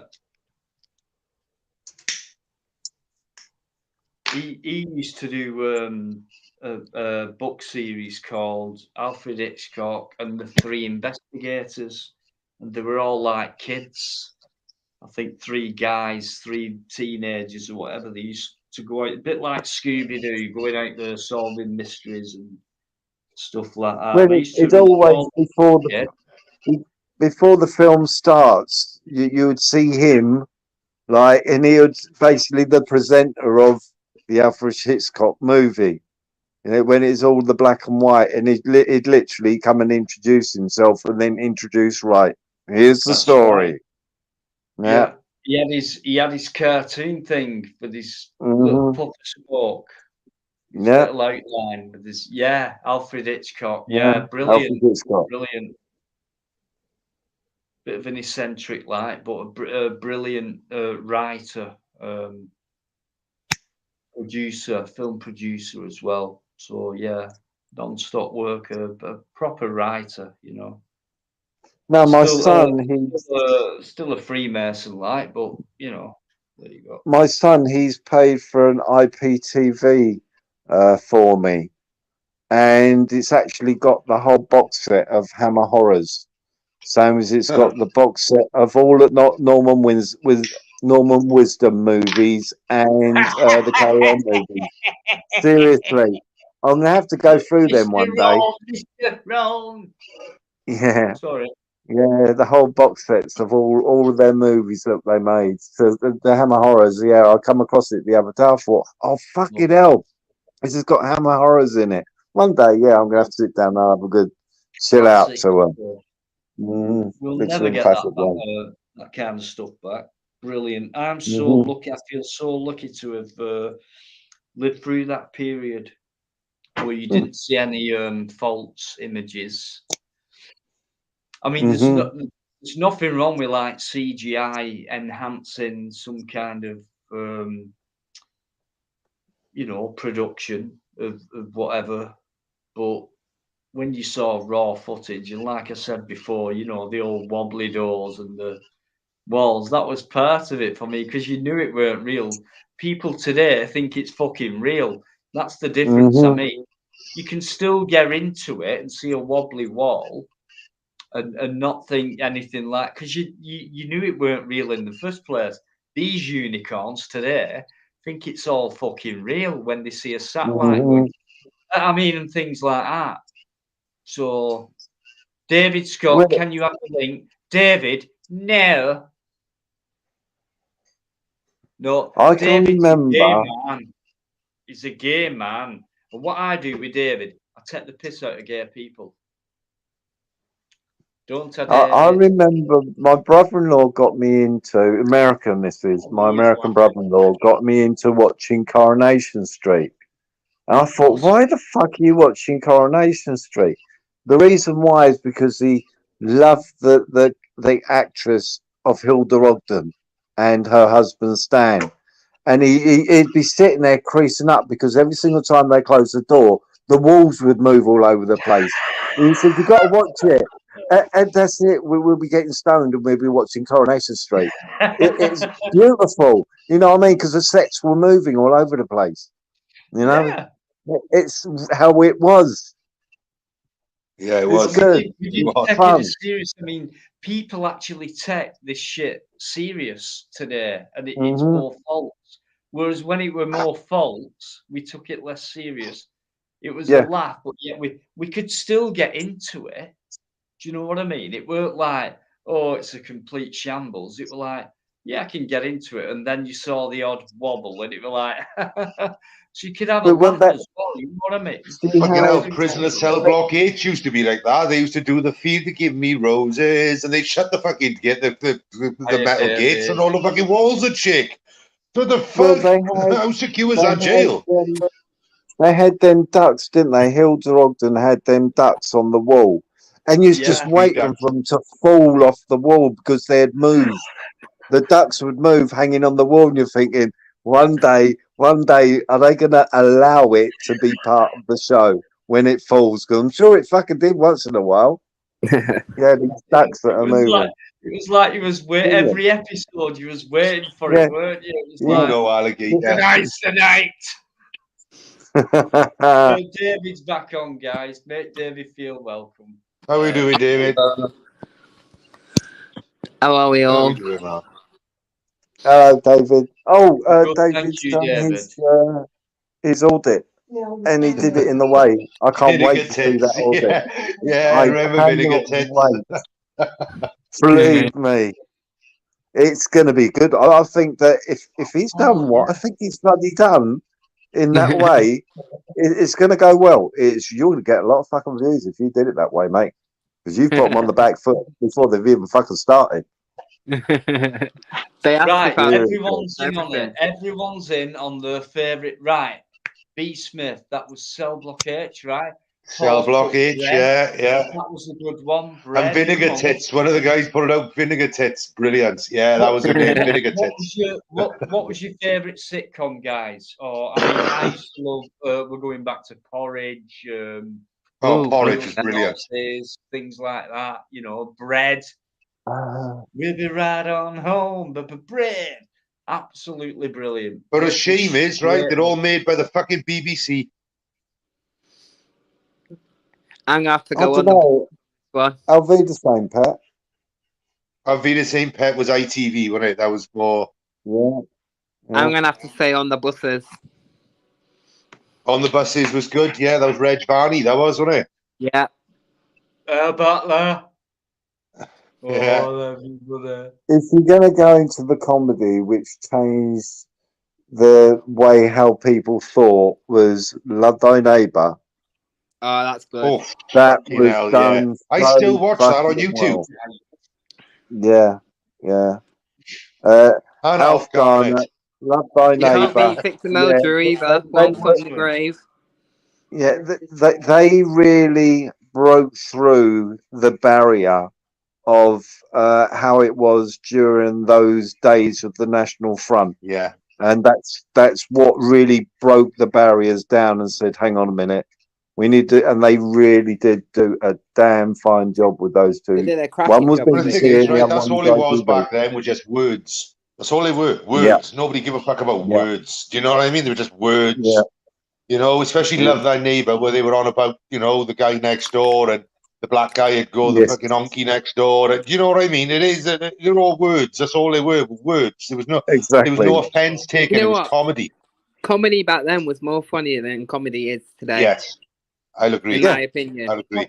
But Totally. the best thing out of Love Thy Neighbour, and it's a very poignant part of it, was that they went to a casino and they're always fighting each other. They call each other's names, honky, this, and obviously Yeah. baboon, all sorts of words and everything. I'm not being racist here. This is the sort of language they use. But anyway, they went to a casino. The white guy took his black next door neighbor to a casino, and the casino owner wouldn't serve his next door neighbor, who's a black man, a drink. He punched the shit out of the guy. That's how close they were saying they might be bickering at each other, but an outsider tries to be like that, then he clocked him one. And it's just comedy gold. It just showed, you know, we may be arguing, but when it comes down to it, we're all one person, you know what I mean? It's a fucking beautiful scene that was. Well, yes, What nailed about it on Faulty Towers? What about Faulty Towers? Did that go much? Faulty Towers. I learn. Brilliant. I'm going to Brilliant. thrash you within an inch of your life. Oh, The fucking brilliant. car. And it still makes me laugh today. Fucking brilliant. Yes.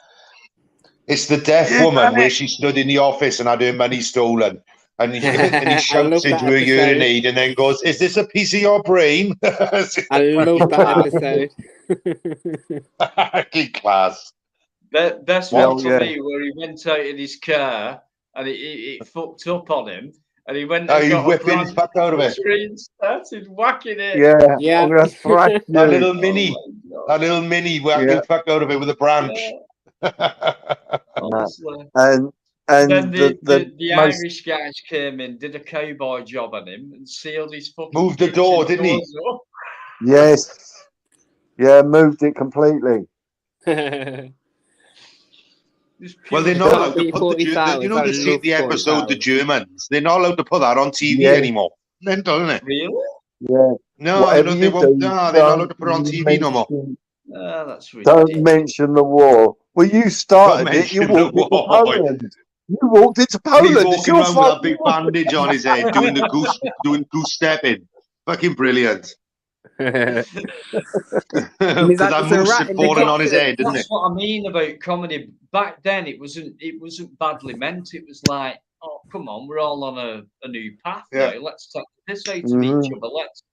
Let's lighten it up this way. Let's have a joke. There's another one. Look, Kenny Everett show in the best possible taste. Oh man, I love that show. You know what I mean? The different personas Kenny Everett had is incredible, and he played them so well. Oh, you love watching them. Yeah, but it was good comedy. This is what I mean. Even things like Bernard Manning when he'd do his stuff right back in the 70s and the 80s, fucking brilliant comedy because they were just words. Just brilliant. Rising down. Now you can't get away with it. There's only certain comedians now that can get away with it. People like Sean Locke when he was alive, he'd get away with shit. He didn't give a fuck. It's like Father Ted Sean as Locke well. was so Father funny. Ted was brilliant. Yeah, you know that Jimmy Carr's gone all fucking wokey PC snowflakey, didn't he? Yeah, he he's turned all snowflakey, you know. Yeah, he. I don't know. He was one of the ones that could get away with it as well. See, that's what he done. Rising down. He did a live Rhubarb. Fucking hell, Rhubarb. Oh yeah, the movie. That's the one, isn't it? Rhubarb. Yeah, years ago. You know what? Going back to the things Eric we don't do anymore and things like that, Sean Locke and things like that. Look, me and David for the past 3 weeks, right? We just laughed at each other, and we just I've took the piss out of gay furries like this. He knows I don't mean it. He knows we're just being. And I've got away with it because he knows I don't fucking mean any malice or anything like that. Dino's my brother, so leave him alone. Bring the joke back. Right? We are different, right? So let's have a joke with each other. It's all right for us to joke with each other in the same sex. Let's have a joke with a gay guy. That's your new name from now on, Dino. You got a new name. To me, he knows it, and we'll have a laugh. You got a new name, Dougal. Nothing wrong with it. Nothing wrong at all, Dino. Here's a couple of movies then for you. Eric Sykes. Oh, where's the smoky gone? Eric Sykes, Marty Feldman. One, you got The Plank, and then two, you got the movie called Rhubarb. And all they say is rhubarb through the whole fucking film. Rhubarb, rhubarb, rhubarb. And that's all they say. Rhubarb. Classics. Classic. And all they were saying was rhubarb during the whole bloody movie. And you'd be in stitches. That's comedy gold. You know, I'd actually recommend The Plank to people to watch it. Actually, it is a really good film. Brilliant. Genius, absolute genius of a film. Silent movie. How many people watch a silent movie today? Laurel and Hardy. Oh, Go and Lauren watch Laurel and Hardy. Hardy. Yes, bro. Fantastic. Fantastic. You know what I mean? You don't need words. You know what I mean? Yes, they did later on start doing it with actual lyric, you know, speaking ones. But even the ones which it was just music playing, No, you know, you piano need or the whatever. original Laurel and Hardy. It doesn't matter. You know, they actually died as paupers, didn't they? Laurel and Hardy actually died as paupers. Yeah. Because they tried to do tours in this country and they didn't do too well, did they? Well, they split up, didn't they?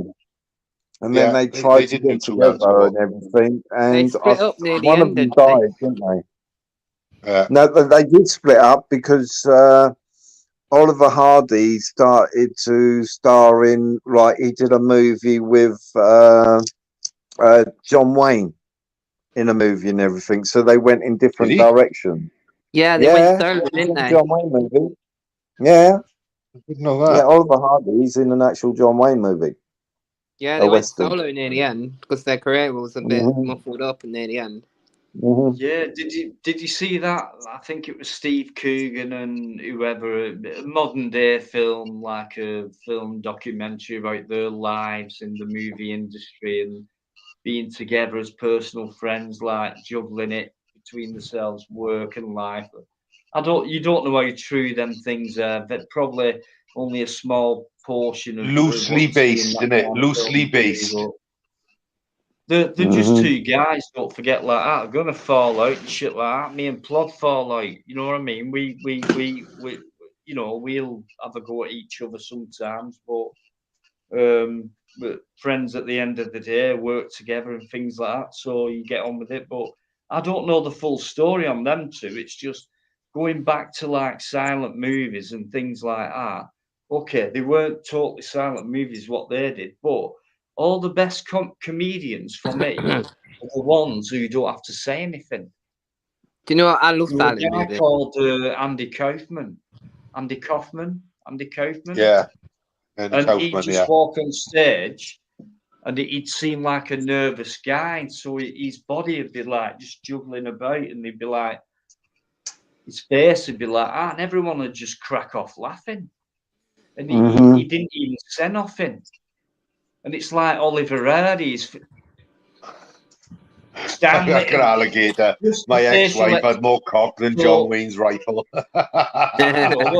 What's real comedy? You know, I think when you look at something, but brilliant, absolutely brilliant. The geniuses for me are the ones who can pull the right expressions off, and you know, anyone can deal with a script or whatever, you know, but you get your naturals like Laurel and Hardy and people like that. Your naturals. Sometimes the best comedy is the non-scripted comedy. They don't need a script. Sometimes the best comedy is the non-scripted comedy. Absolutely. Spot on, David. No script needed. No. You're being yourself. You're not being told what to say, what to do, or how to do it. Or how You're your own act. That's the best comedy. I'll see you in a minute, guys. Guys, thanks for coming in. Anyone else? Oh, God, China Doll. We're going back into horror. I haven't. Yes, I have. I have seen that one. It's a classic. Right. Anyone else news coming? I'm going to go till 2 p.m. 2 a.m. If we're going on about classic horror films, The Ring is a good film. I think I've seen that. I think I have. Yeah, the Japanese one is better. The Japanese one is better. Yeah, I've seen the Japanese one. That's brilliant. Ring, I think it's called. That was actually called Ringu, I think, or Ring. Yeah, Ringu, I think. Yeah, it's fucking brilliant. Much better than The Ring. The Japanese one, much scarier. We're going into westerns now. Oh no! Don't start on westerns, please. Westerns. So here we go. So you got to go Clint Eastwood all the way, haven't you? Lee Van Cleef, Clint Eastwood. Oh gosh. Talked about it the other day. Delegates in and the Grudge. I've not heard of that. Oh, one. The Grudge is a brilliant film. Brilliant Right. film. Leave you to it for a couple of minutes, guys. Nice one. Keep it going. Sound brilliant. His bladder's getting the better of him, look. Yeah, there he goes with his child's bladder. See, and they turn around and say about John Wayne and Clint heard Eastwood. that. You were meant to. Just don't beat up any squirrels on the way. Right. No, they That's might all I beat was him up saying. instead. Can somebody ban Master Ronovich, please? Just get rid of him. Shut up. Fuck off. Mention squirrels. Go and play with Ding-a-ling-a-ling. Shut up. Hey, Master Anyway. Ron is the VIP of this channel. Oh my God. Thank you very much, David. Love you so. The thing is with John Wayne and Clint Eastwood, right, is it's a pity they weren't around the same era and everything. But Clint Eastwood and John Wayne, they reckon they would have survived during the Western days for real, because they both had a proper gunslinger's hand and eye. They didn't blink when the gun goes off. They could actually keep their eyes open, and that's what a gunslinger did. A good gunslinger didn't blink; his eyes would stay open the whole time. So it's a pity that John Wayne and Clint Eastwood weren't able to act together, because I think it would have been a terrific movie. Marley Simpson got it right on the button there. Marley got it right on the button. Young Guns was an absolutely brilliant Western. I actually like the old Absolutely black and white fantastic. westerns. The old black and white westerns were cracking films. Young Guns was something special with Emilio Estevez, Charlie Sheen, Kiefer Sutherland. Great film. Trying to think of the bloke now. Tunstall. What was his name? The short one. Bloke who they shot. I can't think of it. Terence Stamp. Oh, John Smith. well, yeah. Oh, what's his Terence name? Stamp. You had that other guy. What was his name as well? The bad guy that was in it. Murphy. Yeah. Alan Taylor. Can't think. Come on, somebody. Dark black hair. Because he was always in westerns anyway, that guy, and I can't think of his name. Yeah, and he did some war movies as well. D2 Pistolsology. Come on. Somebody find it. Oh, fuck Well, it. you've lost me on this one. No, I have not no idea who not you're your going on Brenner. about. He was bold. No, it wasn't you, Brenner, bold. no. Clintology. You guys have lost me on this one. I have no idea what you're going on about now. Forgive me, I got to look now. Look, I've got to look. I've got to look. Jack Palance, something like that. His name was Jack Palance, was it? Yes, that's it.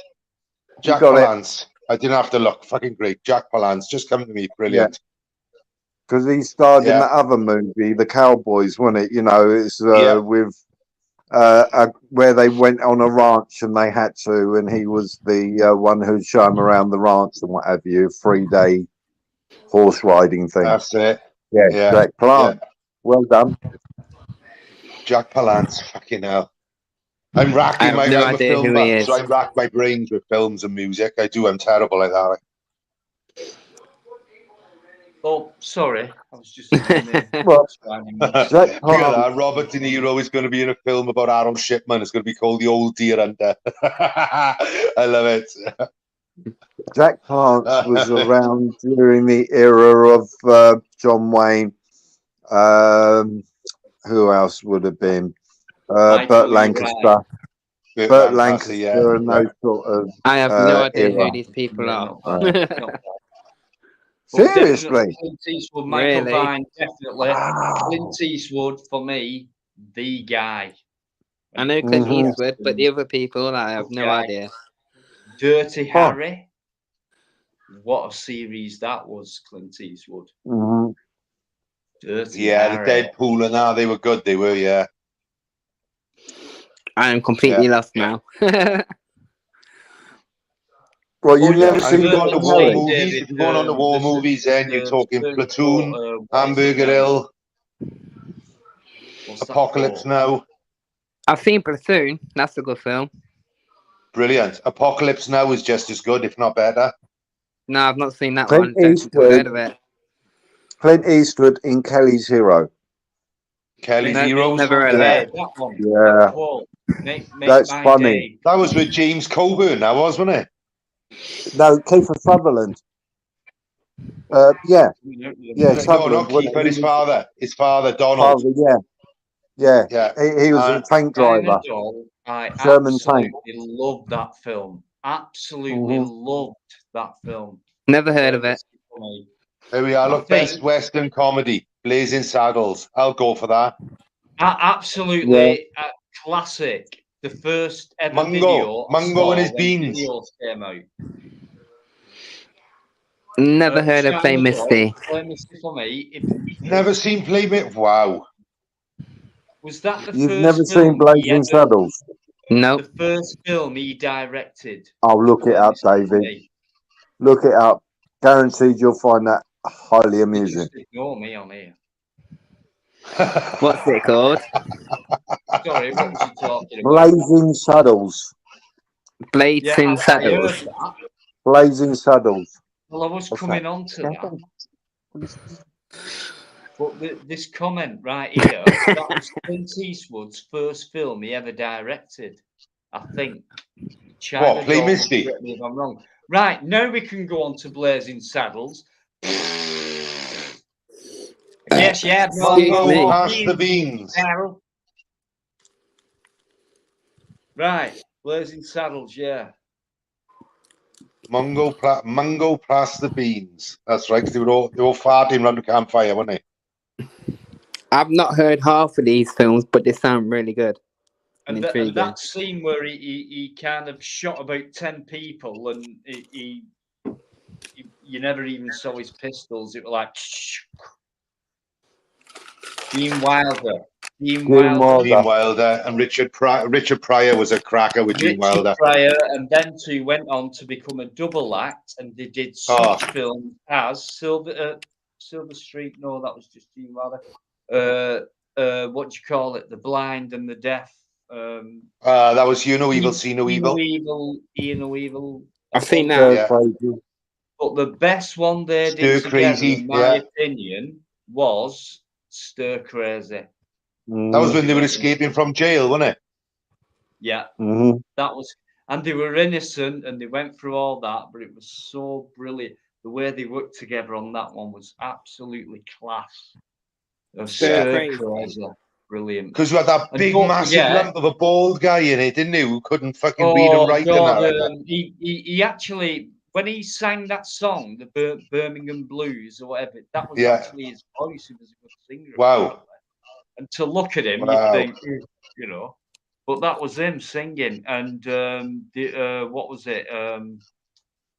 Oh God, Gene Wilder. That was it. He was. Don't forget, he was Charlie in the Chocolate Factory. He was. What do you call it? He was better. He was a better Charlie than Johnny Depp.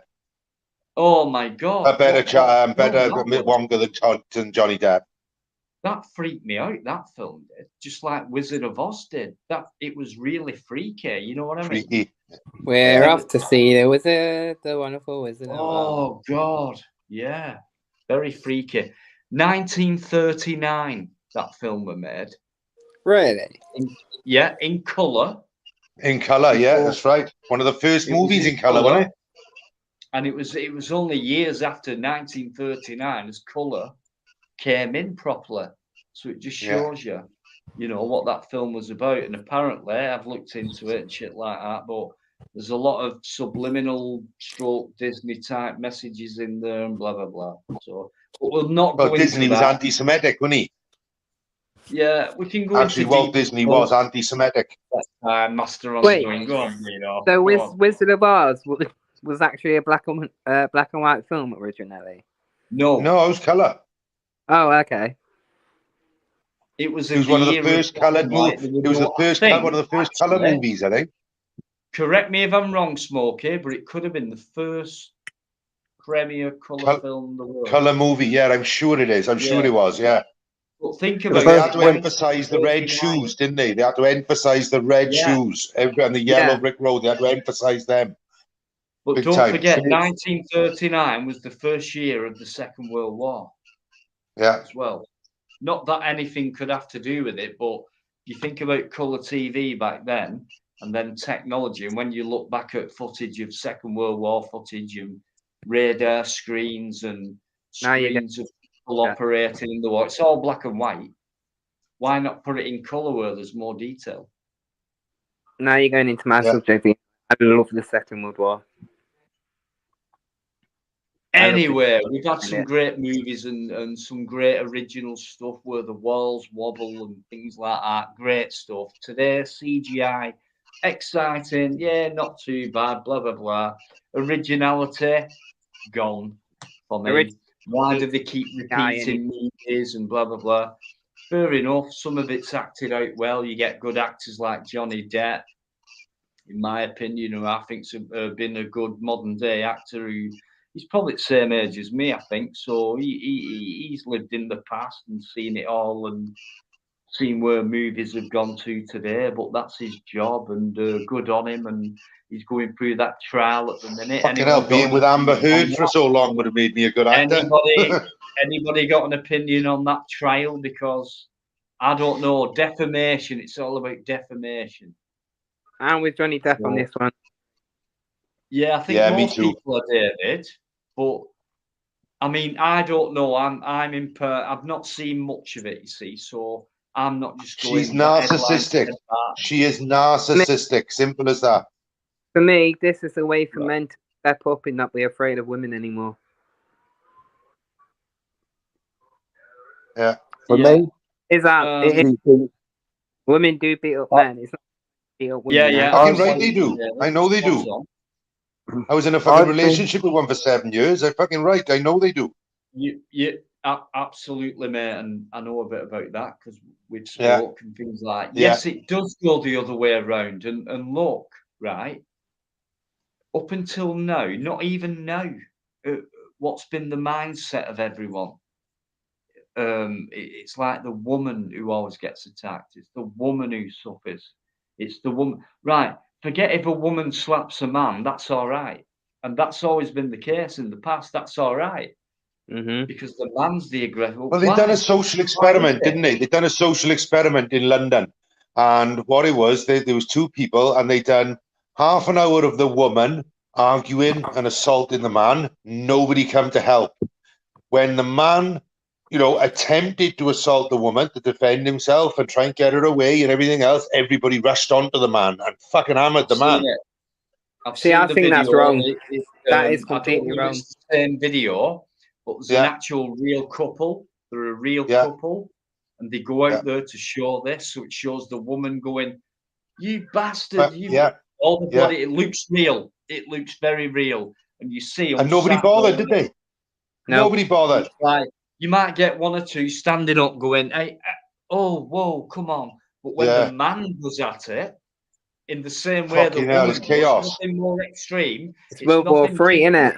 Not like he goes more over the top than she did. It's like the same thing. And you want to see the different kind of response. Why is that? Because it's inbred into your mind that the man is the aggressor, blah, blah, blah. Why would you automatically believe that then? If that weren't the case. Because that's the way we're brought up. Yeah. So why? And now, it's equal rights and everything else, but it's not so equal. Unfortunately. No. Times are changing, but it's taken a fucking long time. Yeah. A long time. Well, I think personally that Amber Heard, right, from my personal experiences, she's a fucking narcissist. And not a very good actress. I think she's fucking mental. I'm sorry, but that's my opinion. Yeah, she is. Well, She cut him off they from look- everyone. It's narcissistic behavior. She cut him off from everyone. Everyone. Well, it's And all for the knife basically. thing, that was like shocking. Talking about, When she did the knife obsession thing. there, aren't you, as well? Obsession. If you cut someone out from everyone else, it's like, I want you all to myself. So I'm kind of obsessed. You're Johnny Depp. Yeah, I'm an actress as well. I'm very, very pretty. Of course I am. Look at me in the mirror, you know. And of course she is, you know what I mean? But she's nothing, you know, good to him. So she's riding on his fame and like, you know, if she can't get what she wants and things like that. So she's not a very good actress. She's not. Anyway, like, it's backfiring on her. So we'll see what happens. But no, when she was in the dock, she was fucking pulling faces like she was crying, not a tear in her fucking eye. Face she pulled the other day. She didn't look very convincing, did she? Nah, she looked fucking terrible. I actually put a comment on. It's rare I do this, but what were it on? I think it was a channel called Law and Crime Network. Yeah, I'm signed up for that. Yeah. I put a comment on saying at the end of the day, it makes great publicity. And what else did I put? Even though you're nobody, or something like that. I put something like that. As if Fox said, no matter what happens to you, you'll get away with it, but it makes great publicity for you. Well, look, Johnny Depp is a phenomenal actor. He's world renowned, right? He's world renowned. Even if you're a bad person, you'll have a future. You'll be portrayed as a bad person, but you'll keep going away with things, and you'll still get people liking you. So you'll stay on the steady line. It's scary. So it's all good publicity, and you'll keep earning money from that. And that's all these people are bothered about, is money. I think Johnny Depp, though, I think he's a good actor.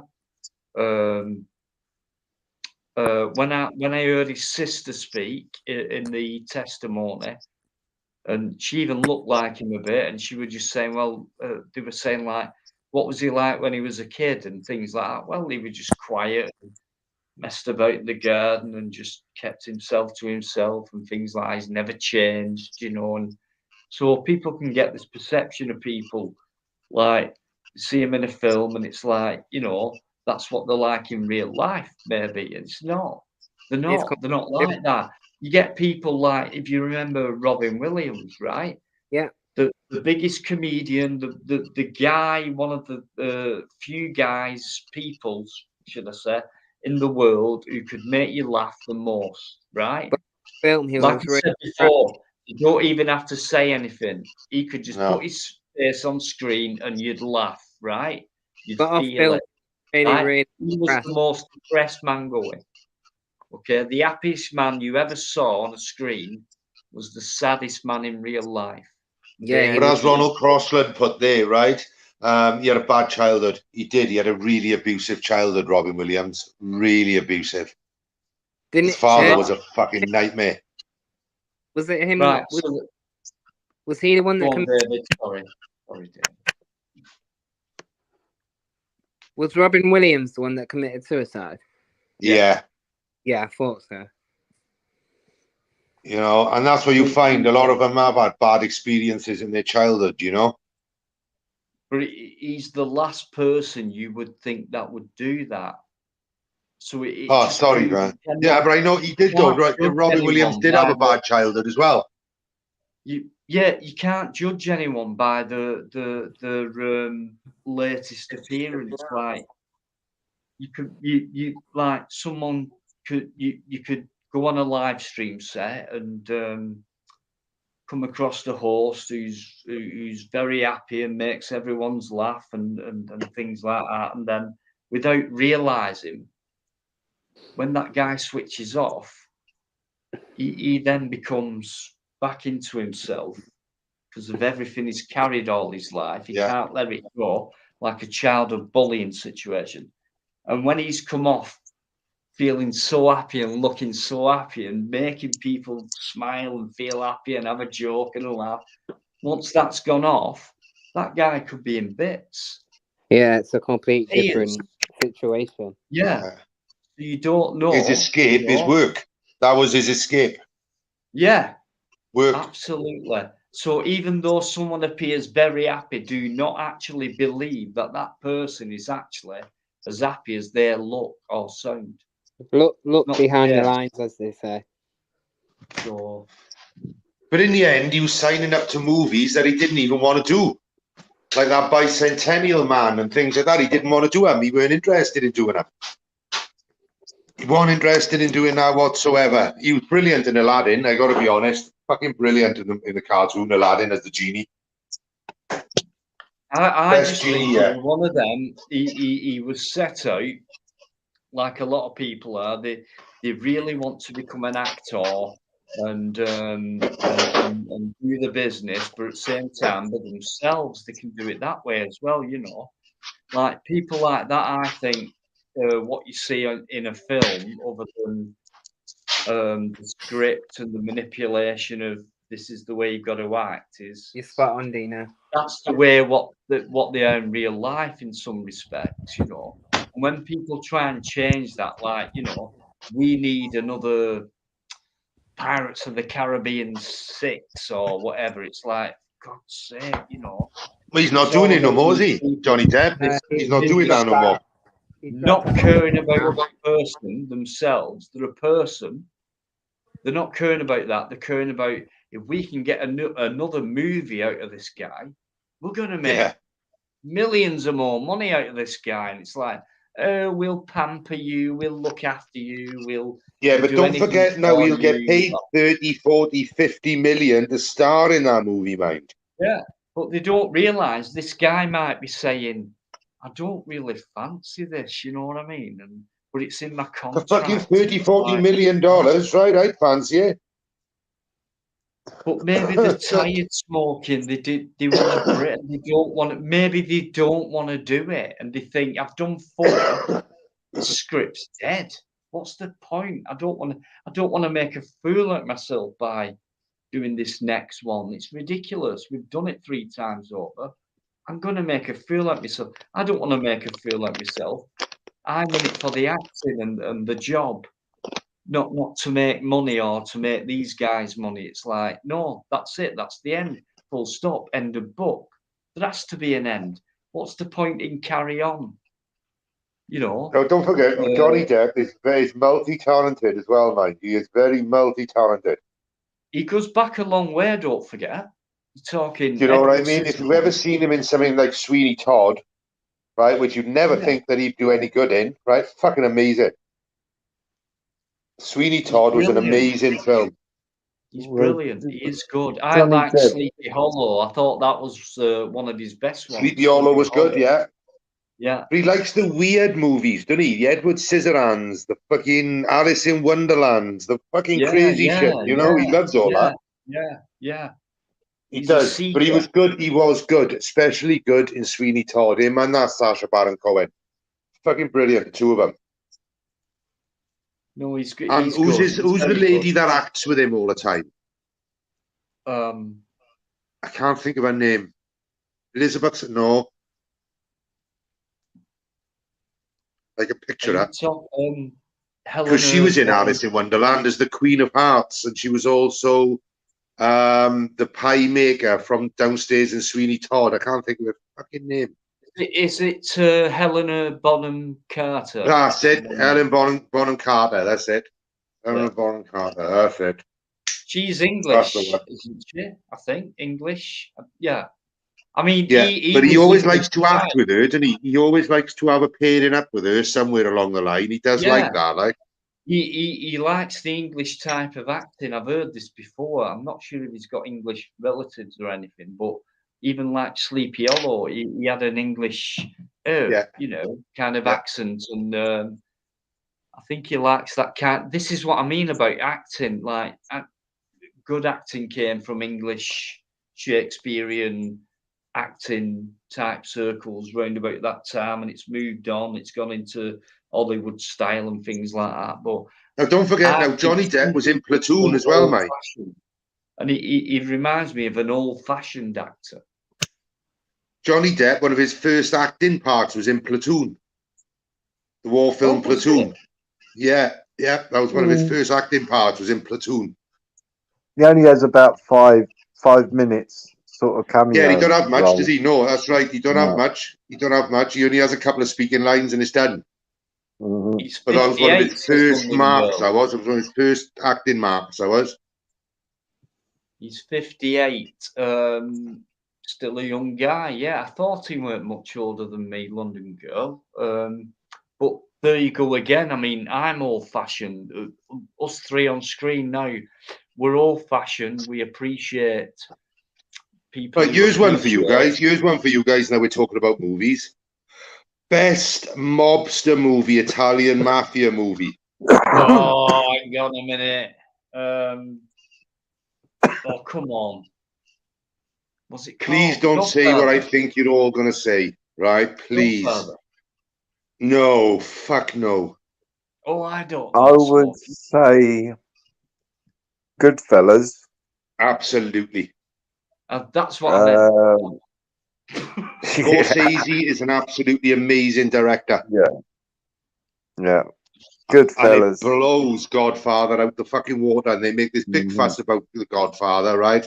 And it's fucking 3.5 hours of shit. It is. It's crap. It's so slow. Godfather 2 was better than the first one. 57. Yeah, I did like Godfather too. Much better than the first one. Little bit Now, of when Al Goodfellas Pacino, came and a out, little right, bit that of was something else. What yeah. about, what was it called? Was it called, what's his name? They never met, did they, on Robert De Niro on that set in that movie? They never actually met. What's his name? Scarface. Oh, Scarface, Pacino. Al Pacino. What was the name of the film? That one. Oh, Scarface. Is that what? Right. That Yeah, one. he was Cuban drug dealer, wasn't he? Yeah. Mm. That was a massive film. Welcome to my little friend. Say hello to my little Say hello friend. to my little friend. Brilliant. Yeah. Brilliant. But I would say Goodfellas surpasses the fucking lot of them. Hey, Fluke, how you doing? Fluke's in there, guys. Massive respect. Hiya, Fluke. How we doing, man? Some respect, guys. Nice Elliot one, Ness. Fluke. That was, hang on, Untouchables. Yeah.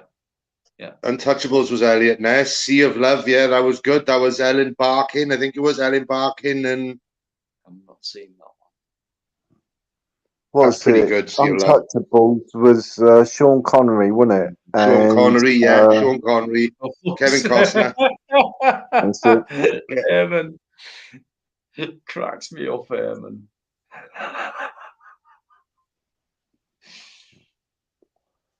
Yeah, the wedding scene went on for hours. Hey. It fucking did, didn't it? It was fucking mean, terrible. Ben-Hur, 4 hours long, right? Ben-Hur, one of them. Ben-Hur was good. Charlton Heston. Ben-Hur, 4 hours long. Guess how Fucking many good film, though. extras there were in Ben-Hur? What about the Good Ten fucking Commandments? film, though, mate. 10 Commandments. 10 Commandments was long another movie good long. film. Charlton Heston was fucking brilliant in his time. Yeah. Cleopatra. That was Richard Burton. Yeah. Cleopatra Elizabeth and Taylor. Elizabeth Was that Taylor. with Elizabeth Taylor? War of the Worlds. Yeah. That's where they met, wasn't it? That was the movie they met on when they got married. Yeah. He was married to Elizabeth Taylor on and off, weren't he? Richard Burton. They had a kind of a rocky marriage, didn't they? Yeah. Well, and Caesar and Cleopatra was Roddy McDowell. Roddy McDowell. He played the role of Caesar. Nah, that's what I got mixed up. I was talking about Fright Night earlier. It was Roddy McDowell. I am sorry, I was wrong. Not Vincent. It was Roddy McDowell. That was Roddy McDowell, Planet of the Apes. Yep, and he played Caesar in that Cleopatra. Mm-hmm. Now, the Planet of the Apes movies, the most recent 3 is the best, with Andy Serkis. Mm. I thought they were the best ones out of all them. We're talking about films, guys. Thanks for coming in with them. China Doll X, never heard of it. But I know what you mean. the Vikings, Spartacus, Yul Brynner, what a guy, the King and I, Yul Brynner, etc., No, etc., etc. no, the Vikings and Spartacus was Kirk Douglas. Yeah, I didn't listen. The I dimple in didn't the say chin. that. Kirk Douglas. Oh, I don't know. You got it wrong with. Listen, Master Ron, right? You're getting a bit Okay. too big for your boots lately. Okay.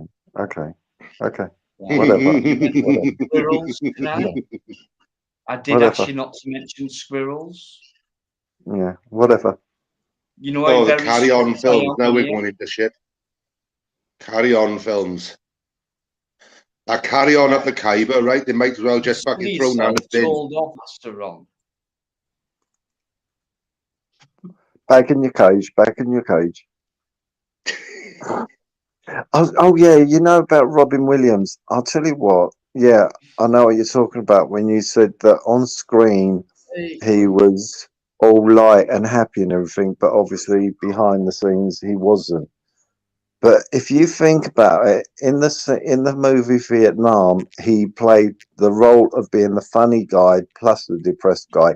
Because if you remember when he's been told he can't tell the news, and when he's in the Adrian Jeep, and Cronauer. what That have was you. his name in the film, Yeah. wasn't it? And he was in the Jeep, and then they come across all the young squaddies which were going off into the Vietnam jungle, and the guy sitting beside him says, "Hey, look who I've got here." And he was depressed, but then he got his, to make the joke towards them and everything, make them feel good.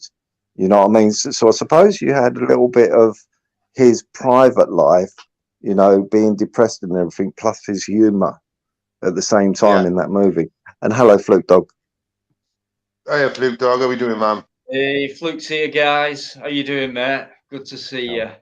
I'm good, thanks. Just wanted to say a quick hello to everyone in the chat because there's some very kind words there. So thank you to everyone in the chat. Thanks to everyone in the panel. I just wanted to cut Master on, and I'm not going to butcher your name because you keep changing it every time you come on.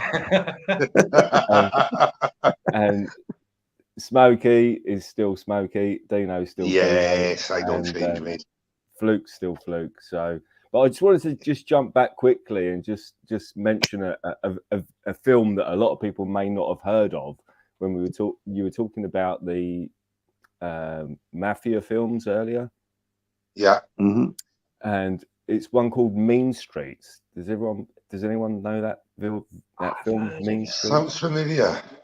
Right, I'll tell you what it is. And the reason it's such a good film, right? And if you haven't seen it, you must go and see it. I think it's available even on YouTube still. So, and right, Michael, was Martin Scorsese's directorial debut, right? So his first ever film was Martin Scorsese, and it was the first ever appearance by Robert De Niro, right?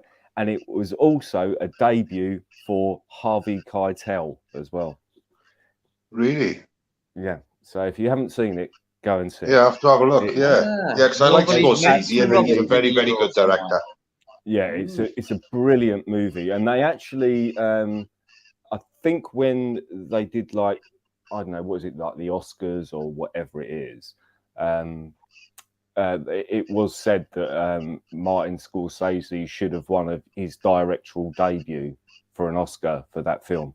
So it's well worth seeing. Martin Scorsese, right? He's got his own style. It's a Scorsese film because of his style. See, like Undeparted, brilliant. Do you know what I mean? His style is very similar to Goodfellas in Undeparted. Same as the one with where they're fighting in the streets for the 5 points in New York. Can't think of what that film's called offhand. With Daniel Day-Lewis in it, and it's the Irish actor. Fucking hell, I can't think of what the film is called offhand. It's all 5 points. Gangs in New York or something like that it's called. Oh, Gangs in New York, yeah. Yeah. These sort of films, they're fucking spectacular. They are absolutely amazing movies. They're so twist and turn, and You don't know what's going to come next. And what's it? Do you know? And I Scorsese is an amazing director. An amazing director. And He's highly opinionated. That was his debut for anyone that's not sorry. I don't know if I'm shouting. No, carry on, mate. Carry on. Yeah, for his directorial debut, I mean, to direct a film like that, the way they did it, and if you watch it from an artistic perspective as well, you know, the way he shoots, for a directorial debut, to the way he shoots the whole film is incredible. It really is, and and I'm from an Italian background, so I understand the whole mafia kind of thing. Mange too. So I understand that, but then to have, you know, Martin Scorsese's directorial debut and Robert De Niro's acting debut in one film is, if you haven't seen it, you got to see it. I have to have a look. I'm sure I might have seen it. If it's a Scorsese, I might have seen it. It's called Mean Streets, and if you look it up on YouTube, you'll. I'll look it up. Yeah, I'll look it up. It's like a load of red buildings in the background, and then there's like a black gun, smoking black gun, and that's the. Sounds familiar.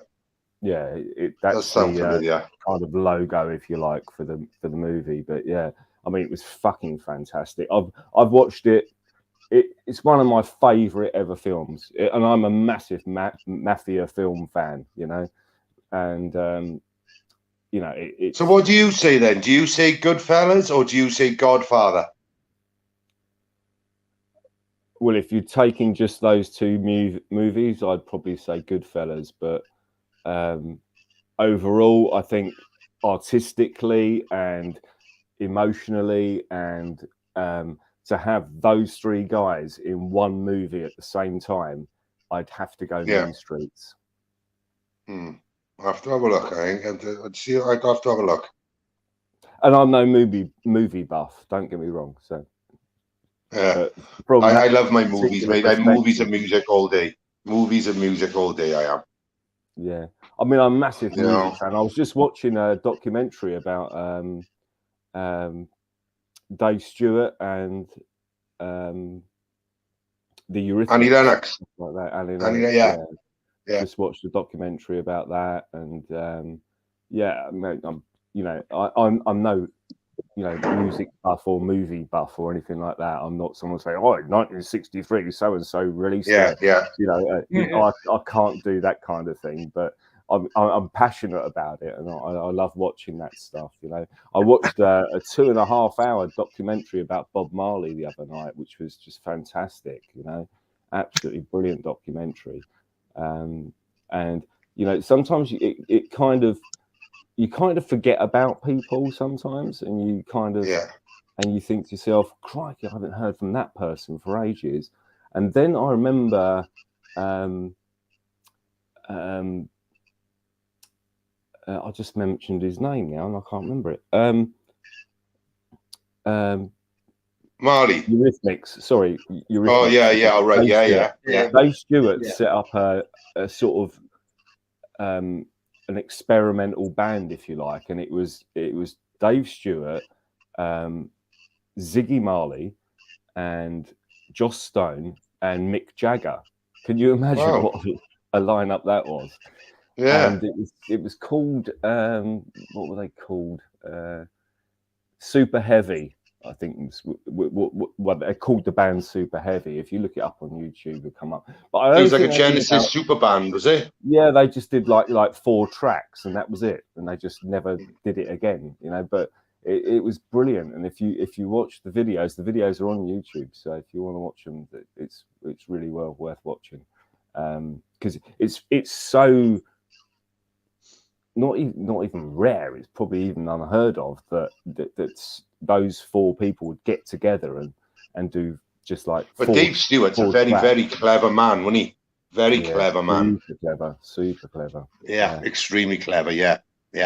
And Annie Lennox is just probably one of the best singers. You know, the vocals. Yeah, one of the best vocalists. Her range was unbelievable. Yeah, and the range was unbelievable. Very much like Freddie Mercury's range. The range was just unreal. Yeah, definitely. Unreal. And again, I'm did not, you know I'm Freddie not- Mercury had, I think it was 38 or 38 teeth. And that's why he could reach the pitches that he could reach and things like that, because because obviously his vocal cords had to stretch because of the extra teeth. And that's how he could reach the ranges in his voice, lying low and high. Because he had 4 extra teeth more than anybody else. It's mad. But it makes sense. I wouldn't know about the dentistry of that gentleman. Yeah, honestly, that's the reason why. The reason Oh, is why that is because okay? he'd had Is that 4 okay? extra teeth than what he should have had in his mouth, and it stretched the vocal cord. Yeah. And he could reach the high pitch and the low. I can imagine that, Smokey, but there's been a lot of singers out there without teeth. Oh, yeah, without that, yeah, I understand that. You can reach that, you know what I mean? But yeah, I mean, they won't reach the pitches. They can't. I can't see him reaching pitches, like Freddie Mercury and that, because Freddie Mercury, right? They try and replace him, and there's no way of replacing that man. You're right. He was a one-off, and he could do anything. He could reach any tone, any pitch, any key, and anything to do with music. Fucking unbelievable range. And you know what? No rehearsal needed with that type of person. Just a natural, Natural. Imagine having someone like that in a band, especially being a vocalist. For God's sake, the one person you need in a band to rely on is your vocal. And Queen, they had him, and then what disappointed I think the only me one that come close. I think the only one that come close was George Michael, wasn't it? When Queen decided to make a comeback after Freddie died, and they got the guy in from Free. What was it called? All right now. Fair enough. Yeah, that was Free. They were a one-hit wonder, really. I think they had a few other good songs, in them, decent band and all that. But how could for me, we're like, what are you playing at, Brian May? What? That is the end for me. That is Queen done, But yeah, the thing is, Queen was a rock band, wasn't it? Queen was rock, and then they started messing around with synthesizers and everything, and changed their persona a little bit.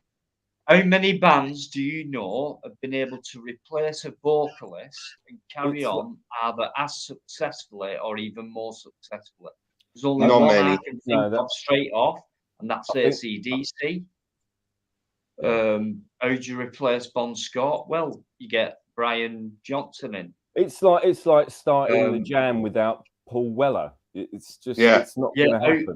How do you do that? It's very rare. But you all can't I'm do saying it. is, you can't I know AC/DC definitely did it, from Bon Scott to Brian Johnson. I can't think of any other band. The hardest person to replace in a band is a vocalist. A guitarist, a drummer, no problem. Bass guitarist, keyboardist, no problem. But a vocalist. I watched the video just before I came on. I watched a video of Joss Stone doing "Here Comes the Rain Again" for Eurythmics, and obviously Annie Lennox wasn't in that particular video, and she did a great version of it. Don't get me wrong; it was a stunning version of it, but it wasn't Annie Lennox. Do you know what I mean? And when you've grown up with something and you've got this picture in your mind that if that tune comes on the radio while you're driving your car or something, you can automatically picture Annie Lennox singing "Here Comes the Rain Again." Like or Angels Playing with My Heart, or the da da da da da. How good Joss Stone does a cover of that, even as a brilliant singer though she is, you would never picture Joss Stone before Annie Lennox, and I think that's the thing. It's like with can you imagine if it was somebody else doing a Jam song without Paul Weller? I mean, it'd be fucking impossible. You could probably do a great cover of it, don't get me wrong, but it would never be going underground, you know, without Paul Weller. It wouldn't be, you know, and then that's the thing. I think the originality, you can never replace originality. I think that's absolutely. what I was trying to say. You're spot on. I mean, other than that, for me, it's kind of like a tribute band. And don't get me wrong, I like the covers because I like to. Yeah, I've watched so many different bands do so many different things with so many different singers and writers and whatever else, you know. And it's interesting, and it's really something I'm really passionate about. I'm not a you know, an absolute, you know, genius when it comes to music or anything, but it's something I'm really interested in, and it's and when I watched that original thing that I mentioned earlier, which was the cover band that they did, which was Joss Stone and Mick Jagger and Ziggy Marley and, you know, and Dave Stewart doing that band thing. It was brilliant. They did some absolutely fucking brilliant stuff. I mean, don't get me wrong. And it was a shame that they only did 4 records. You know what I mean? It really was, because it was fantastic. It was just such an amalgamation of voices and tones and, you know, expressions, and to bring in that rock and soul and you know, Alison Moyet, another great singer for a big girl. Yeah, it's Alison very Moyet. hard to beat the original stuff. You know what I mean? People. It is, and it is, hear and it's like get enhanced. Like I've no, there's many a band they've had they've had components to it. Like they'll do a gig or a tour, and it's like they'll have an orchestral movement behind them. And do you know what? I found them very interesting. We've had a rock band, and you've got an orchestra behind them. Now, rock bands evolved from classical music. So eventually, in time, I think round about the 80s or whatever, late 80s, early 90s, whatever, it got round to rock bands performing a different kind of show with an orchestral band in the background. And it really went together, you know what I mean? Like that. But you cannot beat original stuff. You can't beat it, no matter what anyone says. You can get near it. You can sound really good, but it's different. It's not the same. I think Queen done one of the first classical rocks, wasn't it? Really, with Bohemian Rhapsody. I think you can, you know, because he wanted to put a bit of classical music in with what he was doing, and it worked out really, really fucking well. No, it did. Yeah, and really well, amazingly, to be in fact, absolutely amazing. Yeah, but don't forget that was a studio album, a studio album. But when they played live, I've seen bands play live without doing it on an album. They've just gone on tour and played live with an orchestral movement behind them, and that's been different to the album, but it still goes together. Type of thing. You know, all right. I used to sneak into Glastonbury back in the 90s, right, in early 2000s, right. I used to sneak in terrible, like a bastard for over the fence or under the fence. And one of the best bands I'd ever seen in Glastonbury, would you believe, would be the Pet Shop Boys. Their stage show was absolutely fucking amazing. Absolutely amazing. And I've never liked the Pet Shop Boys. Never liked them. I never bought a Pet Shop Boys record, but I did like their music. But I'll tell you, I'd prefer, if I wanted to go and see someone live back in the day like that, it would have been Supergrass. Yeah. Oh God. Yeah, right. Supergrass were pretty cool. Yeah. I think the worst one I ever seen was Macy Gray. She was fucking awful. Oh, I ended up throwing 2p pieces at her on the stage because I just fucking couldn't stick her. Dennis, I've let that up. I've left it up, mate. White Snake, Rainbow, and Rush. Begin the day with a friendly voice, companions. I was playing Rainbow earlier. I surrendered and all that. I was playing that earlier. Fucking brilliant. White Snake, here I go again on my absolute classic rock bands, you know. And compared to today, where it's all like, you know, and back in my day, I've actually sung with Fish out of Marillion. Oh, they were great. There were. Yeah, I remember. I went to. I used to throw my own events back. Fucking hell, back in the fucking early 2000s when I was back with my first partner. And I went down to Newport City Live Arena, and he was practicing down there. And I met him, started talking to him, and he started singing, and he started singing Kaylee. And I thought, fucking hell, I know this.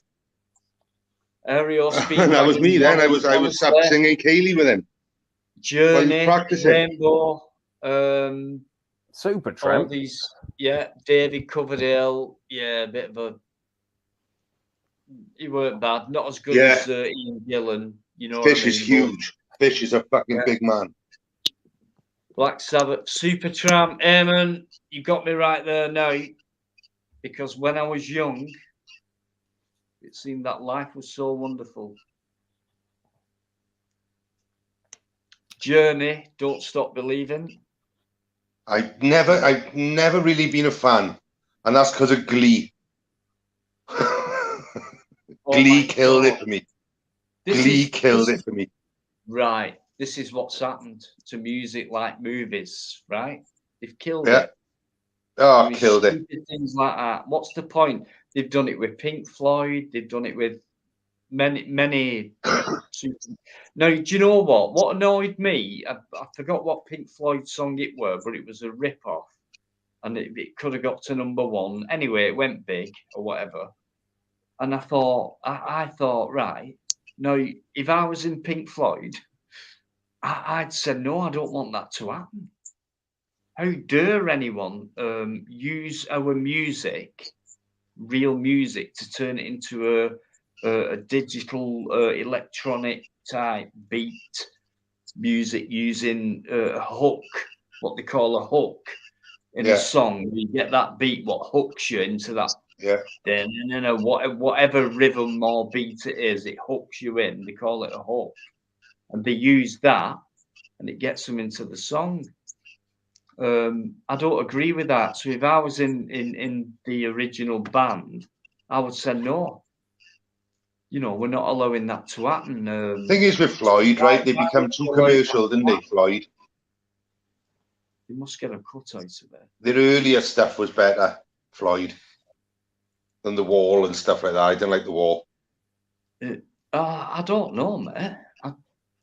It was commercial as fuck compared to their older stuff, man. Well, yeah, I know what you mean, but bit too manufactured, like, you know, it's a bit. Yeah, I know. What label was they on then? Epic, I think, wasn't it? Or Warner.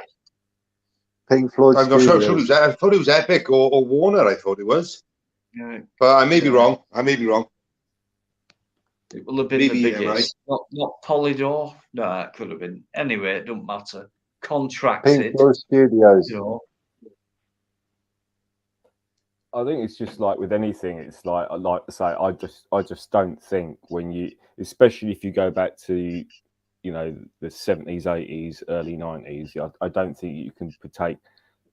For argument's sake, let's say the Jam, if you like. You know, I'm sure Oasis could have done a cover of a Jam record, like Going Underground, and it would have been a great version of it, but it's still not what it is, you know, and it never will be, because it's not what it is. The original is what it is, you know, and you can never. I don't think you can ever recreate that. Actually, saying that, when I was in a band, we did one cover, and it was a Beatles cover, and I couldn't stand the Beatles because I thought they were crap. No offense to anyone, right? But we did. Is it called "Come Together"?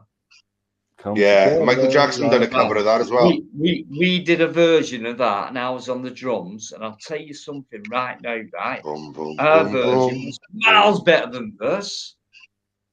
So weigh that one up. Well, if you can do a cover better than the Beatles, then you know the Beatles are what they are. You know they It's not a fluke. they were put where they were put for a reason. Do you know what I mean? There's a massive reason for that. It definitely is not hard to do a We won't go Beatles into cover. that now, but they were put there on a pedestal for a reason, and it was to galvanise that 1960s. Can't believe how shit they were. But Yeah, and even now people still call Oasis a Beatles cover version band. They are, and they really exactly. They are, and they are. Fucking hell, they're they're just Mancunian some of the fucking Oasis lyrics are just decrepit, to say the least. Do you know what I mean? Why? I'm feeling supersonic. Give me a gin and tonic. You know, I mean, sort of do me a favour. She's electric. She's got a family full of eccentrics. Yeah. You know, they're just you know, terrible. And I knew people that paid £150 a ticket to go and see Oasis at Nebworth, you know, and it was like, what are you doing? Do you know what I mean? It'll be on TV in a couple of weeks. Just sit at home and watch it, you know. Why would they used to wind people up, didn't they? They used to, they used to go on top of the pops and swap places, Noel and Liam. To come away with effectively what is, you know, basically a Beatles cover, cover. You're right, Fluke. You're spot on, mate. And people will actually pay that amount of money just so they can say to people, hey, guess what? I went to seeing them guys. Guess how much I paid for a ticket? I paid I went to see Gaz Coombs when he did his like a brag. He did his debut album when he went solo. Gaz Coombs was about 6 years ago, and it was called, oh fuck me, I'm brain farting now. Don't do that, Fluke. Not to us now, please. No, I'm sorry. And anyway, so he went and his. So what he did was he used to live in Hove in Brighton. To do the opening gig in Hove, and he did it in Hove, and it was like, you know, for one of the greatest, for me personally, one of the greatest singers. Do you know what I mean? In independent music, if you like, was Gaz Coombs from Supergrass, and when he went solo and he did his first album, he did the opening concert gig was done in Hove, and I managed to get a ticket for it because somebody had 4 tickets and then somebody dropped out and they couldn't make the gigs due to work commitments or whatever, and a friend of mine put it on Facebook and I said, I'll have the ticket, and I got a lift down there and everything. It was just, and literally it was just the most, he's just such an uncomplicated person that I was thinking we'd get to this gig and it'd be security guards everywhere and all this shit, do you know what I mean, and a barrier against the stage. None of it, right? We went to the gig and literally I was standing there and there was me, there was one guy in front of me, and he had his pint on the stage while Gaz was singing. You know what I mean? It was that open. There was no security guards, no nothing. And there was about 400 people in this gig. And it was just probably the best gig I've ever been to in my life because it was so accessible. You know, it was just like, you know, everyone's standing at the front, no one's crushing and nobody's pushing and nobody's fucking about. And, you know, it was just like, and literally the guy standing in front of me had his pint on the stage while having his beer. Literally, Gaz Coombs was like 10 feet in front of me, and there was no security, nothing, no dramas. Do you know what I mean? It was just, and they just did the whole fucking session, mate, and it was fucking brilliant. Good night, Ronald. Right, let me just look back so rare for you to get guys. A so-called superstar these days that does gigs like that. Do you know what I mean? It's just incredible. And I remember when we were queuing up to get in, I saw Gaz walking down the road, and he was just walking down the road on his own. I think might be his wife or girlfriend, or I'm sure it's his wife. And he was just walking down, and he just kept going, "Hello guys, how you going? All right." and people going, oh yeah, great, yeah, looking forward to it. And he was like, yeah, thanks for coming, you know. And he was just walking down the road, no security, no nothing. He just went, thanks very much, thanks for coming, see you in a bit, you know. Just cool as fuck. Do you know what I mean?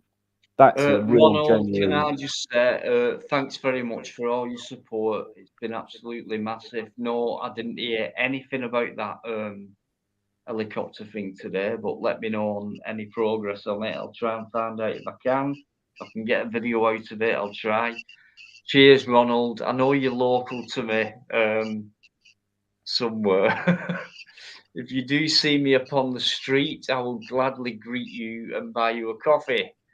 No problem. Alligator, you've been brilliant as well. Thanks very much. Dave's still in there. Ronald.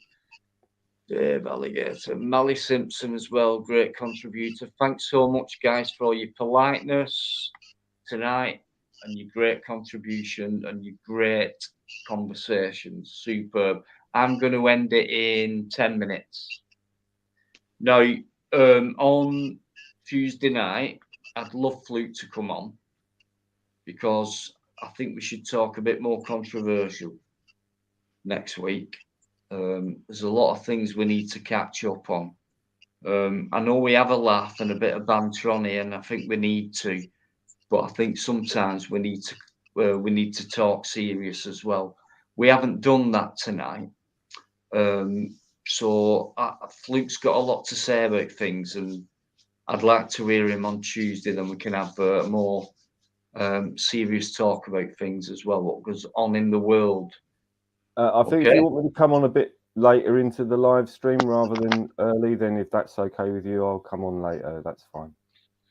No, it's fine, Fluke. We can talk in between, but I respect the way you've been tonight and things like that. But I know someone like yourself, you have a lot of information, a lot of things to say, and I agree with most of what you say. And I think it'd be nice for people to hear you, you know. Yeah, I appreciate you giving me the opportunity as well. So no, mate, it's right. But I know it's difficult. I think if we keep it on that level where we've been going, I think we can get across a bit better.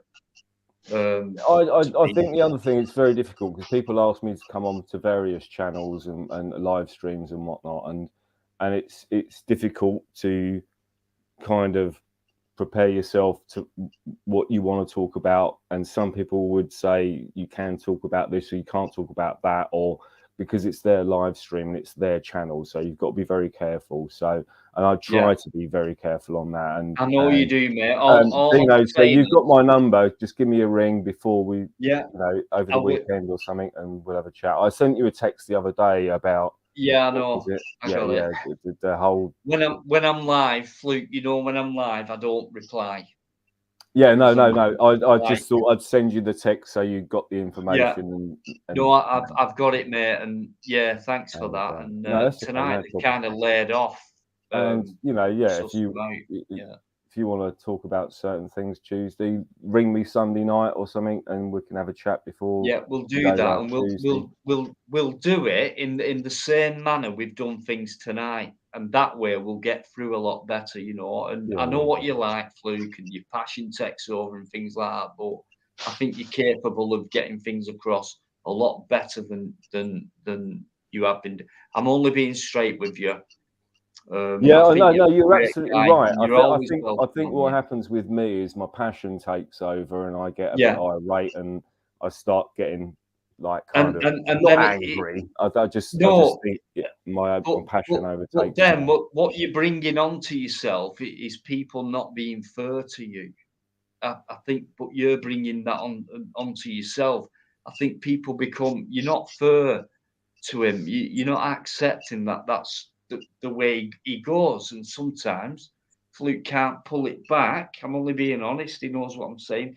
You can't pull it back to, okay, so you need to appreciate that. And Luke, if he does go on, I'll kick him off or I'll mute him or whatever. He'll know why, and he'll come back, and we'll carry on the conversation. But I think the other thing is it depends on the channel you're on as well, because you could be on a channel where you're on a panel and you kind of can't get across what you want to say, and it's not what you're saying. Although I've got tons of documents and everything else, like Dean, I don't muck about when it comes to research, but and it's like people question that, and it's like, well, I can leave the documents in the chat and you can go and look it for yourself, and people don't do that. And then it becomes even more frustrating because you're thinking, well, you haven't even looked at the documents, so why would you question my position when you haven't looked at the documents yourself? So that's kind of a different thing. But like different when I'm on Bastion Radio's channel, because I get a bit more a bit more gravity, it gives me a bit more sort of time to go across what I'm saying, and we don't have too many. I'm not saying there's pricks on this show, but I'm just saying I've been on shows where there's plenty of pricks, and we don't have that on Bastion, which is a really good thing, because he said to me, and we've discussed it before, he said, I'd rather have 50 people who are going to be genuine and honest and willing to learn and understand the documents, and download the PDF files and stuff like that. And I'd rather have that than have 100 people on there and a square argument where nobody can get their point across, because it's pointless. So absolutely, so it's kind of swings and roundabouts. It swings and roundabouts. Nige, honestly, mate, absolutely. But don't forget, on different channels, you got different audiences. Exactly. I don't want to preach to you because you've been around for a bloody long time. But your passion does take over. I've always been straight with you. You know that. You've always been straight with me and things like that. But I think on my channel, I just think there's a limit, and sometimes you do over elaborate and things like that. And I think the way you've come across tonight has been perfect. And when we come to serious talk, if we can do it the same way as we've done tonight with banter and shit like that, we'll crack it, mate, a lot quicker. It'll make people feel less pissed off. Now, because it does, and I've told you this before, it depends on your audience, who's watching, who your viewers are, and all that. Now, on other channels, it'll be a lot different. But on here, I know for a fact, people love you on here, mate. No one said a bad word about you, and I won't let them either. So it's just a case of coming across in the right way, depending on who the audience is and things like that. Because people want to hear. It's difficult as well, because I find it difficult, and I can understand how viewers can find it difficult. I can find it difficult getting my message across, and sure, man. Also trying to sort of, come across in a way that makes sense to people, and it's always very difficult. Man. No matter what type of message you're trying to get across, or whether it's to do with this or that or the government or whatever it is, whatever the subject matter is, it's very hard to get your message across. We could even talk about music and films tonight, and it was still difficult to try and get everything you want to get across, because everyone's passionate about what they believe in, and so it's no different if it's a government thing or a COVID thing, or a film thing like we spoke about. And I'm sure nobody's heard of Mean Streets, but I'm glad I brought that up because it's a brilliant movie. And sometimes it's very difficult to get your point across and get it in a way. Sometimes I've come off of live streams and I've sat there for 10 minutes after the live streams end, and I've gone, do you know what? You should have just said it like that instead of saying it like this. Do you know what I mean? And I beat myself up over it. Don't get me wrong. So it's not like I do self-criticize myself. And I think to myself, sometimes I come off a live and I just go, oh, I should have said that. And I should have maybe put this point across in a different way, And, everything's great after the fact, isn't it? Do you know what I mean? It's kind of, that's life. Do you know what I mean? It's kind of, if you see what I mean. Well, that's the thing. It's the way it comes across, and we can all get over. I've done it. We've all done it. You know what I mean? The there are better ways of getting through to people. But when you're on a live, it depends who's speaking to you, who's putting you under pressure. Are you trying to debate back?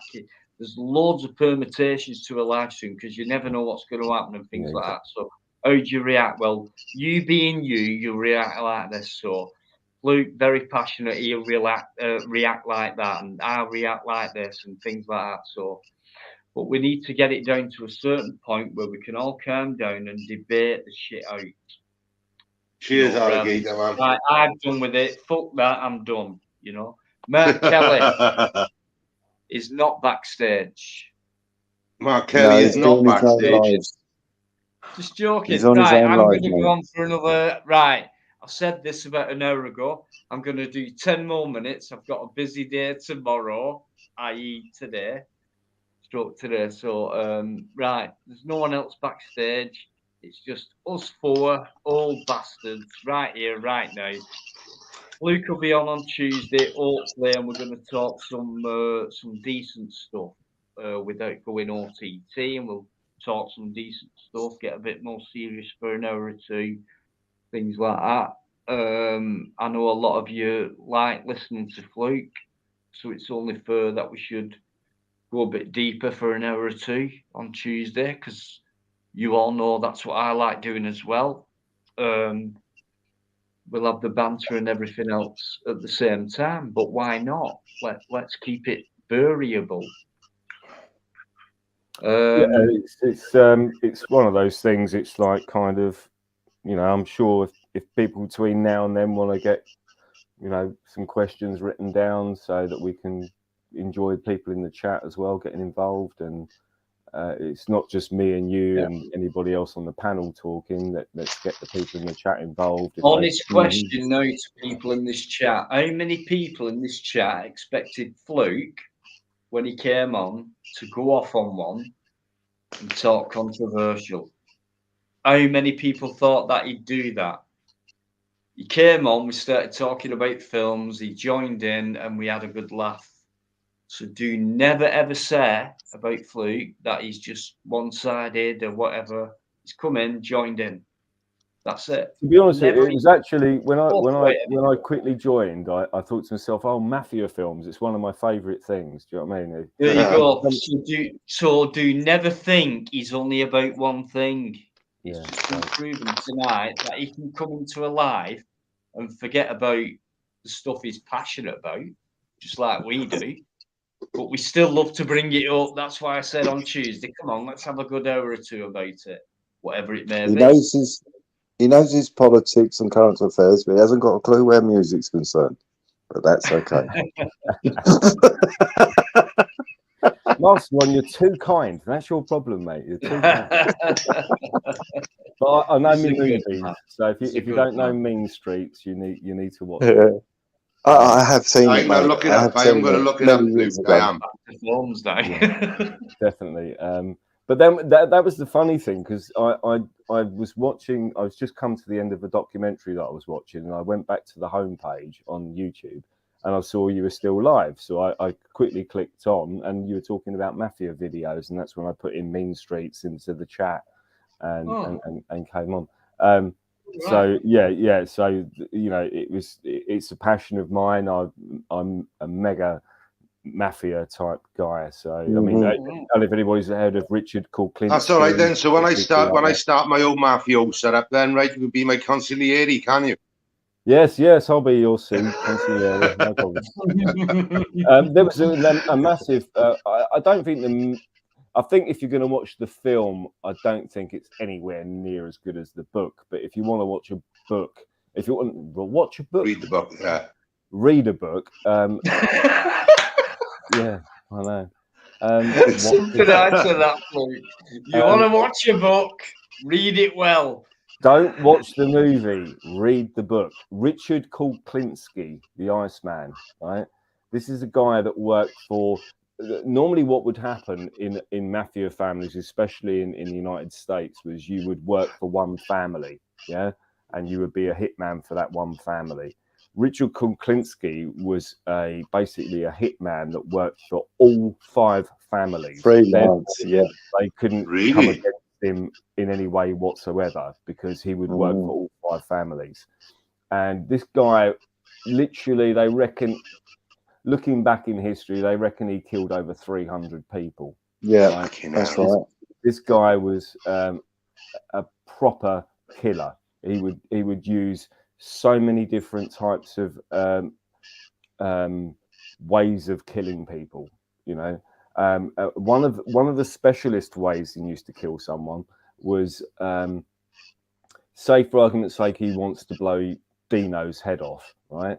He would wait till Dino's wife and children left to go and drop the kids off at school, and then he would go and knock on Dino's door, and he would look through the keyhole, yeah, like the little spy hole, and he would see Dino walking down the hallway, and the first thing Dino's going to do is look through the spy hole, and then he'd pull his gun out and just blow a fucking bullet through the fucking.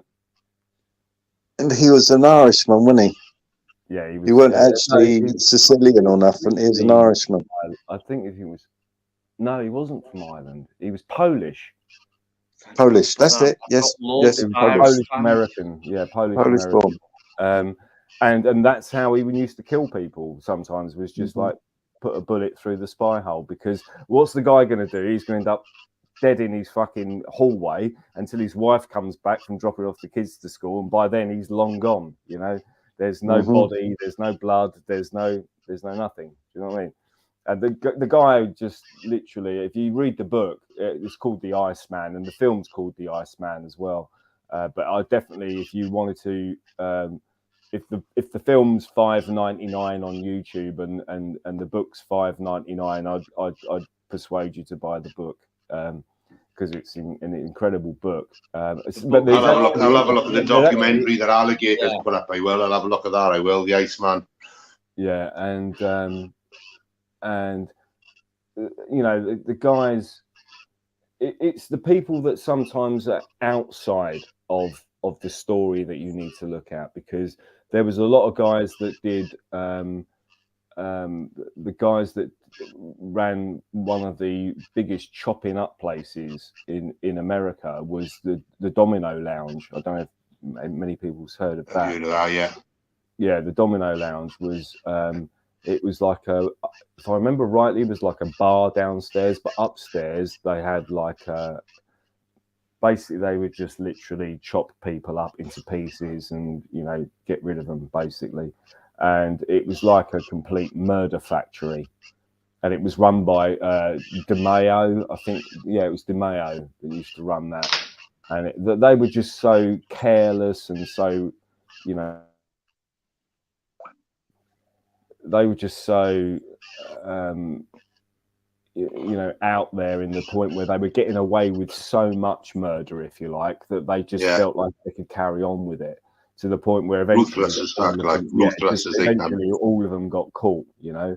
And you know, but someone like Richard Kuklinski, and much as I don't agree with, you know, people killing people, because I don't, but you know, if you're going to do it for a job, you know, this guy did it for like 20 odd years, and his wife still thought that he was a stockbroker. That's how clever he was at getting away with what he did, because even his wife thought he was a stockbroker. That's what he did for a living. And he wasn't. He was into killing people, you know. But I'll tell you, actually, one of the weirdest ones he done was a mafia boss. His daughter was raped by this guy, and when they sussed out who it was that raped his daughter, they came to Richard Kuklinski and said, "We want you to do a job on this guy," you know. And he said, "Okay." He said, "Well, as long as the guy ends up dead, we don't give a shit." Do you know what I mean? So what Richard Kuklinski did was he saw the guy, he followed him around for a few days, and that's how he used to do his thing. And eventually just fucking punched him one. He was like a one-punch guy, you know. That's it. You're out for the count. Slung him in the back of the car, took him off to the woods, right? And there was a cave, and in this cave, you used to get like what were like rats, but they had like really big teeth, and I can't remember what they called them now, but this was in upstate New York, so they were kind of like rats, but they had like really like 2 teeth at the top and 2 teeth at the bottom, like that. And what he did was he tied this guy and put him down on the floor. He literally tied him to the floor and just slit a couple of fucking, you know, soon some blood was going, and he set up a camera and he filmed this guy overnight, and all these kind of rats just came in and just ate this bloke to death. I mean, it wasn't talking about putting a bullet in the guy's head. He was just, these things just literally ate him to death, right? And he took the tape recording back to the guy that hired him in the first place and said, "Oh, watch this. This is how I took care of this guy that raped your daughter." And the guy played the video, and it was just like all these rats just diving all over this guy and literally eat him to death. You know what I mean? And he gave him an extra $10,000 bonus on top of it because he made him suffer. He made him suffer. Yeah. Mm. So, I mean, that's, you know, that's some scary shit. Do you know what I mean? Oh yeah. Oh fuck yeah. So. Oh fuck yeah. It was the same as that guy that worked Sorry, for El Pablo, wasn't it? That Popeye. Sorry. He was another one, wasn't he? That Popeye who worked for El Pablo. He was another one that killed over 300 or 400 people, and he was fucking inhumane as fuck. He was. Yeah, no, the DeMayos did it in the Domini Lounge. You know, they did that sort of stuff. You know, they were doing some fucking horrible shit. Do you know what I mean? There's a lot of these ideas that are in these movies actually come from real fucking torture techniques of the mafia and the narcos and all them. You know, like what they used to do was put a bucket on a. In one of the movies that I see, you know, I checked it out. I thought, fucking hell, that's never real. Nobody's ever done that. They put a bucket on a belly with a rat in it, and they'd beat the bucket up. So then the rat would, only way the rat would get out would be down through the stomach. So he'd gnaw through the stomach while the tin that is being heated. You know what I mean? So it caused so much fucking pain, and eventually you'd fucking die after about an hour and a half and fucking rooting around your stomach. Do you know what I mean? I think that's the thing with, if you read Richard Kuklinski's book, it's horses for courses. It was like if something needed to be done immediately and just get it done. They'd pop it. Bullet in the back of the eyeball. Thank you very much. Good night. You know, and if something needed to be done where you need to prove a point or, you know, send a message to your opposition to say, look, this is how you're going to die if you don't fucking sort your shit. Because there was a lot of mafioso that actually played parts in Goodfellas, wasn't it? Sorry? There was a lot of mafioso people who played parts in Goodfellas. Yeah, there was a lot of parts that did that. There was, you know, he actually employed fucking mafioso fucking mob men to play parts in fucking in Goodfellas. Well, there was a lot of the guys that did Goodfellas. If you watch, actually still behind bars that were actually advising the director on how to, you know, and do stuff like that. So there's a lot of that involved as well, and not that that's illegal or anything, but it's just it's bringing in those genuine sort of people on the streets on the day to influence a director and say, no, that's not how that stuff used to go down. It used to go down like this, you know. And it was like kind of you can get things like Pulp Fiction, which is very much kind of just sentimental nonsense as far movie, as it's just movie nonsense, But then you don't get the real like stuff to a certain degree, like Goodfellas or Mean Streets.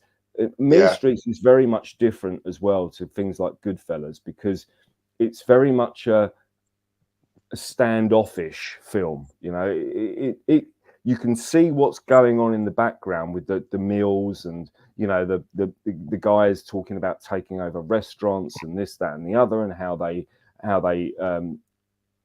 they took over things, but it wasn't just a bullet every 5 fucking minutes in the film. It didn't come. It's not that type of film, but it's like how things work in the background, you know, and how things, you know, and that's the difference between Mean Streets and Goodfellas. So if you think of watching Mean Streets, you think you're going to watch something similar to Goodfellas, then you're not going to get that. You know, it's about what happens behind the scenes, sort of thing. And that's the way the movie was approached, and I think that's why it was such a good movie, because it wasn't just bullets and guns and everyone running around. You know, it was a sentimental, almost psychological version of what goes on behind the scenes to make you understand how that situation worked. You know, it was a brilliant movie. You know, the only way you were safe if you were in mafioso land was if you were made, wasn't it? Really. And even then, and that's only safer than the ones that were below you. We weren't perfectly safe then. Yeah, and that was like, if you take Goodfellas as an argument for that was when Billy Bats. No, it was did that Made guy? It was Billy Bats, wasn't it? Was it Billy Bats? His name was. No, it was the other guy. They stabbed him up, and they stuck him in the boot, and he was still alive. It's the beginning of the film, which is halfway through the film. They stabbed him repeatedly, and then they had to go back and move his body, didn't they? That's right. It was the beginning of the film, but halfway through the film.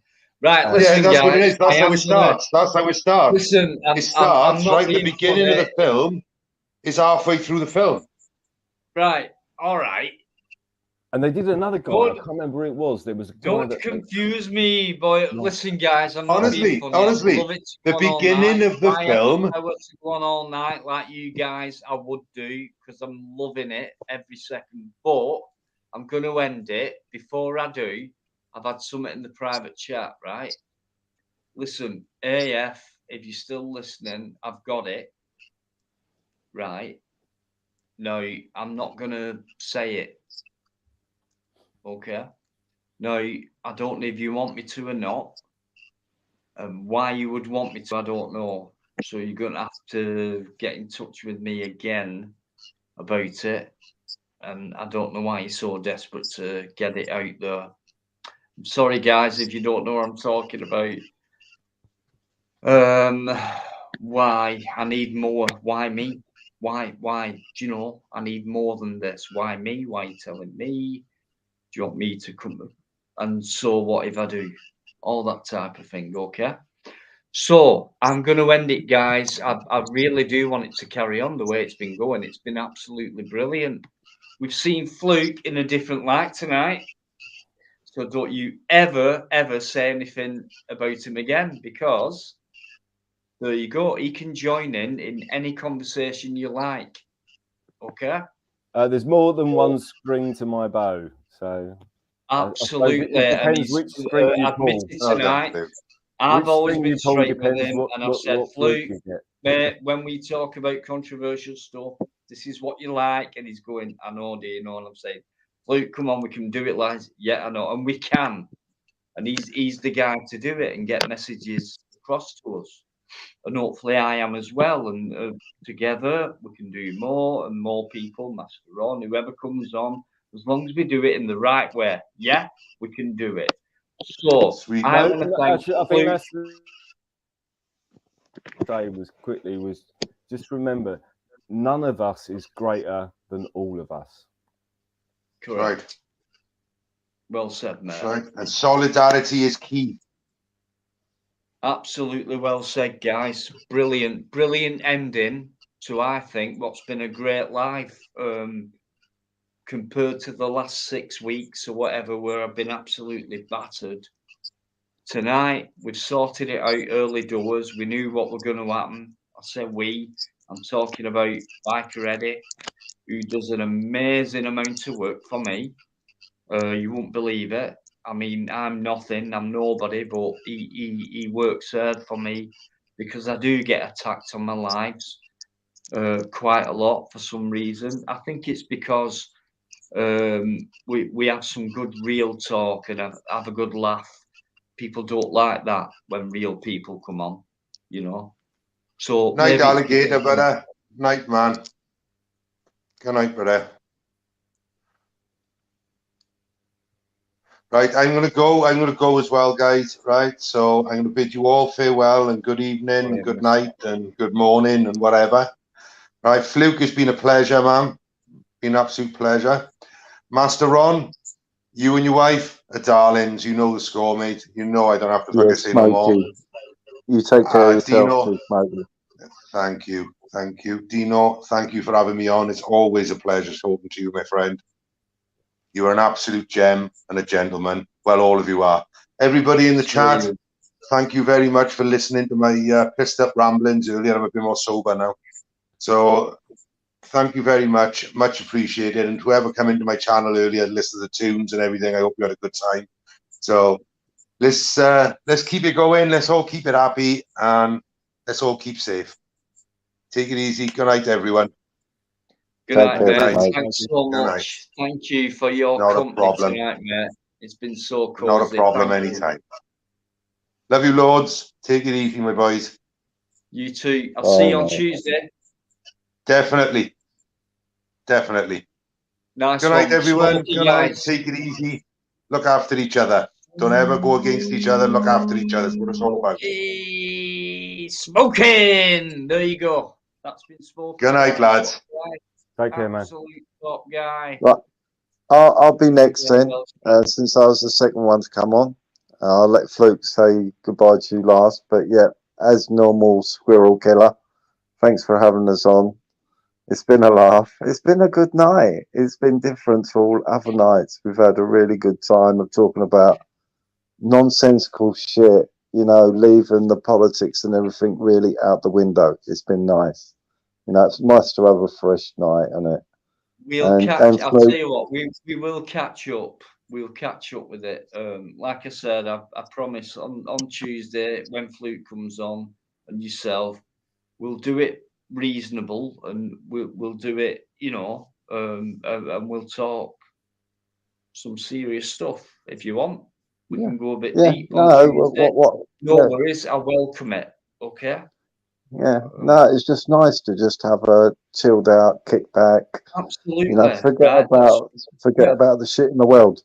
It's nice. It's nice talking about old things. Hammer House of Horrors. We was talking about Fluke earlier on. Hammer House of Horrors, educating people out there, mate. Brilliant. There's some good It's stuff great out there. and don't forget, it's the guys who come in that chat. It's the viewers. They love it. They absolutely love it.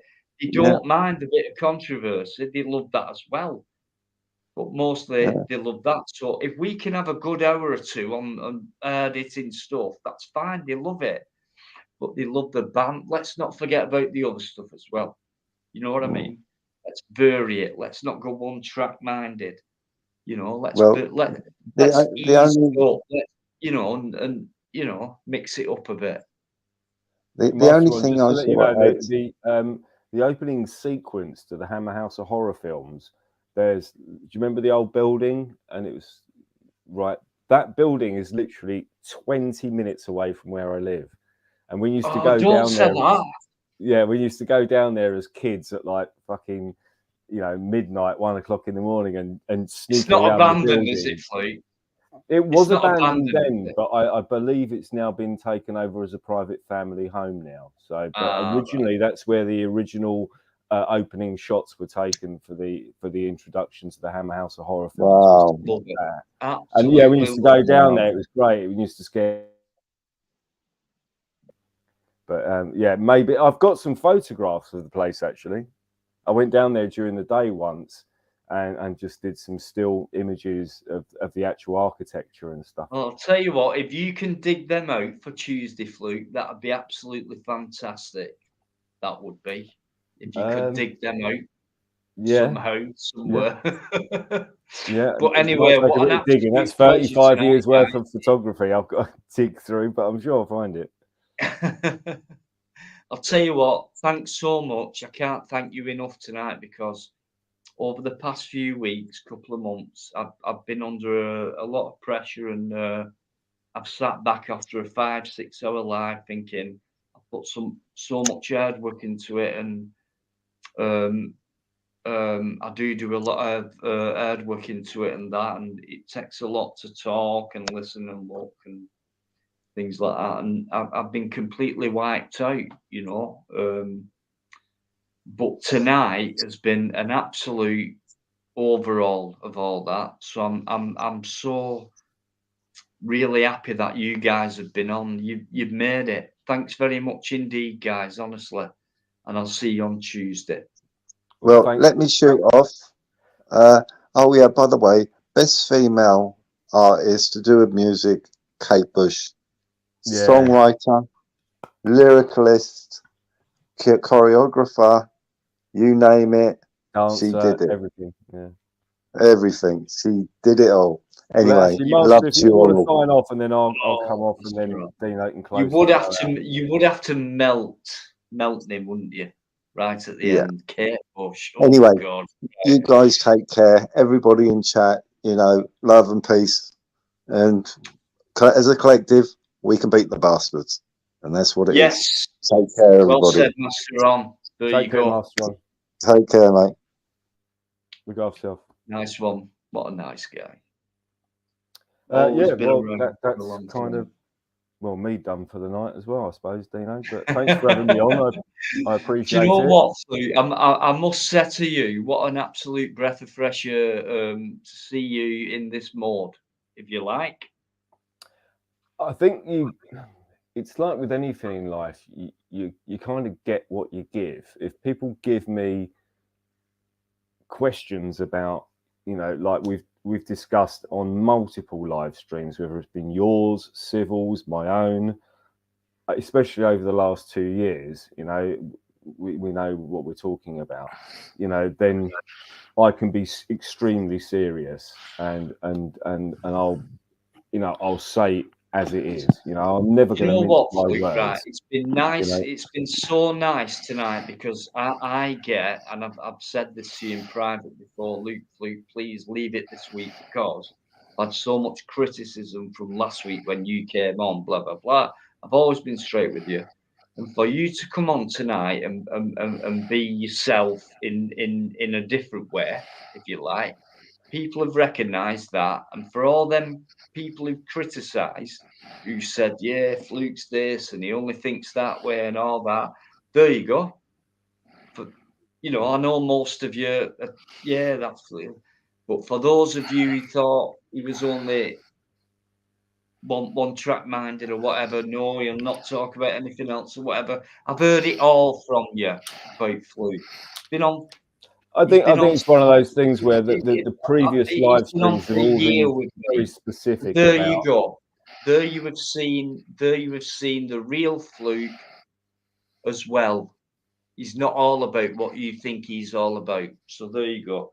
So I thank you for that. That was just, it was something that I wanted to get across to people in the chat as well as for people in the chat. I've done live streams. Dino's done live streams. You know, I've been on Civil Disobedience's live streams, Mike's live streams. You know, I've been on live streams in the States. I've been on live streams in Canada and all sorts of places. And it's about the subject matter. If the subject matter is so specifically about what it has been generally for the last 2 years, then it's very hard to get away from that subject matter. But whereas tonight, when I joined the live stream and you talked about mafia videos, I was like, crikey, that's right up my street. You know, but nobody ever asked me about mafia films before on a live stream, so I've never had to. We can do it all on here, Fluke. We can do it all on here. You know what I mean? Anyway, and that's why I thought tonight's been so much about pleasure. I thought, do you know what? It's only fair that Fluke should come up with something what we should all know about, something more serious. In a good way, we'll do it in a proper manner on Tuesday night. Hopefully, Fluke will have something for us where you'll see him doing this. Fluke, I will tell you now from my point of view, because I've just been listening for a while.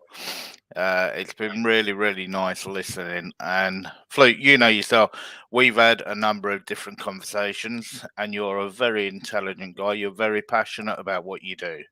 And that's something that no one can ever take away from you as an individual, how passionate you are. Thank you. Okay, and always remember that. Okay, about your passion. Okay, your passion is a big part of who you are, and it's really good to see that, mate. It is, It mate. is, And and I know it can I've be, had I know it can a be lot of frustrating, and I know it can be. It's even sometimes difficult for me because I come off a live stream and I sit there and for an hour afterwards, I think I could have said that better, and I could have come across better, and I could have done this better. I could have, you know, expressed myself in a better manner, you know, and I'm my biggest own critic. Don't get me wrong. Yeah, but all what you're doing, Fluke, all what you're doing, Beat my head over the with a baseball bat. Yeah, but Dino's even seen me. Okay, when I'm out and I'm know. and I'm filming. Okay, it's the exact same. All what we do is we debrief ourselves, and that's all what we do. Okay, and it's great.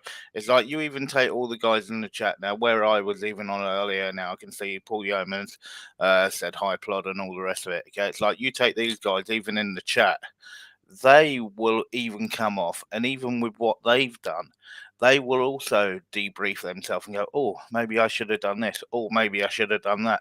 And that's the great thing about who we are and what we do, is we are ourselves biggest critic, and we do pull ourselves apart. I think that's important. I think at the end of the day, it's like I can sit here and go on about, oh, this political situation and that situation, or this situation with COVID, or this, that, and the other, or whatever it is, you know.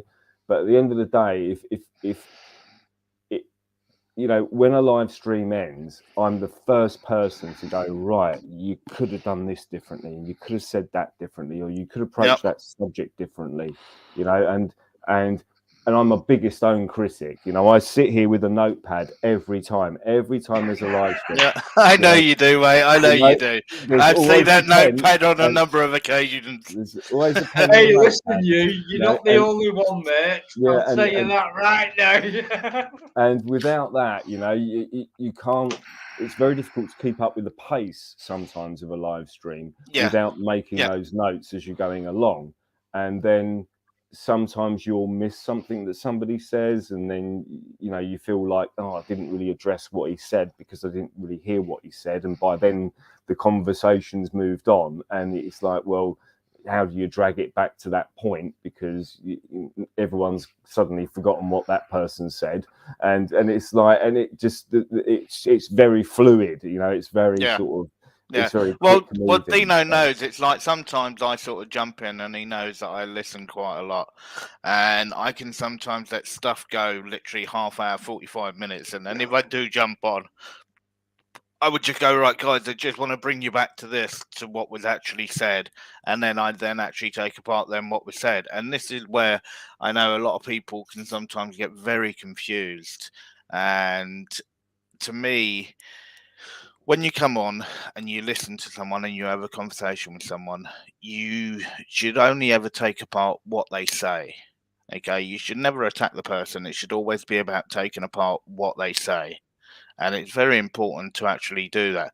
And that's why I know when I was listening tonight and listening to you, and just you coming out as yourself, okay, was absolutely brilliant. Okay. And I know Dino, it's like me and Dino talk a lot. It's not a secret. And it's like even the other night after Tuesday night, we were still talking until just gone 5 a.m. Why'd you say that? Well, we were. Well, what's the point in telling everyone that? There's nothing wrong with that, mate. Okay, and that was just us, just debriefing ourselves. That was it. That was it. Yeah, it's kind of it's one of those things as well, because sometimes it kind of the dynamics kind of Only trying to cause an argument. I know you are. That's why I'm not going to give it to you. I think the kind of dynamics different depending on what live stream you're on. So, like, if I'm on Mike's live stream, Mike kind of watches the chat and picks up the information, you know, and then I can just sit back there and talk about it and talk to the other guests. Do you know what I mean? So it's a little bit easier. Maybe, you know, on other live streams, you might find that you know the production isn't quite as good, and everyone's just jumping in, and nobody knows what they're talking about, and it goes down several routes before you even know who's saying what about what and who said what about when, and what's happening next week Thursday. Nobody knows what's it can become so convoluted that you lose yourself to a certain degree. No, you don't know agreed. And then it's so difficult as well to sort of read the chat and kind of concentrate on the actual live stream in of itself. Like, say there's 4 or 5 people on a panel, it's very difficult to stay engaged in the conversation and try and concentrate on the chat and this, that, and the other, and whatever else is going on in the background. So it's difficult, and I appreciate that. I'll tell you what, Dino, I always appreciate you having me on, mate. I know I can be a bit of a pain in the arse sometimes, and I can Don't worry, Fluke. You're not as big as a pain as what he is. He is a complete pain in my arse. So I just try my best. That was a bit delayed. I just try my best. All I can do is do the research and put out the information. That's all I can do. So, but anyway, thanks for having me on, Dino. I appreciate it. Thank you to everyone in the chat for being so kind. There's some very kind messages in there tonight. You're always respected on here, mate. You're always respected. I'll let you crack on, guys, and I'll speak to you soon, Dino. Yeah, we'll have a chat. Have a good night, Fluke. See you on Tuesday, mate. Okay, yeah, take it easy, mate. Before then, yeah. Thanks. Hopefully, mate. Yeah, thank you, and thanks for tonight, mate. What an absolute stir. Thanks, Fluke. No worries, you're welcome. Nice one, Plod. Take it easy, Fluke. Thanks for your kind words, mate. Really appreciate it. No worries, mate. Take care. See you soon, okay, guys. Goodbye, everyone in the chat. Right, absolute guys. Please show that respect for Fluke. He's been around for a long time. For me, we've been on and off, if you like. He's definitely. I think you could probably start nodding right now. I think he's settling into our live, our little community where we know we can speak about things, have a laugh, and do various things and that on our live, and we can get into serious talk. And there's nothing wrong with Fluke talking about what he's researched and things like I work's said. Yeah, there's nothing wrong. agreed. It's only fair that we should listen to what he's done. What's the point in him doing all that work without anyone listening or knowing about it? And then you can make your own opinion up about it, but at least listen. So thanks to Fluke tonight for absolutely being different, if you like, although being the same. When has anyone seen Fluke come on a live and completely not been controversial and just joined in with, let's talk about films, let's talk about actors, let's just have the banter and the laugh, let's relax, let's have a decent chat, mellow chat. He's done it. So do you never criticize him again for saying, nah, he's only like that, he can only be like that? No, you've seen it tonight. There's proof. There you go. So Fluke's always welcome on mine, always has been. We have had a spell where I've said Fluke no and things like that, but at the end of the day, he's a good guy. He means no harm. He does a lot of hard work. He reads a lot. His eyes are probably going. He just wants to get the message across. He realizes, I think, in my eyes, he thinks, and he said, Dino, yeah, maybe I'm not coming across in the right way. I could do it this way. And then, yeah, we can get on with it a lot better this way. We talk about it in this style or whatever. So we're getting there, guys. We are. We have to be, right? No. Right. Mr. Deegan. How you doing? Paul Young's still in the. I've been missing Yvonne tonight for some reason. I'm quite worried. Yeah. Sure. Well, I guarantee right now, Fluke's sitting there and he's most probably buzzing about like a little bee, okay, processing, even though the conversation and the way it went. Dino, you know what it's like, and you know that the way that Fluke is, he is very passionate, and it is good. Yes, he is controversial. We all know that. There are certain subjects then that Yeah, Yep. okay. And you know yourself, I'm open, near enough, happy to talk about a lot of different conversations. If I'm unsure on something, then I'll just sit back and listen. And then when I've got something to say, I'll say it. And the chat tonight has been absolutely Oh, fantastic. It I could really not has, ask start for to finish. anything better. I couldn't ask for anything So, better, especially after what's been happening over the last few weeks and early doors. I knew I'd get it, and we didn't let it slip once. I'm talking Yep. about Biker and Yep. myself. We didn't let it slip once. We knew what were coming. They'd run the course. They probably expected me to not put up another live or whatever, but I have. I've just carried on as normal, like I always have. You won't get to me. I'll always carry on. Who are you? Yeah, but Who Dino, are you? you know yourself, okay? You've got people out there that will always try and disrupt, and this is the big thing, okay? You sort of think and you go, really? Your life is really that interesting that all what you Yeah. can do Do you is know do what what you though? would do it. Do you know what though, Plod, right? Go on. If you look at these guys who come in, and they come in every week, I'm talking about God, how many, right? And they come in and they're laughing. They're Yeah. thinking, yeah, really? Do you Yeah. really think you're gonna fucking do this channeling? I don't think so. Not as long Yeah. as we're around, you're not. And Yeah. they've done the business on them. I'm Yeah. talking about Amy McCann. It's I'm it's talking like about I Glenn will ask you a quick Patrick. question because I'm watching this via StreamYard, so I haven't got the YouTube bit up. Okay, when you look at your chat numbers now, okay, how many are in the chat? 23 I've got. Okay, 23, and I guarantee out of that 23, 20, maybe even more, have been there right from the very start. Oh yeah. Right, and that's the great thing. Is like I know Paul's been there, James Patrick has been there, right? They're just non-stop. And Mr. Deegan, I know, has been there virtually all night. And it's absolutely fantastic. And I know David Scott's in there. Mally Right? Simpson, Yeah. Ronald Crossland. I know Ronald is local to me. Yep. If it weren't for Ronald, right, I know it's gone back a few minutes, 2:24. I'm sorry about this. I know it goes back. No, But don't worry, mate. Ronald Crossland, right? He was the guy who told me about the cottage, what got Yep. burned down. That was the one that you done. Was it last week? Well, last a week or few the week prior? Yeah, no, I remember the one when you went to it. Yeah, I remember you saying. Yeah, he told me about that. Now I've been there before. I did a video there before, and the get right. I'll tell you it right now, right?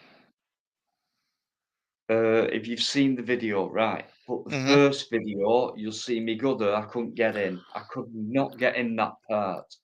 Round the side was a living quarters, right? And there a guy. He came out. He went, "What you doing?" I said, "Oh, I'm just. I thought it was abandoned, and I do YouTube videos and all that." He went, "No, no, no, no. You can't. I live here and all that." So next thing, Ronald, he put in a live chat. I think he said, "Dino, you know that video you did with that house? It's been burnt down, and the guy who lived there, which I'm assuming was the guy who came out to me and said, 'What you doing?' and you can't film here and all that, is the one who died in the flames." That's never nice to hear that. So I didn't mention it in the Yeah. video. I could have mentioned it in the video, but I didn't. Yeah. Now, I don't know if that's true yet, but Yeah, if but it is, even if it is, as you done, okay, it was you were being very respectful, and that's the great thing, okay, and that's what people love to see is you can still come over with the story, but then you also respect that if he did actually pass away in it, that it was done in a very respectful way. it yeah, it was a weird one. And after that, I did more research and I found out what that house was about. and it was called Kay's House, Kays, Kay's House, and it was a famous cottage.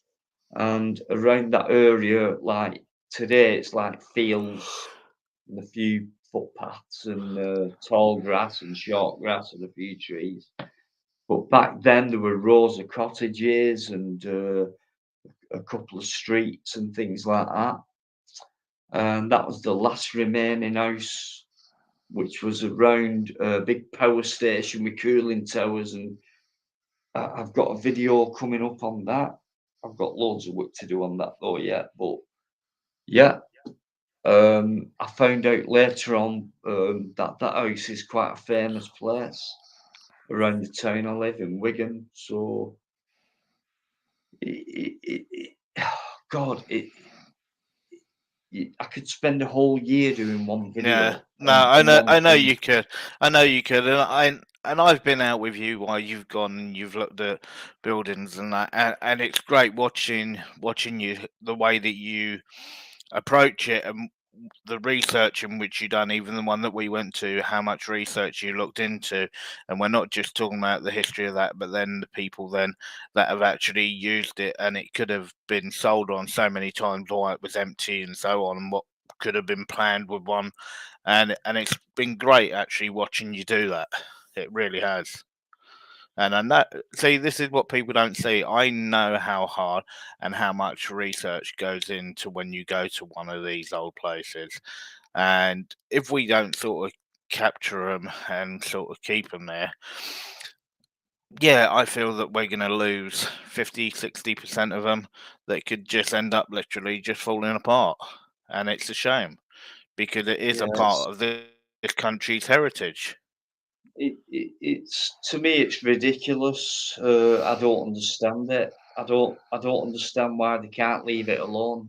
It's not like they need that area of land to use. It's like, leave it alone. You can use it like that, you know. Yeah. And go and build elsewhere. Go and build around it. Don't knock it down. There's no need to. Yeah. You know, if you want to make money, use it as a fucking tourist attraction. Yeah. Like they do with some places and some buildings and some things. Places like this, no one's ever heard of. But I'll tell you what, local history says, you know, people have had family there, and my grandfather used to live there and things like that. And then eventually it dies out. And then eventually it dies out because it gets burnt down. Yeah, well, Turns on into exactly what you dust. just said, I just want to bring Paul Yeoman's comment in. Okay, he put, it's history, we need to remember it before it's gone. Yes, okay, but hopefully what we can do isn't just remember it before it's gone, is hopefully try and keep it there. Yeah. Smokey, I've only just seen your comment. That's the first comment I've seen you put in. Right, yeah, Mally, thank you. I've seen you around for a while. Catwoman, right? I hope Cat's doing well. I haven't heard much on YouTube from Cat, but thank you very much. Smokey, no. Although, yeah, that's the first one I've seen from him. Yes, that might not be Smokey then. Yeah, no, that's what I was thinking as well, because I know he went off a while ago. Right, I'll tell you what I'm going to do, guys, because I've said good night for the last 3 hours. But I need to say it now, because if I don't say it now, I'll never get rid of this fucker. Right, but before I do, right, you're all familiar with Plod, guys. You know we're mates. It's got nothing to do with that, right? Because we don't even bother. We fall out like cat and dog, right? You wouldn't believe it. But we love each other very much, and that's despite YouTube. No, he's just at 20k subs.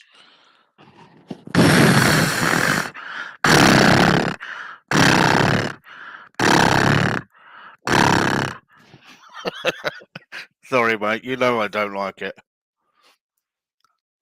Whether he likes it or not.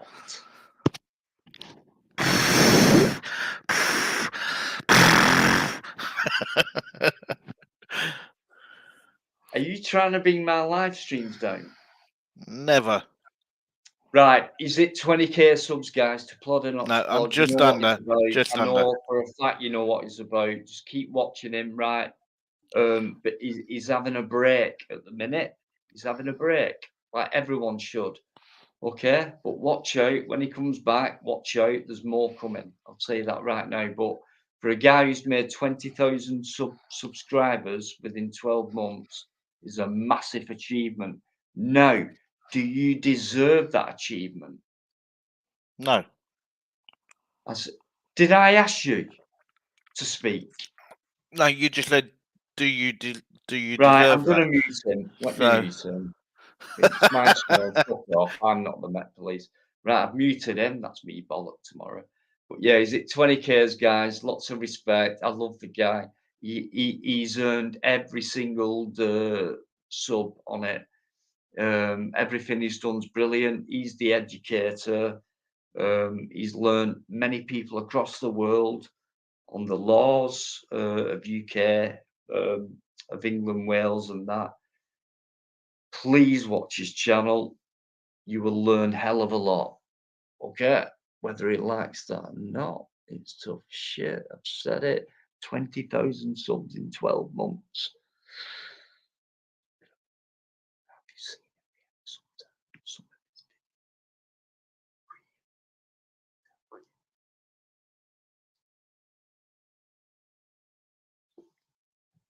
Complete and utter dick. Have you finished? Sorry, I didn't realise you unmuted me. I was turning the other Yeah, computer on. neither. I was just Did you going to hear put a that? message in the I chat. have to put up with that every day. Nearly. You Right, love it. okay. So listen. Listen, you. No. No. I'm tired. No, Dino, I've just got one thing I want to bring up. What? If you don't mind. As you know, okay, and this is for everyone that's in the chat, okay, from my side of it, I've seen everything that's happened over like the last 7 or 8 lives that Dino's done, and it's with all your support, and this is why Dino does what he does, because it's all you guys that are in the chat right now, and all the guys that have been in the chat, and all the guys that have been on the panel. It's absolutely incredible seeing it from where I am and seeing everybody come on, have so many different views and opinions on what they talk about, and the way that everybody in the chat really engages, and it's just so incredible to watch. And for me personally, now I'm the lucky one, because when I look at everybody that supports Dino, I'm the lucky one because I get to go out with Dino and I get to chat with Dino regularly. So it's fantastic to actually be able to do that. And I know that his head is getting bigger and bigger and bigger. So, yeah. But guys, I would tell you now, I know with what I did with Dino a couple of weeks ago, I know he's still got more videos from that to still come out. And I know that he's got one that will be completely brand new to the type of way that he does it. What? Don't forget, you've still got a number of videos from a different angle that you haven't shown. Do you mean your videos? No, they're yours. They're not mine. Yeah. They're Yeah, not all mine, right. right? Yeah, right. Why do you think they're called Dino's videos? We will have to talk about that, actually. There is nothing to talk about. Yes, there is. No, there's not. What have you just said?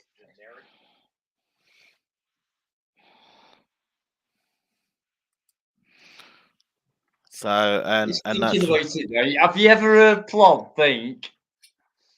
No, I normally don't think. Yeah, I know that. I don't think at all. Then thinking, No.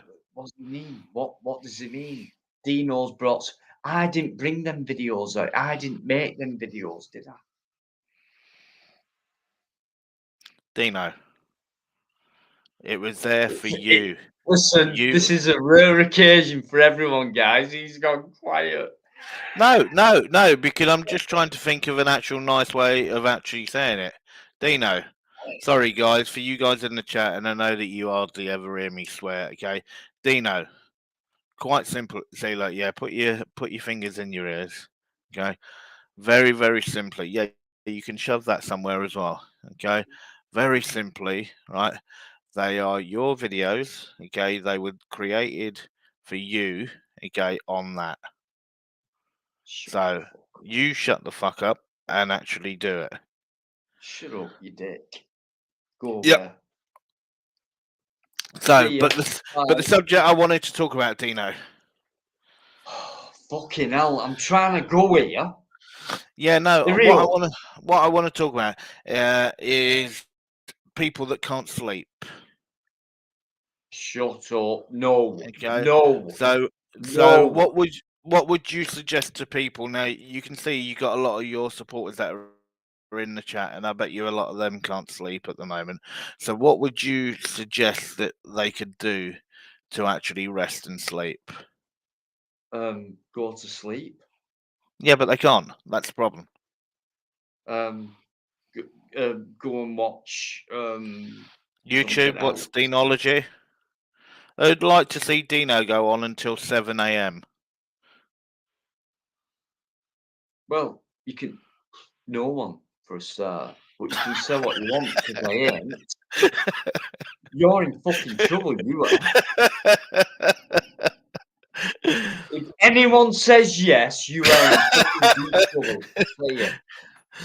Sleep time, good night. Mally Simpson, the best words I've heard all night since fucking 1 o'clock when I said I'm finishing the Hey, show. we can do an hour more. Okay, so Paul Yeoman said an hour more. So he's willing to. I knew you'd do this. I knew it. Do you know when I kept saying no, guys, and you're going, was he on about Dino when he's going, no? Because I knew he'd say, let's carry on. If I went off live now, if I ended broadcast right now, you'd be straight on the phone. Dino, I can't sleep. Hey, and And you're a I'm up fine till one. 5 o'clock in the fucking morning with him. Imagine that with him. Fucking hell, man. No, God, I even feel sorry for the Met Police. Have you seen him? Well, Right. I think you could join the Met Police quite well, because don't forget they take people with long hair now anyway. Of course. So, well, don't forget you had that copper, didn't you, when you were last down here? I think it was Twickenham, I believe. Yeah, it was all right, wasn't it? Yeah, It he was actually cool. And you know yourself, we've had some right morons. We've had some ones that have been all right, and that's the great thing about what we do, and that's about what we show as well, whether or not they're good or they're bad. Yeah, I think people get that. A lot of people get it, but they don't want to have it, so Yeah. they'd rather watch the. I mean, I think there's people who put videos out there who it's controversial, antagonistic, and all that. And it's all the drama, and it's like, yeah, I'll put that one up. And if it's like, it could be a copper what comes out and says, "How you doing? You all right? Yeah, it's a good conversation. Yeah, no problem. But just they'll not put them up. We will." Yeah, Because well, we're showing. It's called the truth, really. yeah, and that is what we're there to show. Okay, whether or not it's a good interaction or bad interaction. Now you know yourself. I think I don't know if you remember it. It must be what I would say 5 months or so ago. I would say. I believe it was Arlington that I went to, and it's where they actually keep a lot of armed response there, and it was very quiet, and I was almost ready to just sort of go, and all of a sudden this copper in plain clothes come out, and he had a massive box of those. What's the name? Chocolates. No, do you know those donuts? The ones that they sell in all the supermarkets. The ones that look quite posh, where they have their own little rack for them. And he brought those out, and he opened the box up, and he's gone, "Would you like a donut?" And I was like, "No, I'm all right, thanks." And it's sort of really weird, but it that's the only place that's ever really been like that. And that, to me, it showed a really good thing. It did show a good thing. Right. So, and this is what you were saying. So when you look, yeah, some people do go out there, okay, and they look for a certain response that they want, but then there's no point us saying we know that the whole forces, not 100% of them are corrupt, are the ones that are breaking the law, but we do need to show that there are some good ones, and it's with the help of those good ones that we should hopefully get rid of all the bad ones. Yeah, because, well, that's it. You've just said it. You took the words out of my mouth. If it weren't for them guys, you wouldn't see the contrast. Correct. So it's as simple as that. Do never think there are guys out there like, oh, auditors and all this. They're all out for that and views and shit like that. And it's not the case with them. Yeah, it is with some. With some, definitely is the case. But it's not with everyone, so don't tear everyone with the same brush. I mean, correct. All you have to do is look, just watch and look and learn, and don't just take it for granted when someone says, "Listen, section such a thing," and why have you not informed me of that? Because under your code of practice, blah blah blah. If you just watch his channel, you'll get fully educated. So do the police. Yep, never ever take just a number from a copper. Okay, you want the specific law to what they're using and what the wording is. Yeah, absolutely. Before they do anything, they kind of better make sure what they're going to say to you first. Yeah, or else, they most probably go back into their own reception area and look on their phone like they do at Wembley when they don't know what section 43 is, and they will go and look at it on Google, and then they will all the way through the station come back out and go, "Oh yeah, I should have used section 47 on you," when there is no such thing as 47. It's 47A, and it's like, you absolute turd. I've even heard them, not with me, but I've seen videos where they've said section 44, right? And they still actually believe that's still in force. And the guys have said, no, it's 43 now because of it. What? And then the guy at Bexley Heath, he said to me, "I'm detaining you under the Terrorist Act of," and he turned around to his colleague and went, "Is it section 43 or section 42? And I'm thinking, 42? Where the fuck's he got that from? But anyway, yeah, that's how thick they are, some of them. And if you watch these last ones of Plods, which are I'll call it the burden mini series, it's an absolute joke. An absolute joke. And you'll see just if you want to start it off, because you'll get hooked. It's only a minute long, a minute and 9 seconds.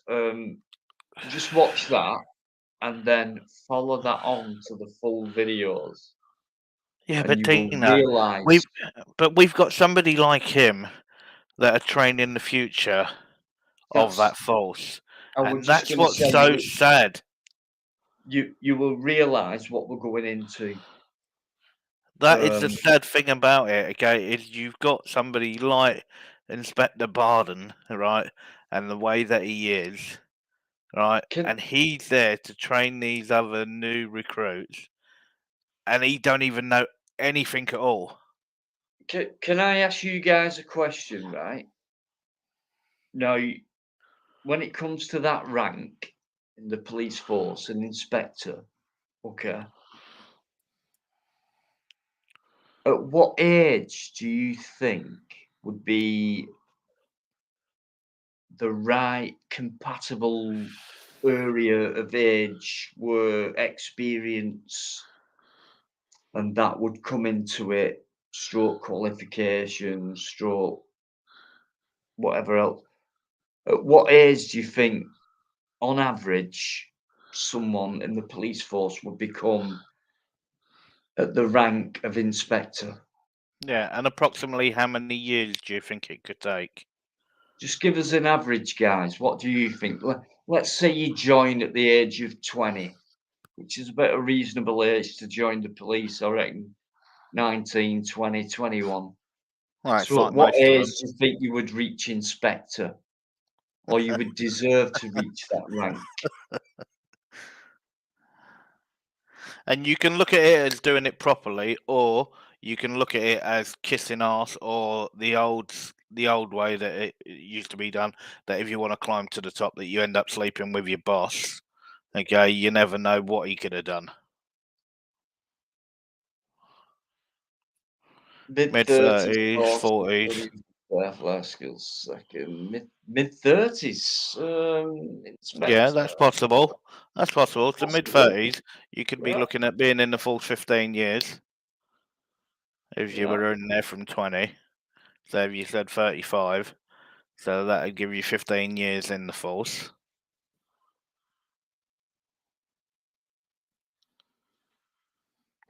And for that, Paul, do you think after 15 years that you would sort of know quite a fair few laws? Okay, you got 25, okay, so 5 years. Okay. Inspector law we're talking about. No, I think they've got that. So you're telling me for 25, 3 years, okay? So is it 5 years then him actually doing it by himself, and 3 years if he slipped with his boss?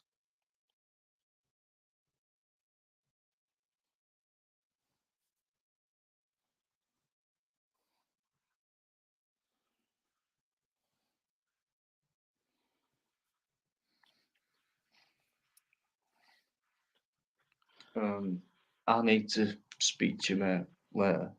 Yeah, no worries, mate.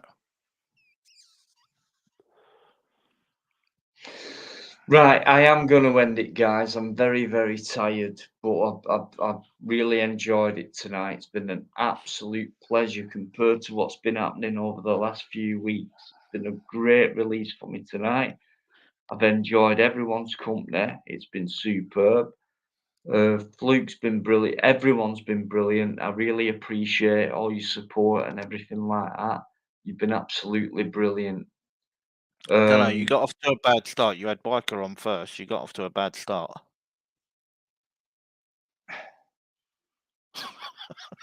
Right. You know what's going to happen now, don't you? You know what's going to happen now? Go on. That. Right. If I didn't do that, I wouldn't get away. I'll tell you that right now. I know for a fact. Give it a sec.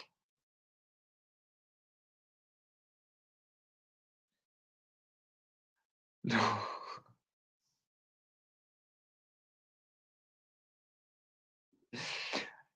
I can never get away. Right. I'm very tired. Listen, thanks very much, guys. I've just said it all. So hopefully I'll see you all on Tuesday. And I hope you've enjoyed yourself tonight. I know I have. It's been brilliant. Okay. So listen, look after each other. Okay. Find some love and never judge anybody. You never know what they're going through, no matter how they come across.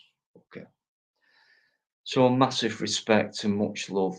No, you're not coming back on. And I'll see you on Tuesday, I hope. Okay. Thanks very much, guys.